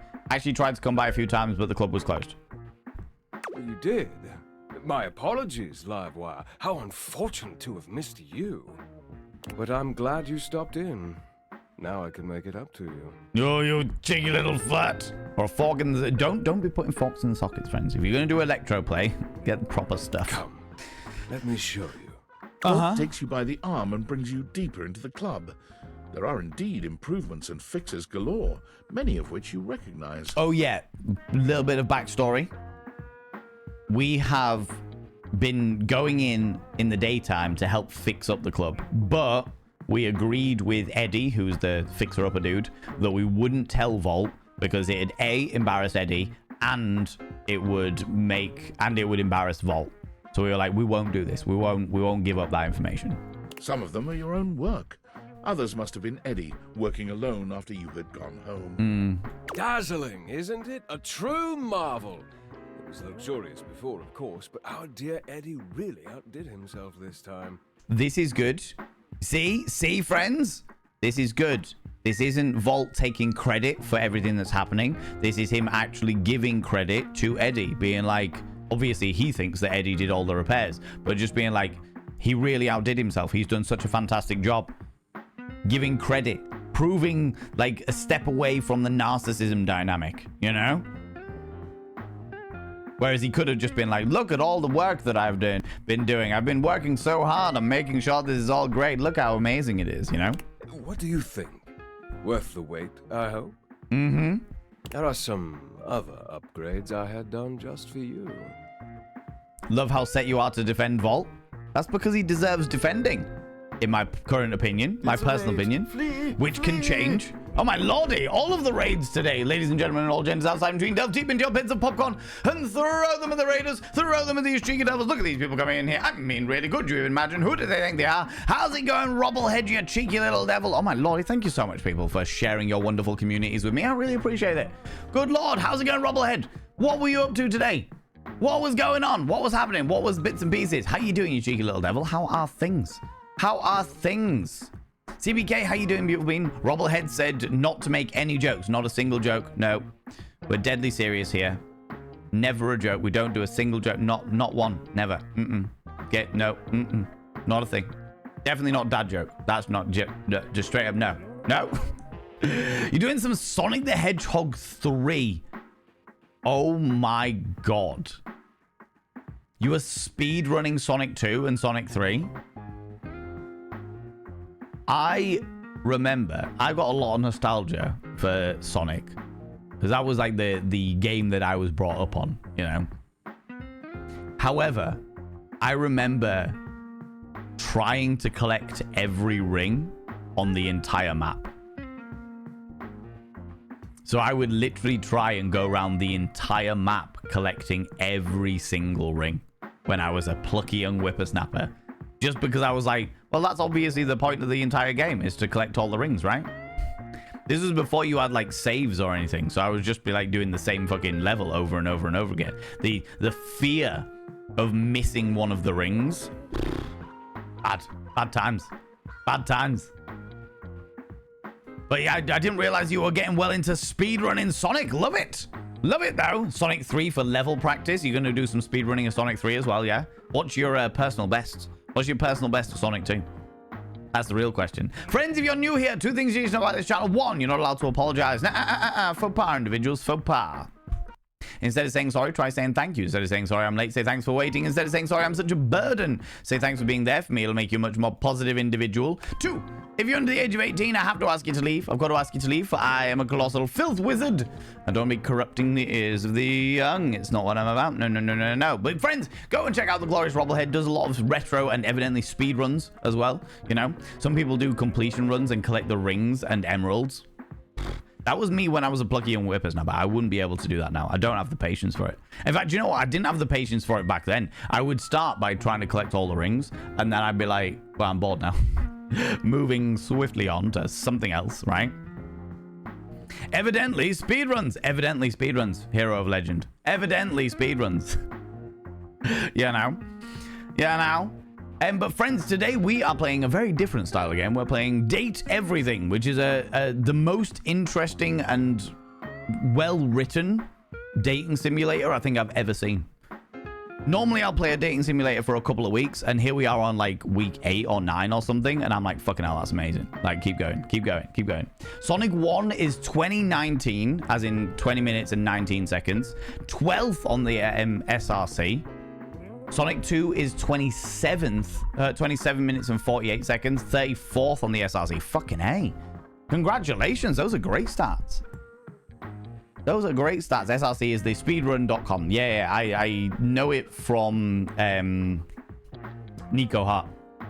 Nico Hart does speedruns and bits and pieces. Speed date on Date Everything. I actually don't know what the speed run of Date Everything is.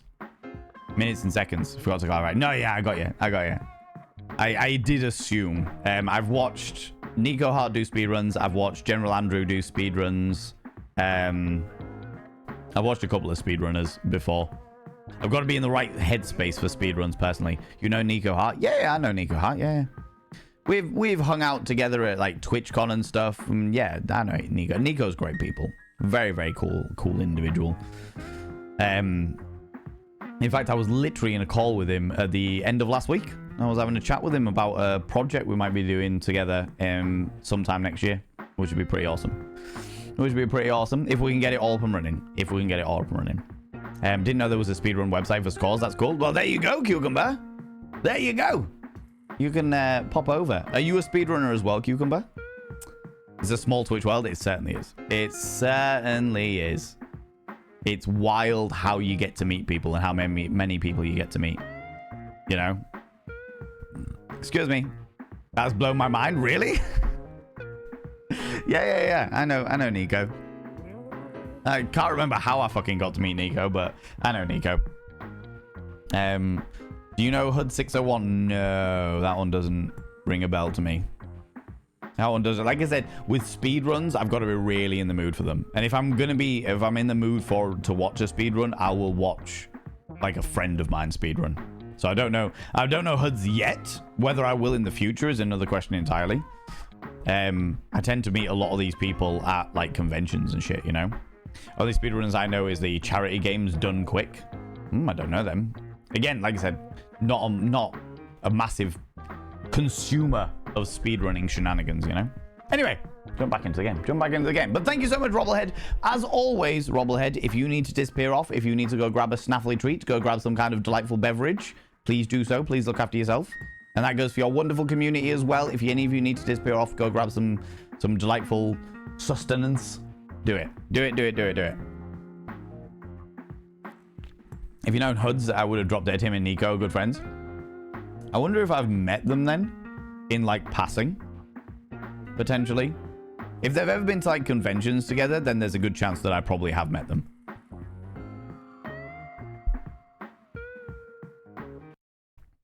Google.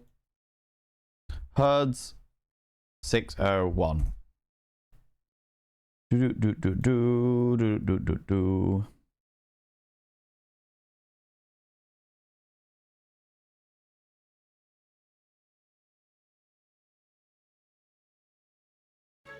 Aren't you also lucky? No, shut up.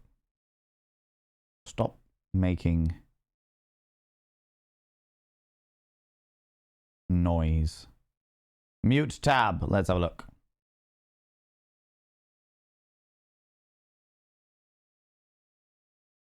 I think if it's the same person I'm thinking of, I believe that they were at one of the conventions.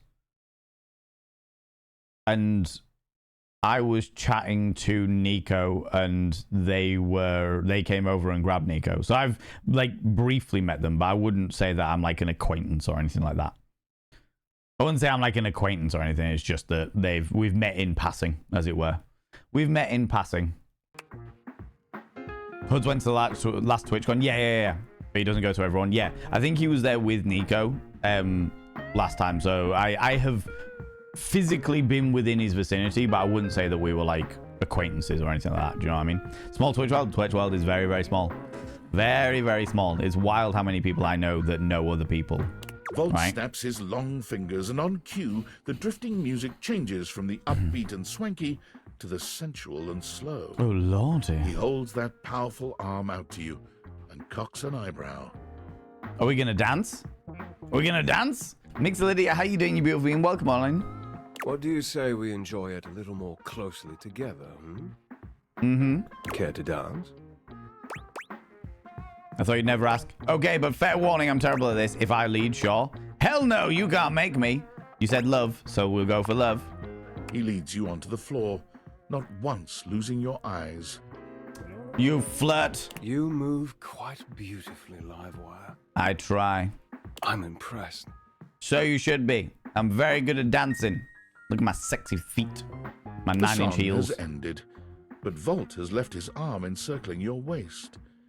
He turns his face to yours.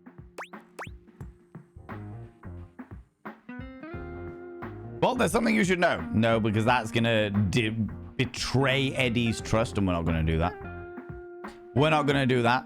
Pull away? Why would I do that? When I can smooch his face, his beautiful face. Oh, my God. Blah, blah, blah, blah. And plants a kiss on your lips that takes your breath away. Woohoo! Time seems to stop while the two of you are connected. Your entire body tingles, as though you've just been plugged into an electric socket. I like electricity. What? What? You're right about food. Go get your food. Go do the thing. Go do the thing, Robblehead. Appreciate you. And then, far sooner than you'd like, the song ends. And with it, Volt's kiss. He smiles at you, his eyelids low and hooded. If there's one thing I appreciate, it's good atmospheric timing. The song ends, and you do too. It's far too easy to lose oneself with you. I know. Loath as I am to say it, I must leave to start the show. For the first time that evening, the power begins to fluctuate. It's louder than it has been before, and it does seem to go on. Oh, that's interesting. What's happened here? Did he fuck about with something? This behavior is totally shocking. Oh my God, Astra. 6 out of 10? That's not even a 6 out of 10. That's a 2 out of 10, Astra. Don't let the surge fool you. My power is just fine. Don't think I'm done with you yet, Livewire. Volt leaps onto the stage as you settle into your seat. Good evening, my fellow objects and gentle things. Love this. I hope you're ready for... The power surges violently, and Volt stumbles. He catches his breath and steadies himself. You okay? Ready for an incredible performance. Tonight we have... The system buzzes, cracking and flaring. Volt drops to a knee and clutches his belly. The surge rages until the very room seems to shake, when suddenly... Are we going to step into a murder mystery? Everything goes black. Ooh. Holy crap, what? You hear nothing but the panic of the audience, the confused scrape of chairs. You make your way through the club in the dark to hear familiar voices. I think there's been sabotage. But first, there's an advert. So I don't want people to miss out on the drama of the situation. The drama! Cheeky little bit of Electro-play. I mean, what? I'm wondering a couple of things. What a timing. I know, right? I'm wondering whether A,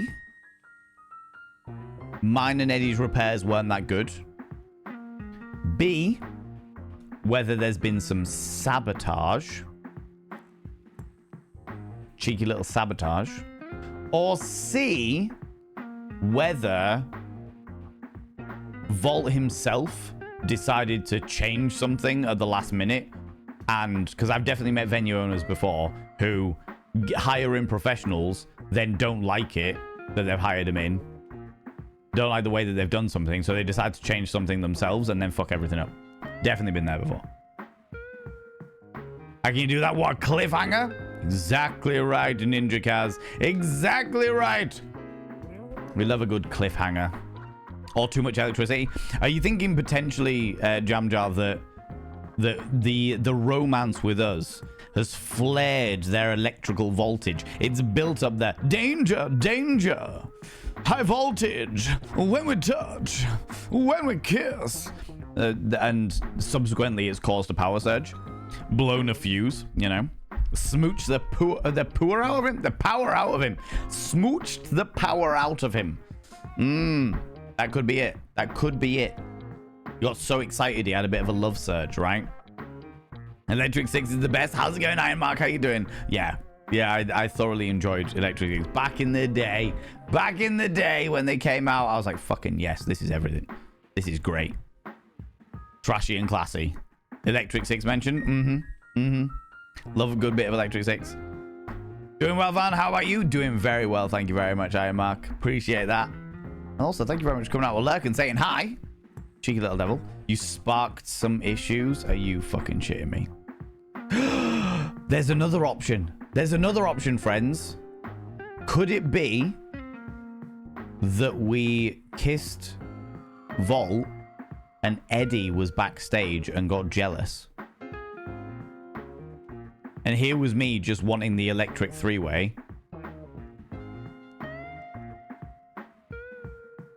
And it turns out that there was jealousy in the wings. Whoa. Or you didn't pay your electric bill. That is also a possibility. That is also a possibility.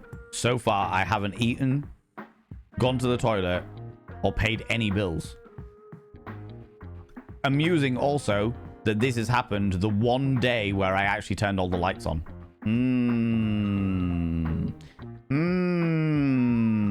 Exactly. I got sacked. Exactly. Let's get back into it and see what's going on. Avoid docking either of them. Two positives would cause a surge. That is true. But if I'm the socket... You have to stop, Eddie. Oh, has Eddie become a workaholic? Is he burning himself out? Let's see if we wake up to gaffer tape to a radio. I mean, that's definitely a possibility. Oh, I can get it back. Just give me a minute to recharge. I can... As your eyes adjust to the darkness, you can make out that you've made it to some back room, a forgotten corner. The electrical power grid hangs on the wall, with Eddie slumped against it. I will say I'm not against waking up being gaffer taped to a radiator with these two. Both Eddie and Volt look exhausted. Eddie dangerously so. He fiddles with the grid controls. Stop. Eddie, please. Just let me go out. You're going to fry yourself completely. Interesting. We've already discovered that Eddie is like the old system. And Volt is naturally electricity itself. So is Eddie literally clinging on for dear life to keep Volt alive? Keeps doing all the repairs, all these jury rig repairs, just to keep Volt alive. I said no, Volt. Eddie, I can fix this. Eddie, fuck's sake, Volt, I'm not letting you go out, okay? We both know what that could mean, and I'm not... I can't go back to being alone. I can't lose you. You can't keep splitting yourself like this. If you do, then... Volt notices your presence and moves to stand. Eddie holds him back. Okay, floods of tears suddenly. Underneath the surface. It's fine. He deserves to know.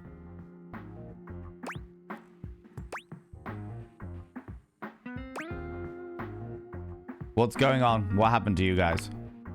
I'm failing. The power is failing and I can't stop it. Eddie leans back against the grid controls, his posture crooked and jagged. He seems ready to combust from the inside, but years of control are keeping him standing. For now. It was slow enough at first. I didn't even notice it. Small fluctuations, random surges. The entire house depends on my power, and it's my job to keep it stable for them. To keep them all safe. I had to work harder to compensate. I thought, if I could outlast it, it would all balance out. But it only made things worse. Even more unstable, so I had to push even harder just to keep up. And then it just became normal. To always be completely drained, barely hanging on. Okay. How many of you in chat is Eddie calling out right now?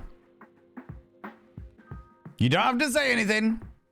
You don't have to say anything. But just know that I know. All right?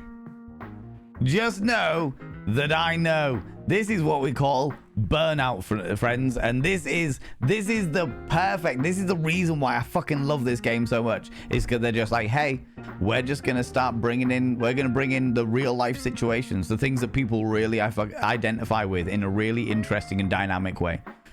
Defo lived a life burning the candle at both ends, and that's exactly what's happening here.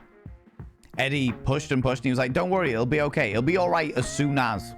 It'll be all right when. It'll be all right when. And you get to the end of that when, and it's not all right because it was never going to be all right when. And you just end up in this perpetual state of absolute exhaustion. I don't know how long it took me to realize that it was my fault to begin with. And we blame ourselves for it as well. Self-blame, self-deprecation. Even though there's a lot of things that are beyond our control. It doesn't really matter that they're beyond our control because we think we can handle it. And therefore, when we can't handle it, we blame ourselves for not being able to handle it. Oh, the psychology. My faulty wire. I was the problem. But I couldn't stop. They still needed me. Literally getting cereal and this best calls me out. This calls me out, bitch. Calls me out. I know, right? I know. I was the problem, but I couldn't stop. They still needed me. And what about what you needed? Exactly. They needed me, and I needed help. So, I gave it to myself. I split myself. So there was more of me to go around. So they're the same person. Eddie and Volt are literally the same person. Interesting. Shh, mind your business, darling. See here, clutching pearls. I made Volt. He was my fix.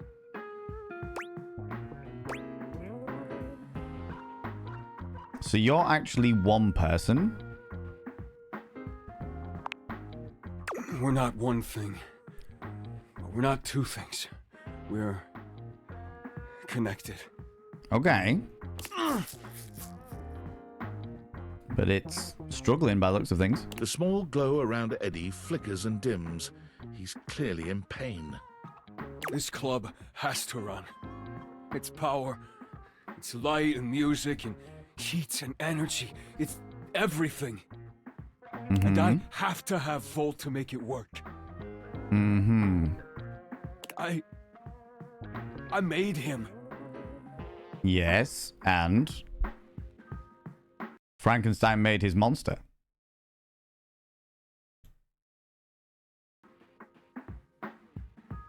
It was supposed to be temporary. It only slowed things down by spreading out the power. Eddie, stop. You're far too relatable. I know, right? I know. How's it going, Creepeats? Can I get a shout out for Creepeats, please? I'd really appreciate that. How you doing, buddy? But then, even that became too much. And now maintaining me is draining him just as much as... Just stop. I already told you. People go check out Creepeats. Creepeats. Fucking hell, you're playing Song of Horror. Great game. Fucking great game. I know that Song of Horror is very much a love or hate game. Some people fucking love it, like me, and some people absolutely detest it. But I hope that you're enjoying it, buddy. Hope you're enjoying it. People go check out Creepeats. Goth extraordinaire, coffee enthusiast, and plays a lot of delightfully creepy horror games. And I'm a big fan. Big fan. I must watch. Yes, Nibberin. Yes, Nibberin. Doing great. How about you? Doing very, very well, thank you. Doing very, very well. Having a great day today. Eddie, they still need you. It's my job to protect you. Even from yourself. Interesting, interesting. I fell on the hate train. The controls were triggering my brain so hard. Oh, I fucking loved it. If you can get past that, the game is excellent. Like, excellent, excellent. We're not doing it. It's too risky. There was definitely elements of it that drove me up the fucking wall, but I did love the game. Just tell me so we can figure it out together. The faulty wire. Volt, don't! You have to fix the wire and reset the system. If you do that, Volt could disappear. I don't know if I can bring him back. Please. You can't. I wanted to love it. My brain hates the third-person camera. Yeah, I can understand that. I feel like I'd enjoy it more if it was first-person, for sure. But I love it. I will hold your tiny little paw, don't worry. Yes, yes. If Volt is a part of you, then you can never lose him. Change is scary, but it can lead to something good. If I fix the wire, you won't really need both of you, though, right?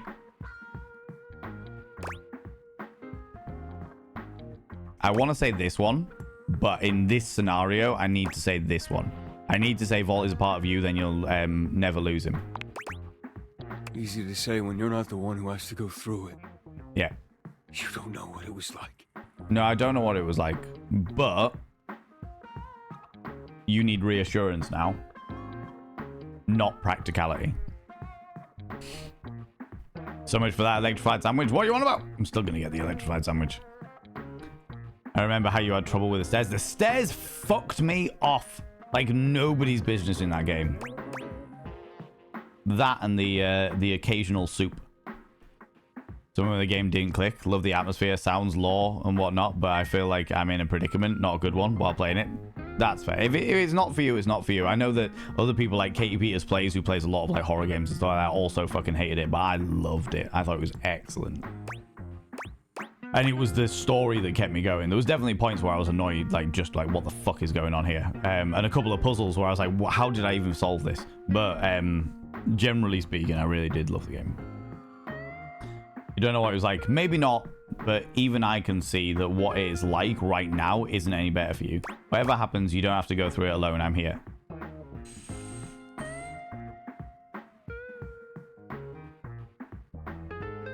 Ooh.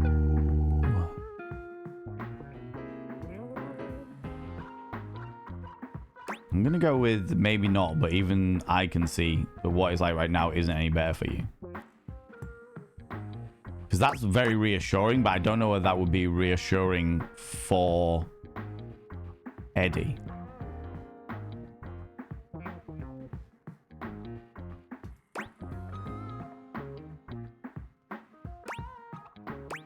No, I will go with I'm here. It's the only fix left, Eddie.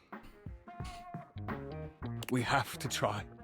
Now I understand, by the way. Now I understand why they appear as one slot on the list of 100 different things you can date. They appear as one, which is interesting because everything else appears as two, even if they interact with each other all the time.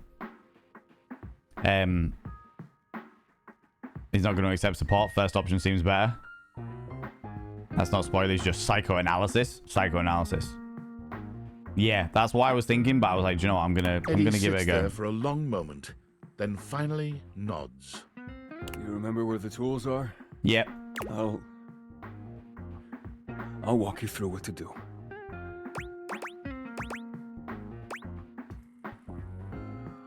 You're doing great, almost there. Wait. Fuck. Are we sure we have to do this? Quite. It's time, Eddie. Fine. Fine. All right, just before that, I just wanted to thank you for being here, I guess. You're welcome. Whatever, just do it before I change my mind. Okay. Reset the power! Eddie leads you through the process, patient and attentive despite his reservations. When you've finished, he gives you the nod to do the rest. The dim light around Eddie and Vault blinks out completely, leaving you in total darkness. Not total darkness! For a few moments, everything is quiet and dark. And then, a rustle. The lights turn on. Did it work? Over here. Eddie is sitting at the bar, looking haggard but with a light in his eyes that you've never seen before. Oh, hey there, Livewire.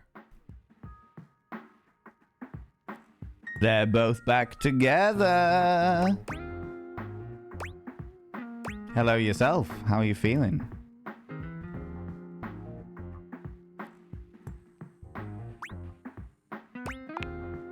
I feel good.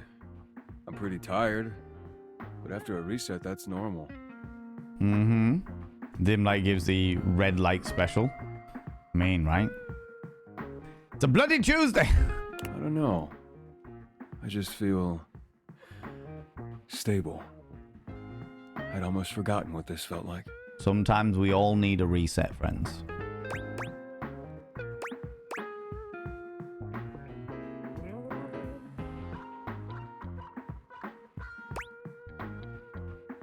About what exactly? Annoyingly, everything. I was holding on so tight to the way I thought things had to be. I didn't realize all that did was trap both of us in a situation that wasn't working. And honestly, I'm not sure I would have ever been able to see it if it wasn't for you. How many times, friends, can we not see the wood for the trees? What he means is he's quite taken with you. Oh, you're back? Vault? We both are, but I'm sure you already knew that. Look at you. Wait, taken with me as in you'll take me now, roughly from behind? As in? As in, do we really have to spell it out? Electric three-way.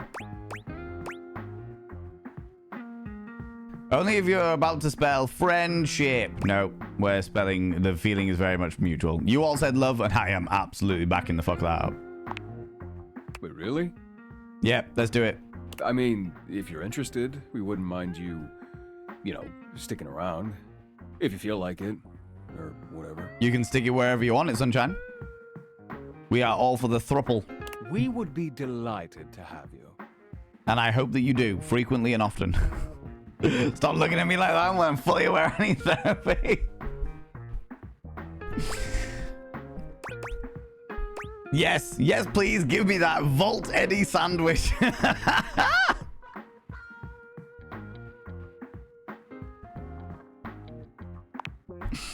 All right, well, if you're gonna stick around, might as well be useful. Come on. You remember where the tools are? Let's go. I'll send over some drinks. Woo! Very interested to take these electrified cookies. Mm-hmm. Electric sandwich. Yeah. Oh, our empathy has gone up to 35 now.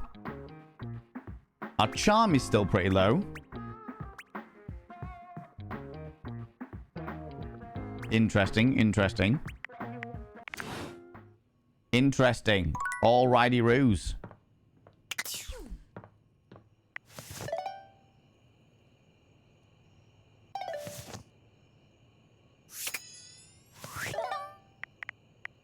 Okay. Steadily but surely. Sleep through to the following morning. Love a good vibe, I know, right? Electric sandwich. All about the electric sandwich. Right, so we have got 5 slots. Slot number 4, we're going to go piss off the cat. We're going to go piss off the cat. I'm all about it. I'm all about it. Right. Do you know what I feel like doing today, apart from pissing off the cat, is engaging in some book love. Let's start with this pamphlet of love, the new edition. Stories, advice, and gossip. What more could we want? The distinct scent of books, that slight hint of vanilla and mystery, fills your nose. And while it's not at all unwelcome, it is strange to smell it when you're not actually paging through any of your books. It only takes you a few moments to track down the source of the smell. What appears to be the spirit of literature hovers a few feet away from you, nose in a book. There we are. Where's all our little book friends? Book fiends? Our little librarians? Don't miss off the cat. He's just an autistic boy. He's not. He's a little pen in the fucking hoop is what it is. Oh, we'll absolutely piss off the cat. His attitude said everything. His attitude. It wasn't the fact that he wanted us there on time by any stretch of imagination. It was the attitude that he was giving us that made me want to piss him off. Right? Right? Oh, yeah, that's right. Thank you very much, Nibberin. Yeah, exclamation mark love if you want to love him. Exclamation mark friends if you want to befriend them. Exclamation mark hate if you want to hate them. Our literature friend here. Love me a good read. There you go, you see. Because it's fun. Not in a bullying way, just in a sometimes you gotta give people attitude that are giving you attitude. Do you know what I mean? Do you know what I mean? I'm book girly, of course. I'm going for love. That's what I thought. Got a lot of book fiends in the community. Cat Clock is one of my favorites, honestly. Great little twink material. Very much so. Very, very much so. Very important and curious one. What color is sperm?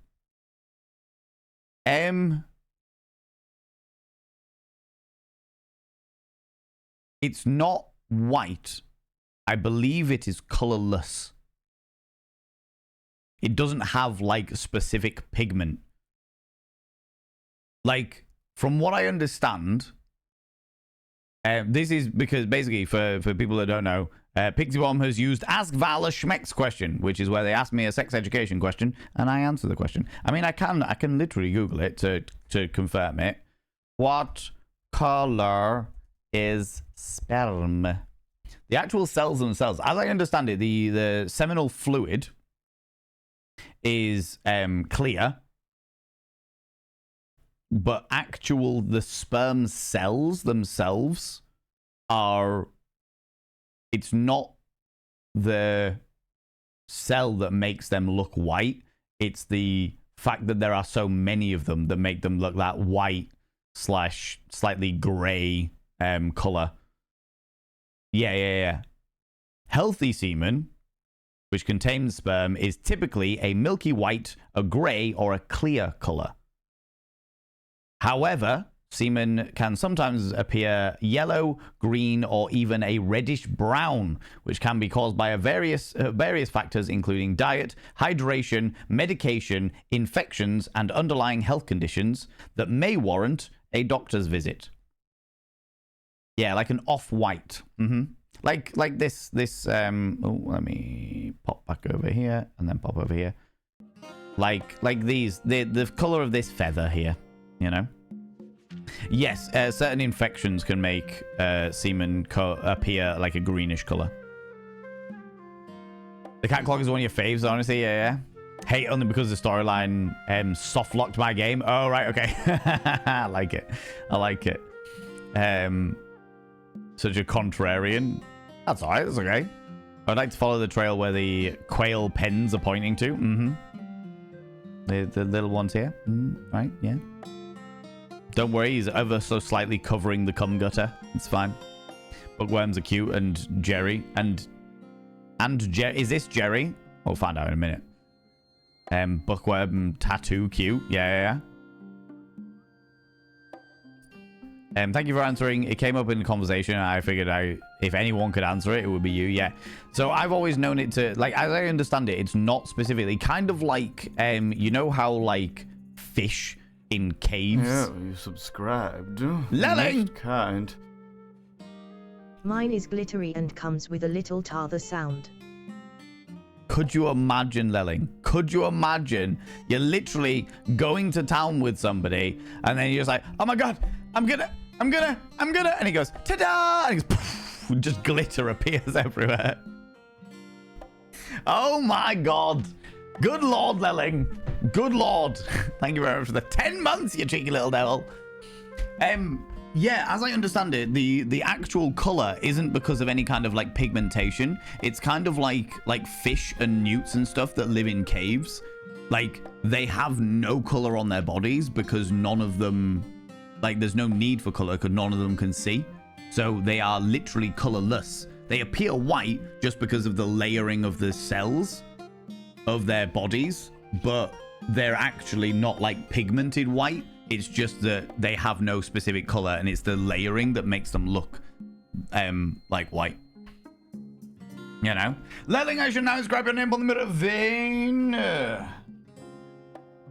By having your name on the mirror vein means you get access to my personal Snapchat, not a bum Snapchat, you cheeky devil. And of course you get access to all the sexy little emotes, but the most important thing is you'll roll over every morning, look in the mirror, and go, God, I look rough. But god damn, do I make rough look good. Ooh, sexy, oh yes, meow. Can I also get a shout out for Lelling, please? I would really, really appreciate that. Because they are wonderful and glorious. They play a lot of Guild Wars 2, and in amongst a large variety of other wholesome, delightful games. You know, in amongst a delightful, wholesome collection of games as well. You know, it's awful lot of cleanup, but it makes party decorating so much more fun. I can see that. Oh, excuse me.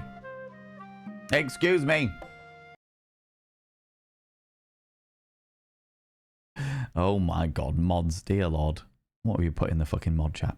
People go check out Lelling. They're glorious and spectacular. They deserve all your love and attention. Go do the thing. And also, while we're here, Red Hot Chili Peppers has redeemed a Praise the Mods. Could you do me a massive favor and throw out some mod loves in the channel? You can use any kind of mod loves from any kind of channel. You can use any kind of love hearts from any kind of channel. Say a massive thank you to those wonderful, wonderful moderators. They deserve all of the love, you beautiful friends and mods. Thank you so much. I really, really appreciate it. Wholesome, have you been looking through my private collection? Maybe. It's possible. When he sees you, he nearly drops the book he's holding, rewarding you with a glare. Good lord! It's also definitely a romance novel. Gee, all right. Oh, for God's sake, you cannot sneak up on me like that when I'm reading. Sounds like you're the kind of person that can't be distracted from your reading until you're scared. You have no way of knowing what world I've been in. I might mistake you for a zombie or an ill-mannered country gentleman, and, well... I am an ill-mannered country gentleman. That is true. I am that. Thank you so much, friends. More loves. More mod loves in the chat. You can use any kind of mod love. You can use any kind of love heart. I want to see the chat filled with them. Fill me with your mod love. I mean, what? What? What? What? Calm yourself. What? I might have to act accordingly, you see. Okay, but what if I was a zombie? And that would be bad. I am not a gentleman. How dare you? Ha! Well, neither am I. So I suppose we're already well met. Already well met. My name is Lyric. Hello, Lyric. Oh, your Lyric. Your Lyric. Okay. Somebody said something about Lyric. Myself, you know. I was originally written as Lionel. Can you imagine?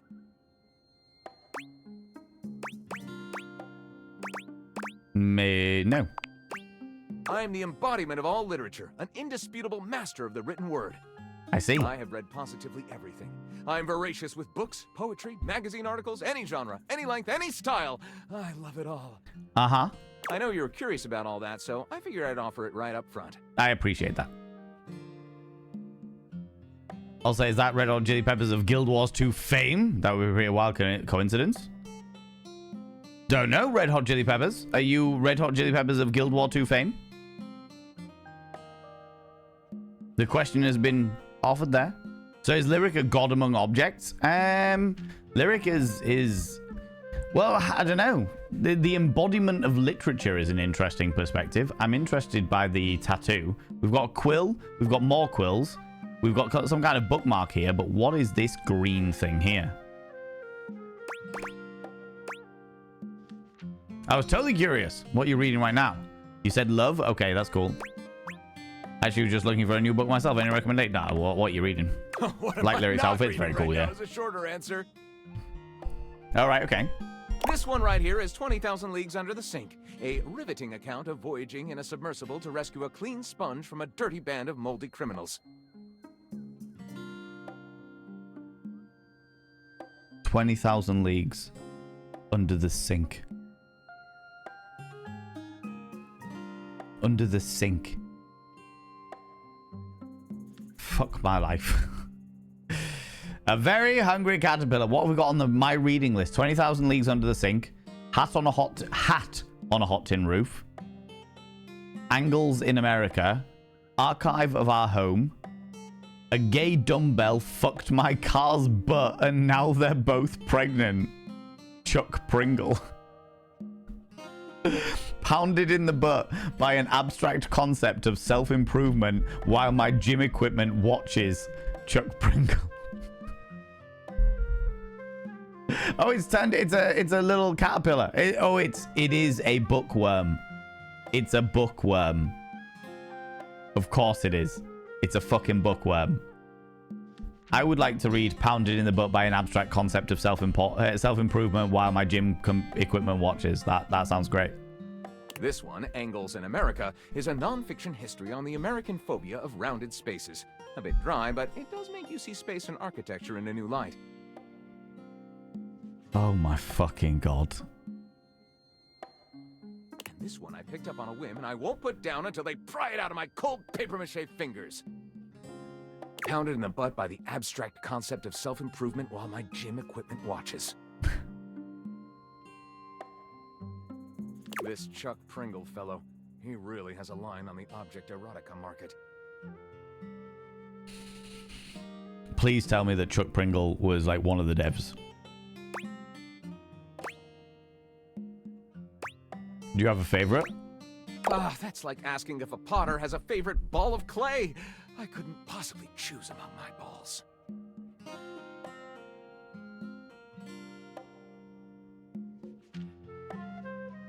Okay. As much as there are a variety of other characters that have really piqued my my joy of aesthetics, this character has the fucking greatest writing. The innuendo is wild. They all contribute to this chaotic and adorable additive sculpture. That is me. And I thoroughly appreciate the fact that they're called Lyric. Lyric cosplay when? How's it going, Smacktus? Hello, can I get a shout out for Smacktus as well, please? The innuendo is becoming less subtle. Very much so. In your endo. Chaotic and adorable. You sound like a juvenile tornado. No. You have a favorite genre to write. Right. Do I have a favorite genre to write? People go check out Smacktus, who was not playing Pokemon. They were playing, was it Mario-mon? Which was like some obscure modded version of Mario and Pokemon. Well, we have arrived at my tragic flaw much more quickly than I would have liked. Usually I get at least a few minutes of stimulating conversation out of a stranger before I'm forced to share my great shortcoming. I am a reader, but not a writer. Ah, I see. There's nothing wrong with being a reader. Sadly, I've never even written a paragraph. Not a single line of text. Not a word. Not a punctuation mark. With all those quills and everything. Really? But your literature, that seems like a big hole. Followed me. Ooh, you little stalker. Thank you very much for the follow, you beautiful bean. I really appreciate it. You glorious. Oh, it's Cucumber. How you doing, you beautiful bean? I don't like to call people out in case they were lurking, but you've been chatting throughout the day, so I'm happy to say thanks to you.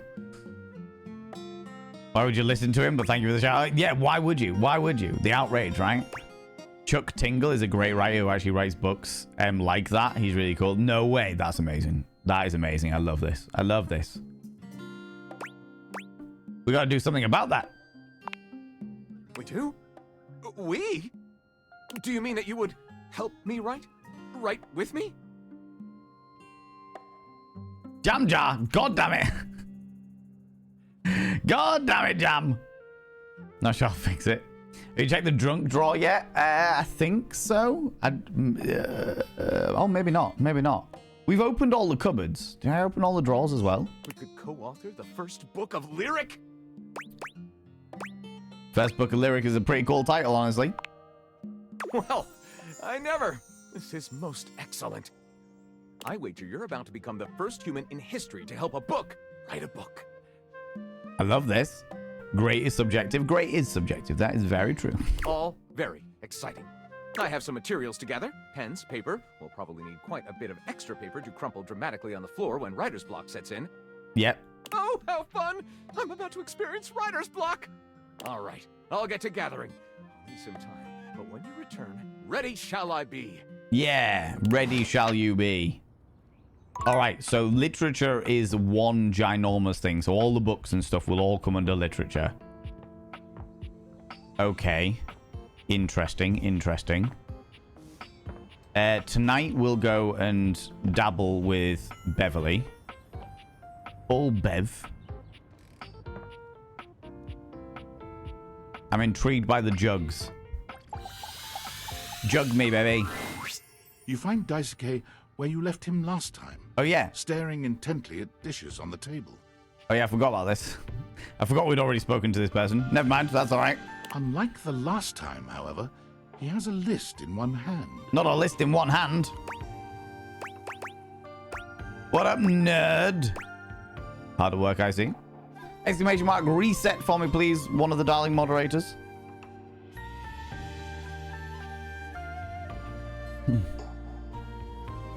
Yeah, I need to get, for Lady Memoria, I need to deal with Art and Cam. And I don't know who Cam is. Thank you very much, Jam Jar. Friends, exclamation mark, hate if you hate them, exclamation mark, friends if you want to friend them, exclamation mark, love if you want to love them. It is entirely up to you. Hard at work, I see. People are still going between friends and love, so I can say this one. That's cool. Not hard enough. Not hard enough. There's much to do, and my injuries have slowed me down. Not your injuries. In addition to inventory and keeping track of all the dishes, I'm also in charge of deliveries throughout the home. Oh, we've got the question mark. So we haven't met this person yet, but we've met them through somebody else. Unfortunately, I am unable to do much in my current condition. What's wrong here? I prefer to work alone, but an assistant would be invaluable in this moment. Do you want to know who Cam is? No, thank you. No, I'm good. The more I bumblefuck around, the happier I am. Thank you very much, Jamjar. That wasn't targeted specifically. I appreciate you asking, but no, I just like to discover as we discover, you know? We'll find them whenever we find them. Let me help you. It's my fault you got hurt to begin with. Was it? You wish to right this wrong? I can't remember what I did, but sure. Okay. Can anyone remember? Genuine question. Genuine question you are allowed to answer. How did we hurt him? What did we do to hurt this guy? I want to know how they get their hair so thick. I know, right? I know. Can anyone remember what we did to hurt this guy? I have no recollection at all of what happened. Cam is at work still. My husband's name is Cameron. Oh my god, Trash Panda. You tripped and fell and he got chipped catching you.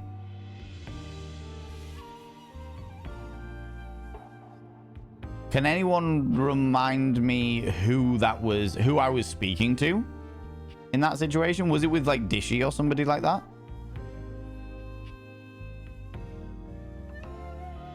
Because I can't remember meeting this person before this point, but that's not surprising. My memory is atrocious.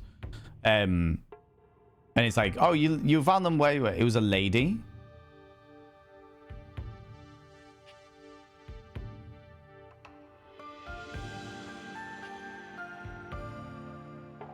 Can't remember which one though.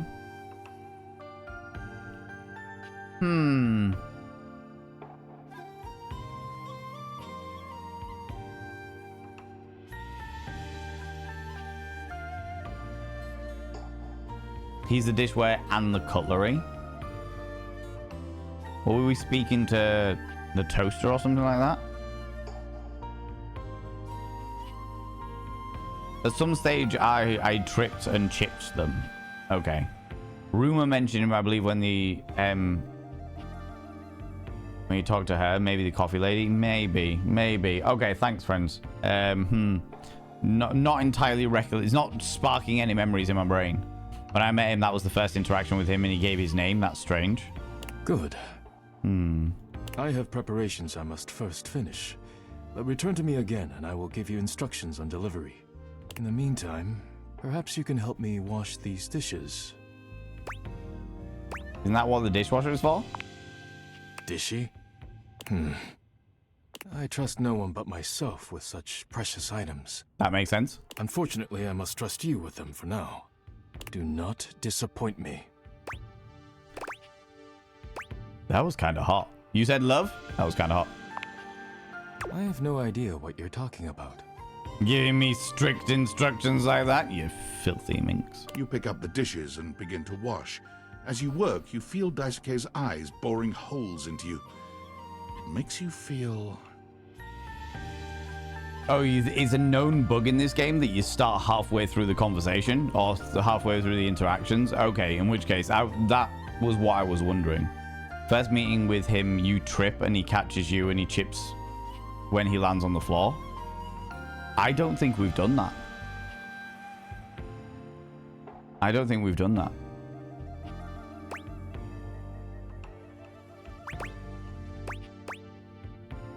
Flustered. Your hands are shaking. Take care lest you drop one. Daisuke places a hand on yours, perhaps to steady you, but it has the opposite effect. There's strength and grace in equal measure in his touch, and it makes you wonder how he might touch you under different circumstances. Can I play with your crockery? Can you give me a good forking?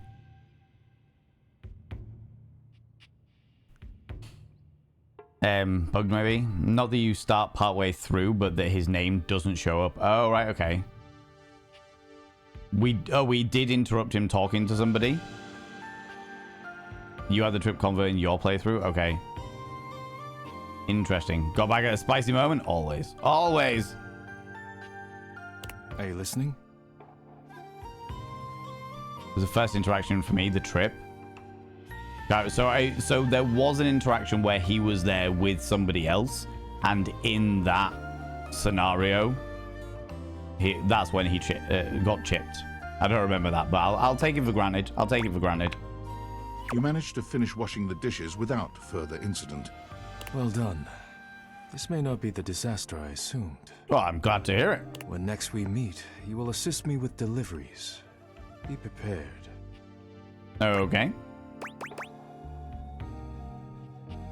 You got it. Very good. Leave me now. I must review orders and inventory. Farewell. Farewell. And of course, friends, we've got to the middle of the day. Which means it's time for your choice. The viewer's choice. New poll. Who date now? Who do you fancy, friends? The dresser? Okay. Zabadian, you cheeky little devil. Coming in with 5 streams in a row. You've been streaking through here. The clouds are back over. It's still warm, but the clouds are over. You're safe from the sunshine, burning your flappy bits. This guy had a 73 win streak until I played with him. Then he had a 74 win streak. Oh my god. Dear Lord. Trash can. Toaster. The cat clock. Okay, I'll put the cat clock in there. In fact, no, I won't put the cat clock in there because we've already voted that the cat clock is coming next, so that we can be late. I'm not gonna usurp the previous one. The junk drawer in the office. I think we've done the junk drawer, but I'll have a look. Drawer.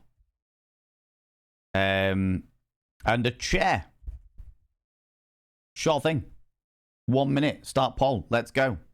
The choice, as always, is yours.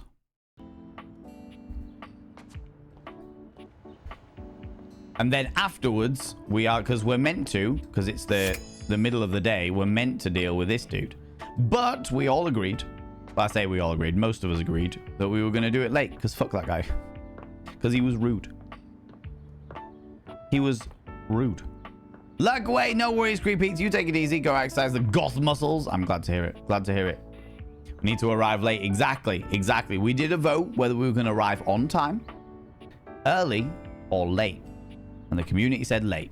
So, late it is. Late it is. You vote the dresser, Lucifer's Ace. No worries. Voting isn't working for you. I'm assuming you're going to vote for the dresser, Trash Panto. Who do you want to vote for? Cucumber? 2 extra votes for the dresser. What about you, Cucumber?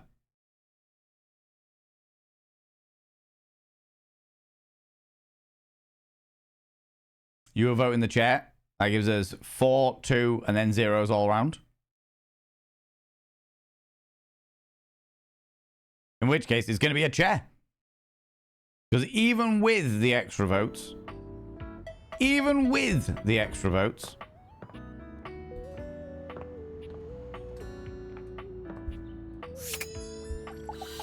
it's still going to be the chair.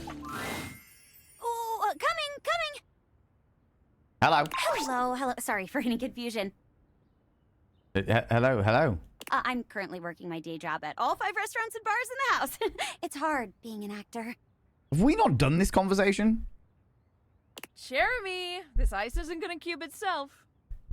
Coming! Stop by for another night of some theater. Jeremy? Oh, is it because we did it at lunchtime? And because we did it at lunchtime, they're always busy. Maybe we need to go down at a nighttime. Right, let's go be late for the clock. What are you doing here? I told you to come at noon sharp. Oh, did you? I thought you said straight over afternoon sharp. What a shame. No.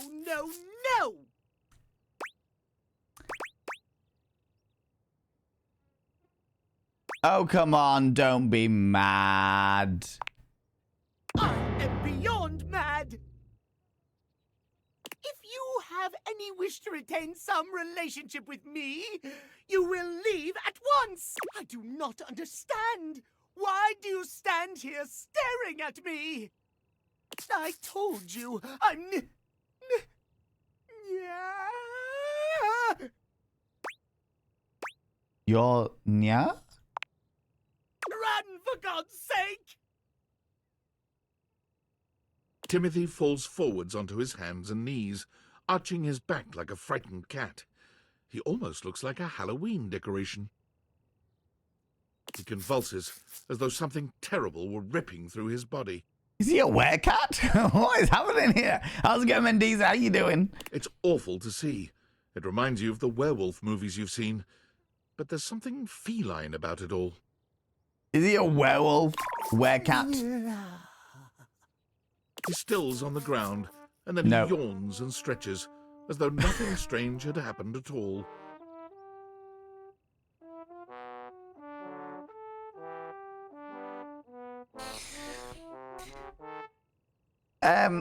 That, friends, that reminded me of,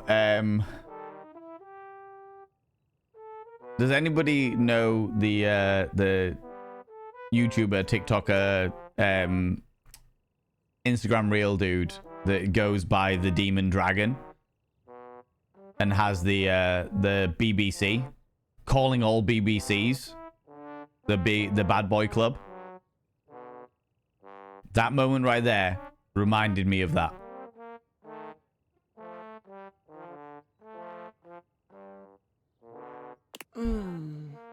So sleepy. Yeah. Maybe time for a cat nap. Oh, hopefully Trash Panto.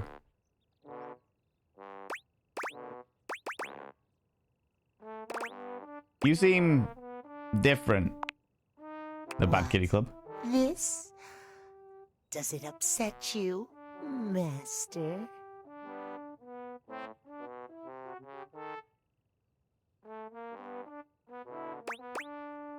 Master? You own the clock, don't you? That makes you Timmy's owner. Yeah. Okay, so not Timothy. Timmy. You don't like it when Timmy calls you Master? What is going on? What is happening? Did we make him have some kind of like short circuit? And what? Do you know what? Let's Jam Jar, could you do an exclamation mark reset for me? Because I feel like that we've changed things. Things have changed. Things have changed. They need to be reassessed. Okay, friends. Exclamation mark love if you want to really lean into this shit. Exclamation mark friends if you want to be like, all right, we'll see how it goes. Or exclamation mark hate if you want to fucking be done with it. Done with it. Because the dynamic has changed. Jekyll and Hyde. Timmy and Hyde. Timmy has a lot more fun than Timothy. Apparently so. But what? See, and you think it was... I would like this weird, but even I was like, what? Yeah, Dr. Jekyll and Mr. Hyde. Yep. Timmy and Timothy.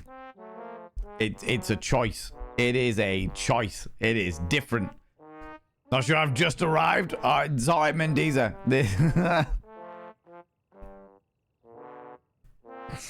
All right. All right. I was not expecting this. I was not expecting this at all. Panda to Mago. Panda to it. Panda to it. Suspension bridges use similar principles as car suspensions. The cables and towers of a suspension bridge work like a vehicle's suspension system, distributing weight and absorbing movement. These systems are very different than suspensions of disbelief.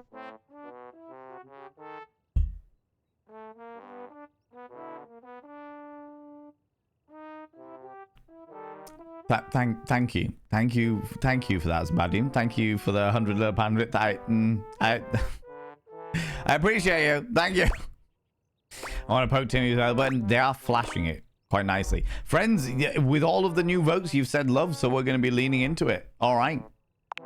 It's cute. Timmy will remember that, Master. Can you explain what the hell is going on? It's simple, yeah.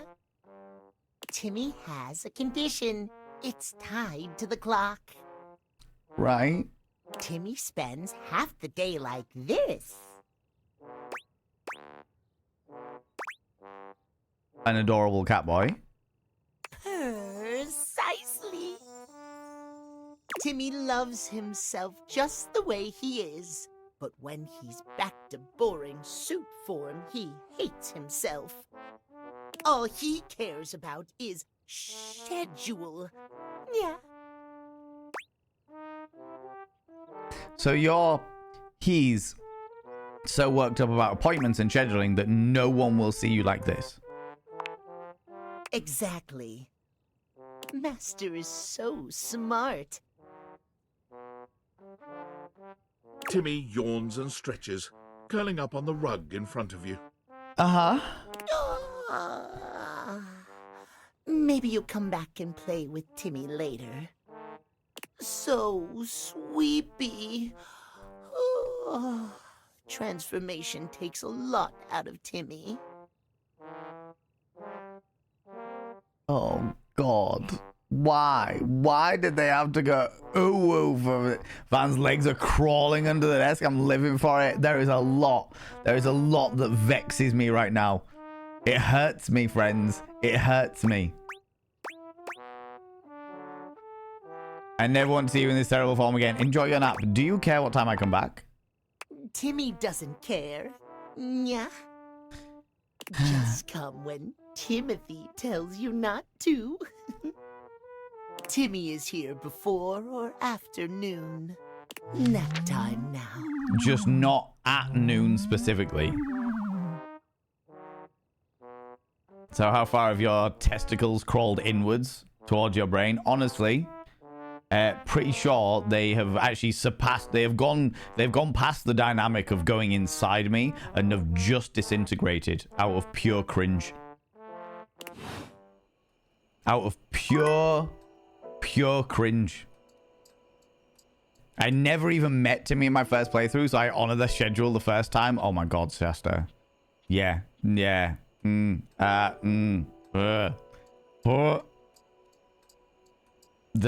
uwu in the most serious uwu dynamics vexes me. Vexes me in my little fucking soul. Right. Let me jump on into... No, not this god. That's the credits. We haven't done Phoenicia. We could do Phoenicia. There's still loads. We've got 62. There's still 38 people we haven't even met yet. So Eddie and Volt love us.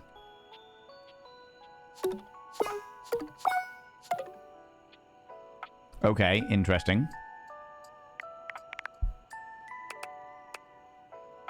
I thought Luna loved us, but apparently not. We did need to speak to Jack Sparrow. But I did say I was going to finish on Beverly.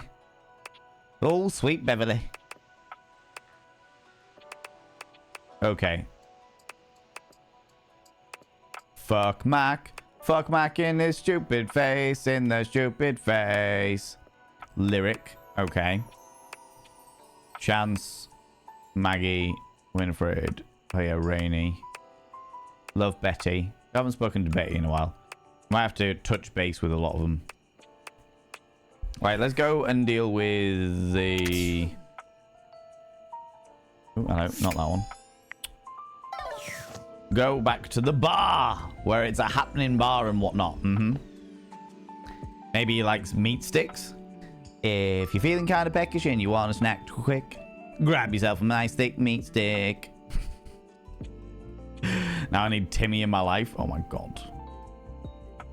What the heck is that cringe I just woke up to? I hope it's been muted.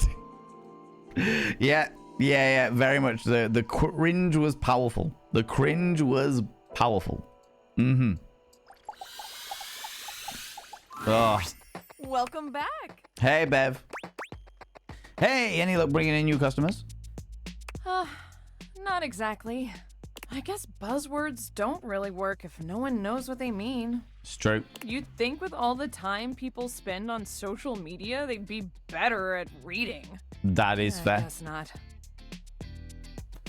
But let's not talk about that. Bringing down the mood won't help bring in people either. That is true. That is true. Anyway, what can I get you? I would love a cocktail, please. Excellent. So, what'll it be? I've decided they can't give me a bit of the creepiness. You're good, Mundiza. I understand. I understand. It hurts me in my soul, too. You guys are sleeping on my boy Dishy. Yeah, we are. For a good reason. Because your boy Dishy is absolutely a plug for the government. Let's have a Ramos Ginto Aperol Spritz. No, we'll go for a classic martini. Go for a classic martini. Ooh, those are just delicious. So many different floral and spirit-forward flavors. Coming right up. Beverly hands you your drink. Love a good drink. Pour it out in front of her. Ah, thanks, Bev. No problem. It's not like I have anyone else to tend to right now. It is painfully obvious that I am no wordsmith. So maybe my ads need to be more visual. I'm all for that. We need something that makes the others feel like they have to come inside. Exactly, boobies. I mean, what? What could it be? Sex sells. We only chose one word last time. Let's choose more. A cute mascot. How about a signature drink? Sign spinners. A lot of them. A signature drink is, marketing-wise, the best way forward. Oh. If this were a cartoon, I'd have a light bulb over my head right now. Really? Where is it? A signature drink. When you're done playing, I recommend looking up the other Dishy outcomes. Oh, I'm sure that we'll go back to Dishy. I have no doubt at some stage we'll go back to Dishy Trash Bando by any stretch of the imagination. Purely for the lols, you know? Mascots for all! Yes. Oh my gosh. Again, it's so obvious. I need a drink that is so superbly amazing, enticing, and can only be found here. Mm-hmm. Why didn't I think of that before? Good question. It wasn't a dialogue option. You've been focusing on other things. That's right. Like ice cube size. Is that an innuendo for my penis? Did you know that the bigger the ice cube, the more surface area it has, the slower it melts? I mean, it makes sense. People who stand on the streets and spin hold signs for the businesses, yeah. Out in the fucking wilderness. People you see on, like, walking up and down streets with big fucking signs and they spin them and they do all kinds of things. It's a much bigger practice in America than it is in the UK. I want to have the biggest ice cubes this side of the North Pole. Will you help me make it? Or at least be my taste tester? Tasting, drinking, imbibing, I'm all for it. Same here. All right. In mixology, a good cocktail needs 4 attributes: strong, sweet, sour, and bitters.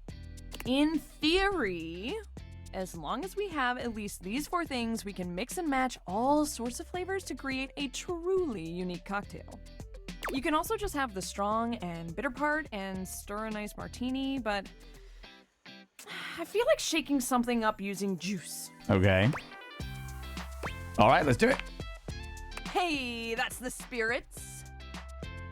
I don't know if they are seen in other countries. They're generally more populated. They're definitely bigger in America than they are this side of the ocean.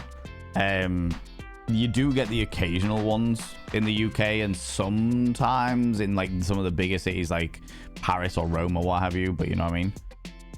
In the UK, it's usually some bored-looking student holding an arrow sign on a pole that says golf sale or some inexplicable reason. Yeah.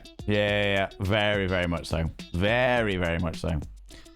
First, let's pick the strong liquor. What do you think? Vodka. Vodka. Clear as day? Yeah. Good choice. Love the vodka. I'm gonna put a little bit extra just in case. Oh, well, you know. Now, we need a liqueur for the sweet portion. Uh-huh. Let's do it. I know what a liqueur is. Which It's should all we good. use? Orange, simple syrup, elderflower, or berry?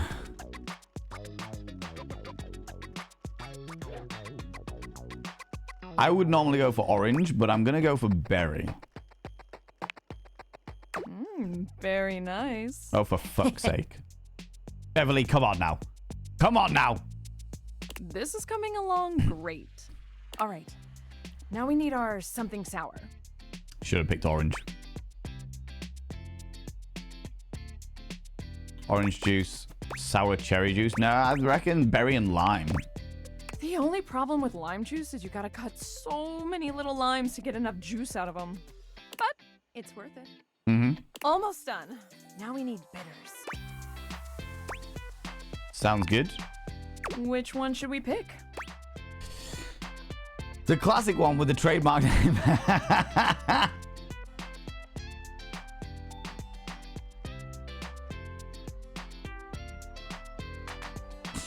You mean the one that has a different sized label to the bottle? Definitely that one.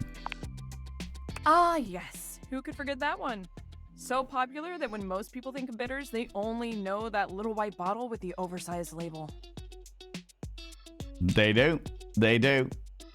And fun story, I actually know the reason why it's the oversized label. So, when they made Angostur's Bitter, when they made the trademark label bitter, it was originally designed as a stomach settler. So it was originally designed for like the military and hospitals and stuff like that as a stomach settler. And then they started using it in bars and stuff like that to lend into drinks and bits and pieces. And when they got to a size where they were like, right, okay, this is actually something we could market, we should push out there into the world and what have you. It was two brothers that made the company, or the story goes that it was two brothers that made the company. One of them bought the bottles and one of them bought the labels. And the reason why the labels are so much bigger than the bottles is because they never actually spoke to each other about what size they needed, and then it became trademark. It became a trademark thing that the bottle always had to be smaller than the label. So there you go. Now you know. Now you know. The only ones over here that are used are people with flags to indicate room in the car park lots. Yeah. Yes. Now, what about a little finishing touch to it? What we got? Vodka, berry, lime. Berry and lime with Angostur's Bitter. Okay.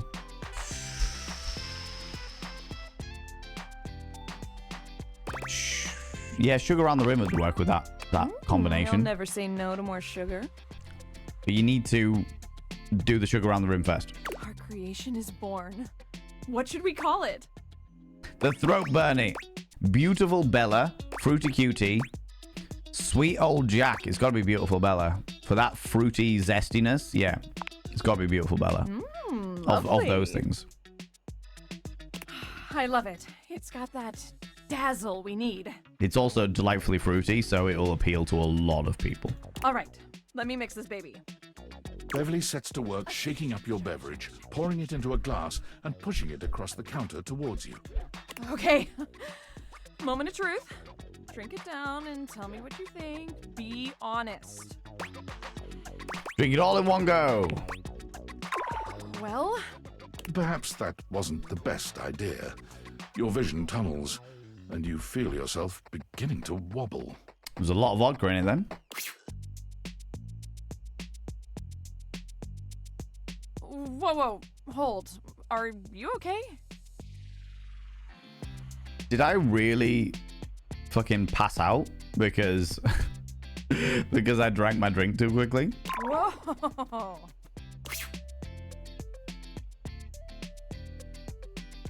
You're not sure how long you've been out, but you wake up to Beverly looking down at you with deep concern. Oh my She God. helps you to your feet.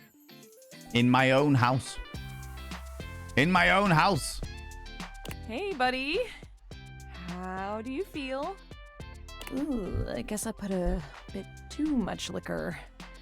Way too much. I'm sorry.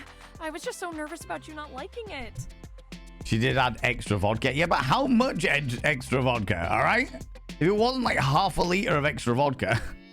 Because, I mean, if this doesn't work, I might as well call it quits for real this time. I figured if it gets people so drunk they couldn't tell the difference between good and bad, it would work out. That was stupid.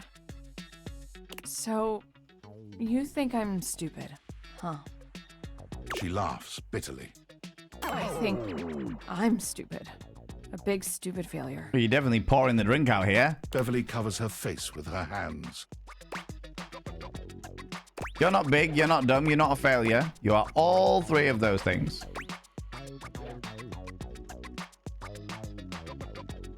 You are not a failure. I truly am, though. I am all the bad things and more. I try to be bubbly and fun like soda, but I just fall flat. Like flat soda. You just push yourself too fast, too far, too quickly. No one wants to be around me, ever. But drinks are literally everything I am. I am lost without the tipsy tumbler. What do you do when no one likes the thing that makes you, you? I thought the customer was supposed to whine about the bartender, not the other way around. Oh, that's a dickish thing to say. You find the ones that do. Beverly sniffles, rubbing at her eyes. Good Lord. You really think there's anyone out there that would like a watered-down floozy like me? Yes, Beverly, we do. Sure, I mean, I do. Yeah, blush, you cheeky devil. Why am I'm turning red. I'm not the one who drank that monstrosity. Okay. I'm gonna spend some more time tinkering with this specialty cocktail thing. It's not gonna mix itself, after all. Mm-hmm, it's true. In the meantime, do you think you could do some word-of-mouth advertising for me? Sounds good. I'm sorry to ask, but you're kind of the only mouth that can help me.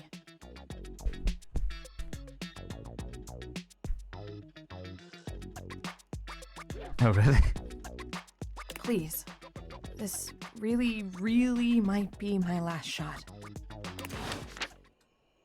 Well, I never. Such things you say to me, Beverly.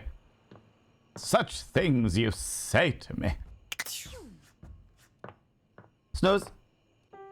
My mouth can help. Exactly. Exactly. She wants to shoot you in your mouth? Exactly. Exactly. I love it when people shoot in my mouth. It's great. It's great. It's such a wonderful and enamoring experience. Ah, look. The outside. The neighborhood. The car driving by. The exact same cars driving by. That, friends, is where we're going to leave it today, you cheeky little devils. That is where we're going to leave it today. Ooh, no. Save first, Valen. Jesus Christ. And then main menu. There we go. There we go. Friends! That's where we're going to leave it today, you cheeky little devils. But as always, we are going to go throw some love at another delightful individual. We're going to go throw our delightful community over to another glorious, glorious human being. And I would love it. I would absolutely love it if you could all come over with us and join in on the raid, the cheeky little raid. But before we go anywhere, friends, could you please do me a favor and throw out some mod loves in the channel? Say a massive thank you to all those wonderful moderators. You can do any kind of mod love from any kind of channel. You can do any kind of love heart from any kind of channel. Oh my god, I've just seen that 2 hours ago Denzi redeemed a smolder and I didn't do it. Denzi, I don't know whether you're still here now, you beautiful beans, but I will fund your points so you get them all back and you can redeem a smolder another time. Boom, boom, boom, boom. all of my little love hearts that I want to give to the moderators. Mods! Thank you so much for being here. Thanks so much for all that you do in and out of stream, all the stuff you do for me behind the scenes, and all the stuff you do for this wonderful, wonderful community. I really, really appreciate it, you beautiful individuals. I really appreciate it. Right. Let me have a quick look at who we can go throw some love over at.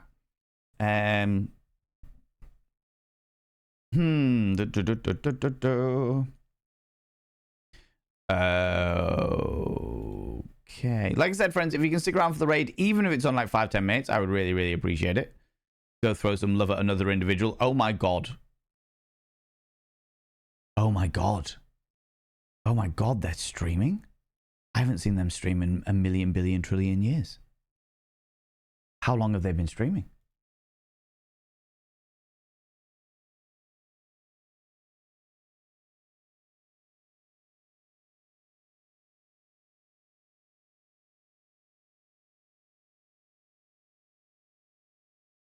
Interesting. Interesting.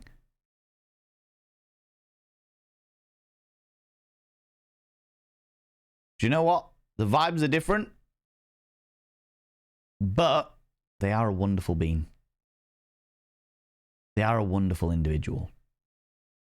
So I would love it if we can go over and throw them some love. You all up for it, friends? You all up for it? You all up to go and throw a friend of mine some love? The vibes are very, very different, but I think that you, well, I would like to think that many of you will love their indulgences, their gloriousness, their happy-go-lucky, happy-go-scampy-nussiness, you know? And also, throw me harder makes me very happy. And also, it's different vibes, but there is something that happened in today's stream that will carry on into the stream that we're going to go over to, all right? Okay? Friends, we're going to go see a dear friend of mine, a wonderful, wonderful human being called Stacy the Linguist. We're going to go see Stacy the Linguist. Stacy the Linguist is a linguist. They study linguistics. They study the art of language and the way that language has changed and the way that language changes with cultural and sociological and all that dynamics and what have you. And they are doing some reading. Some reading today, reading and writing and bits and pieces and what have you. It's a different dynamic, but they are a wonderful, wonderful individual. And I would love to take you all over there to go throw them some love and see what it's all about. See what's going on, right? Fucking hell, there's loads of you in here. This is going to be great. This is going to be great. Thank you so much, friends, for joining the raid. I really appreciate it. If you are a subscriber, please copy and paste the first raid message. Do you know what? I'll throw them out there again so that we've got them nice and eager and ready to go. If you're a subscriber, please copy and paste the first raid message. If you're not a subscriber, please copy and paste the second raid message. That's the first bot of vein raid message for subscribers, the second bot of vein raid message for non-subscribers. Also, thank you very much, Nibrin, for throwing those out initially. I just wanted to get them back down into the bottom of it. Friends, we're going to go see a dear friend of mine, Stacy. I'll be back tomorrow at 1 p.m. BST. That's 1 p.m. British time. We'll be playing some more Blueprints, and then again on Friday at the earlier time of 6 p.m. BST, where we will be doing some Bob Ross shenanigans. Thanks so much for being here. Thanks for raid, the subs, gift subs, all the cheeky little bits. Thanks for the donations, the follows, hanging out with me and doing all bits and pieces. Until tomorrow, don't do anything I wouldn't do, because if I wouldn't do it, it'll fucking kill you. I'll see you later. Bye-bye.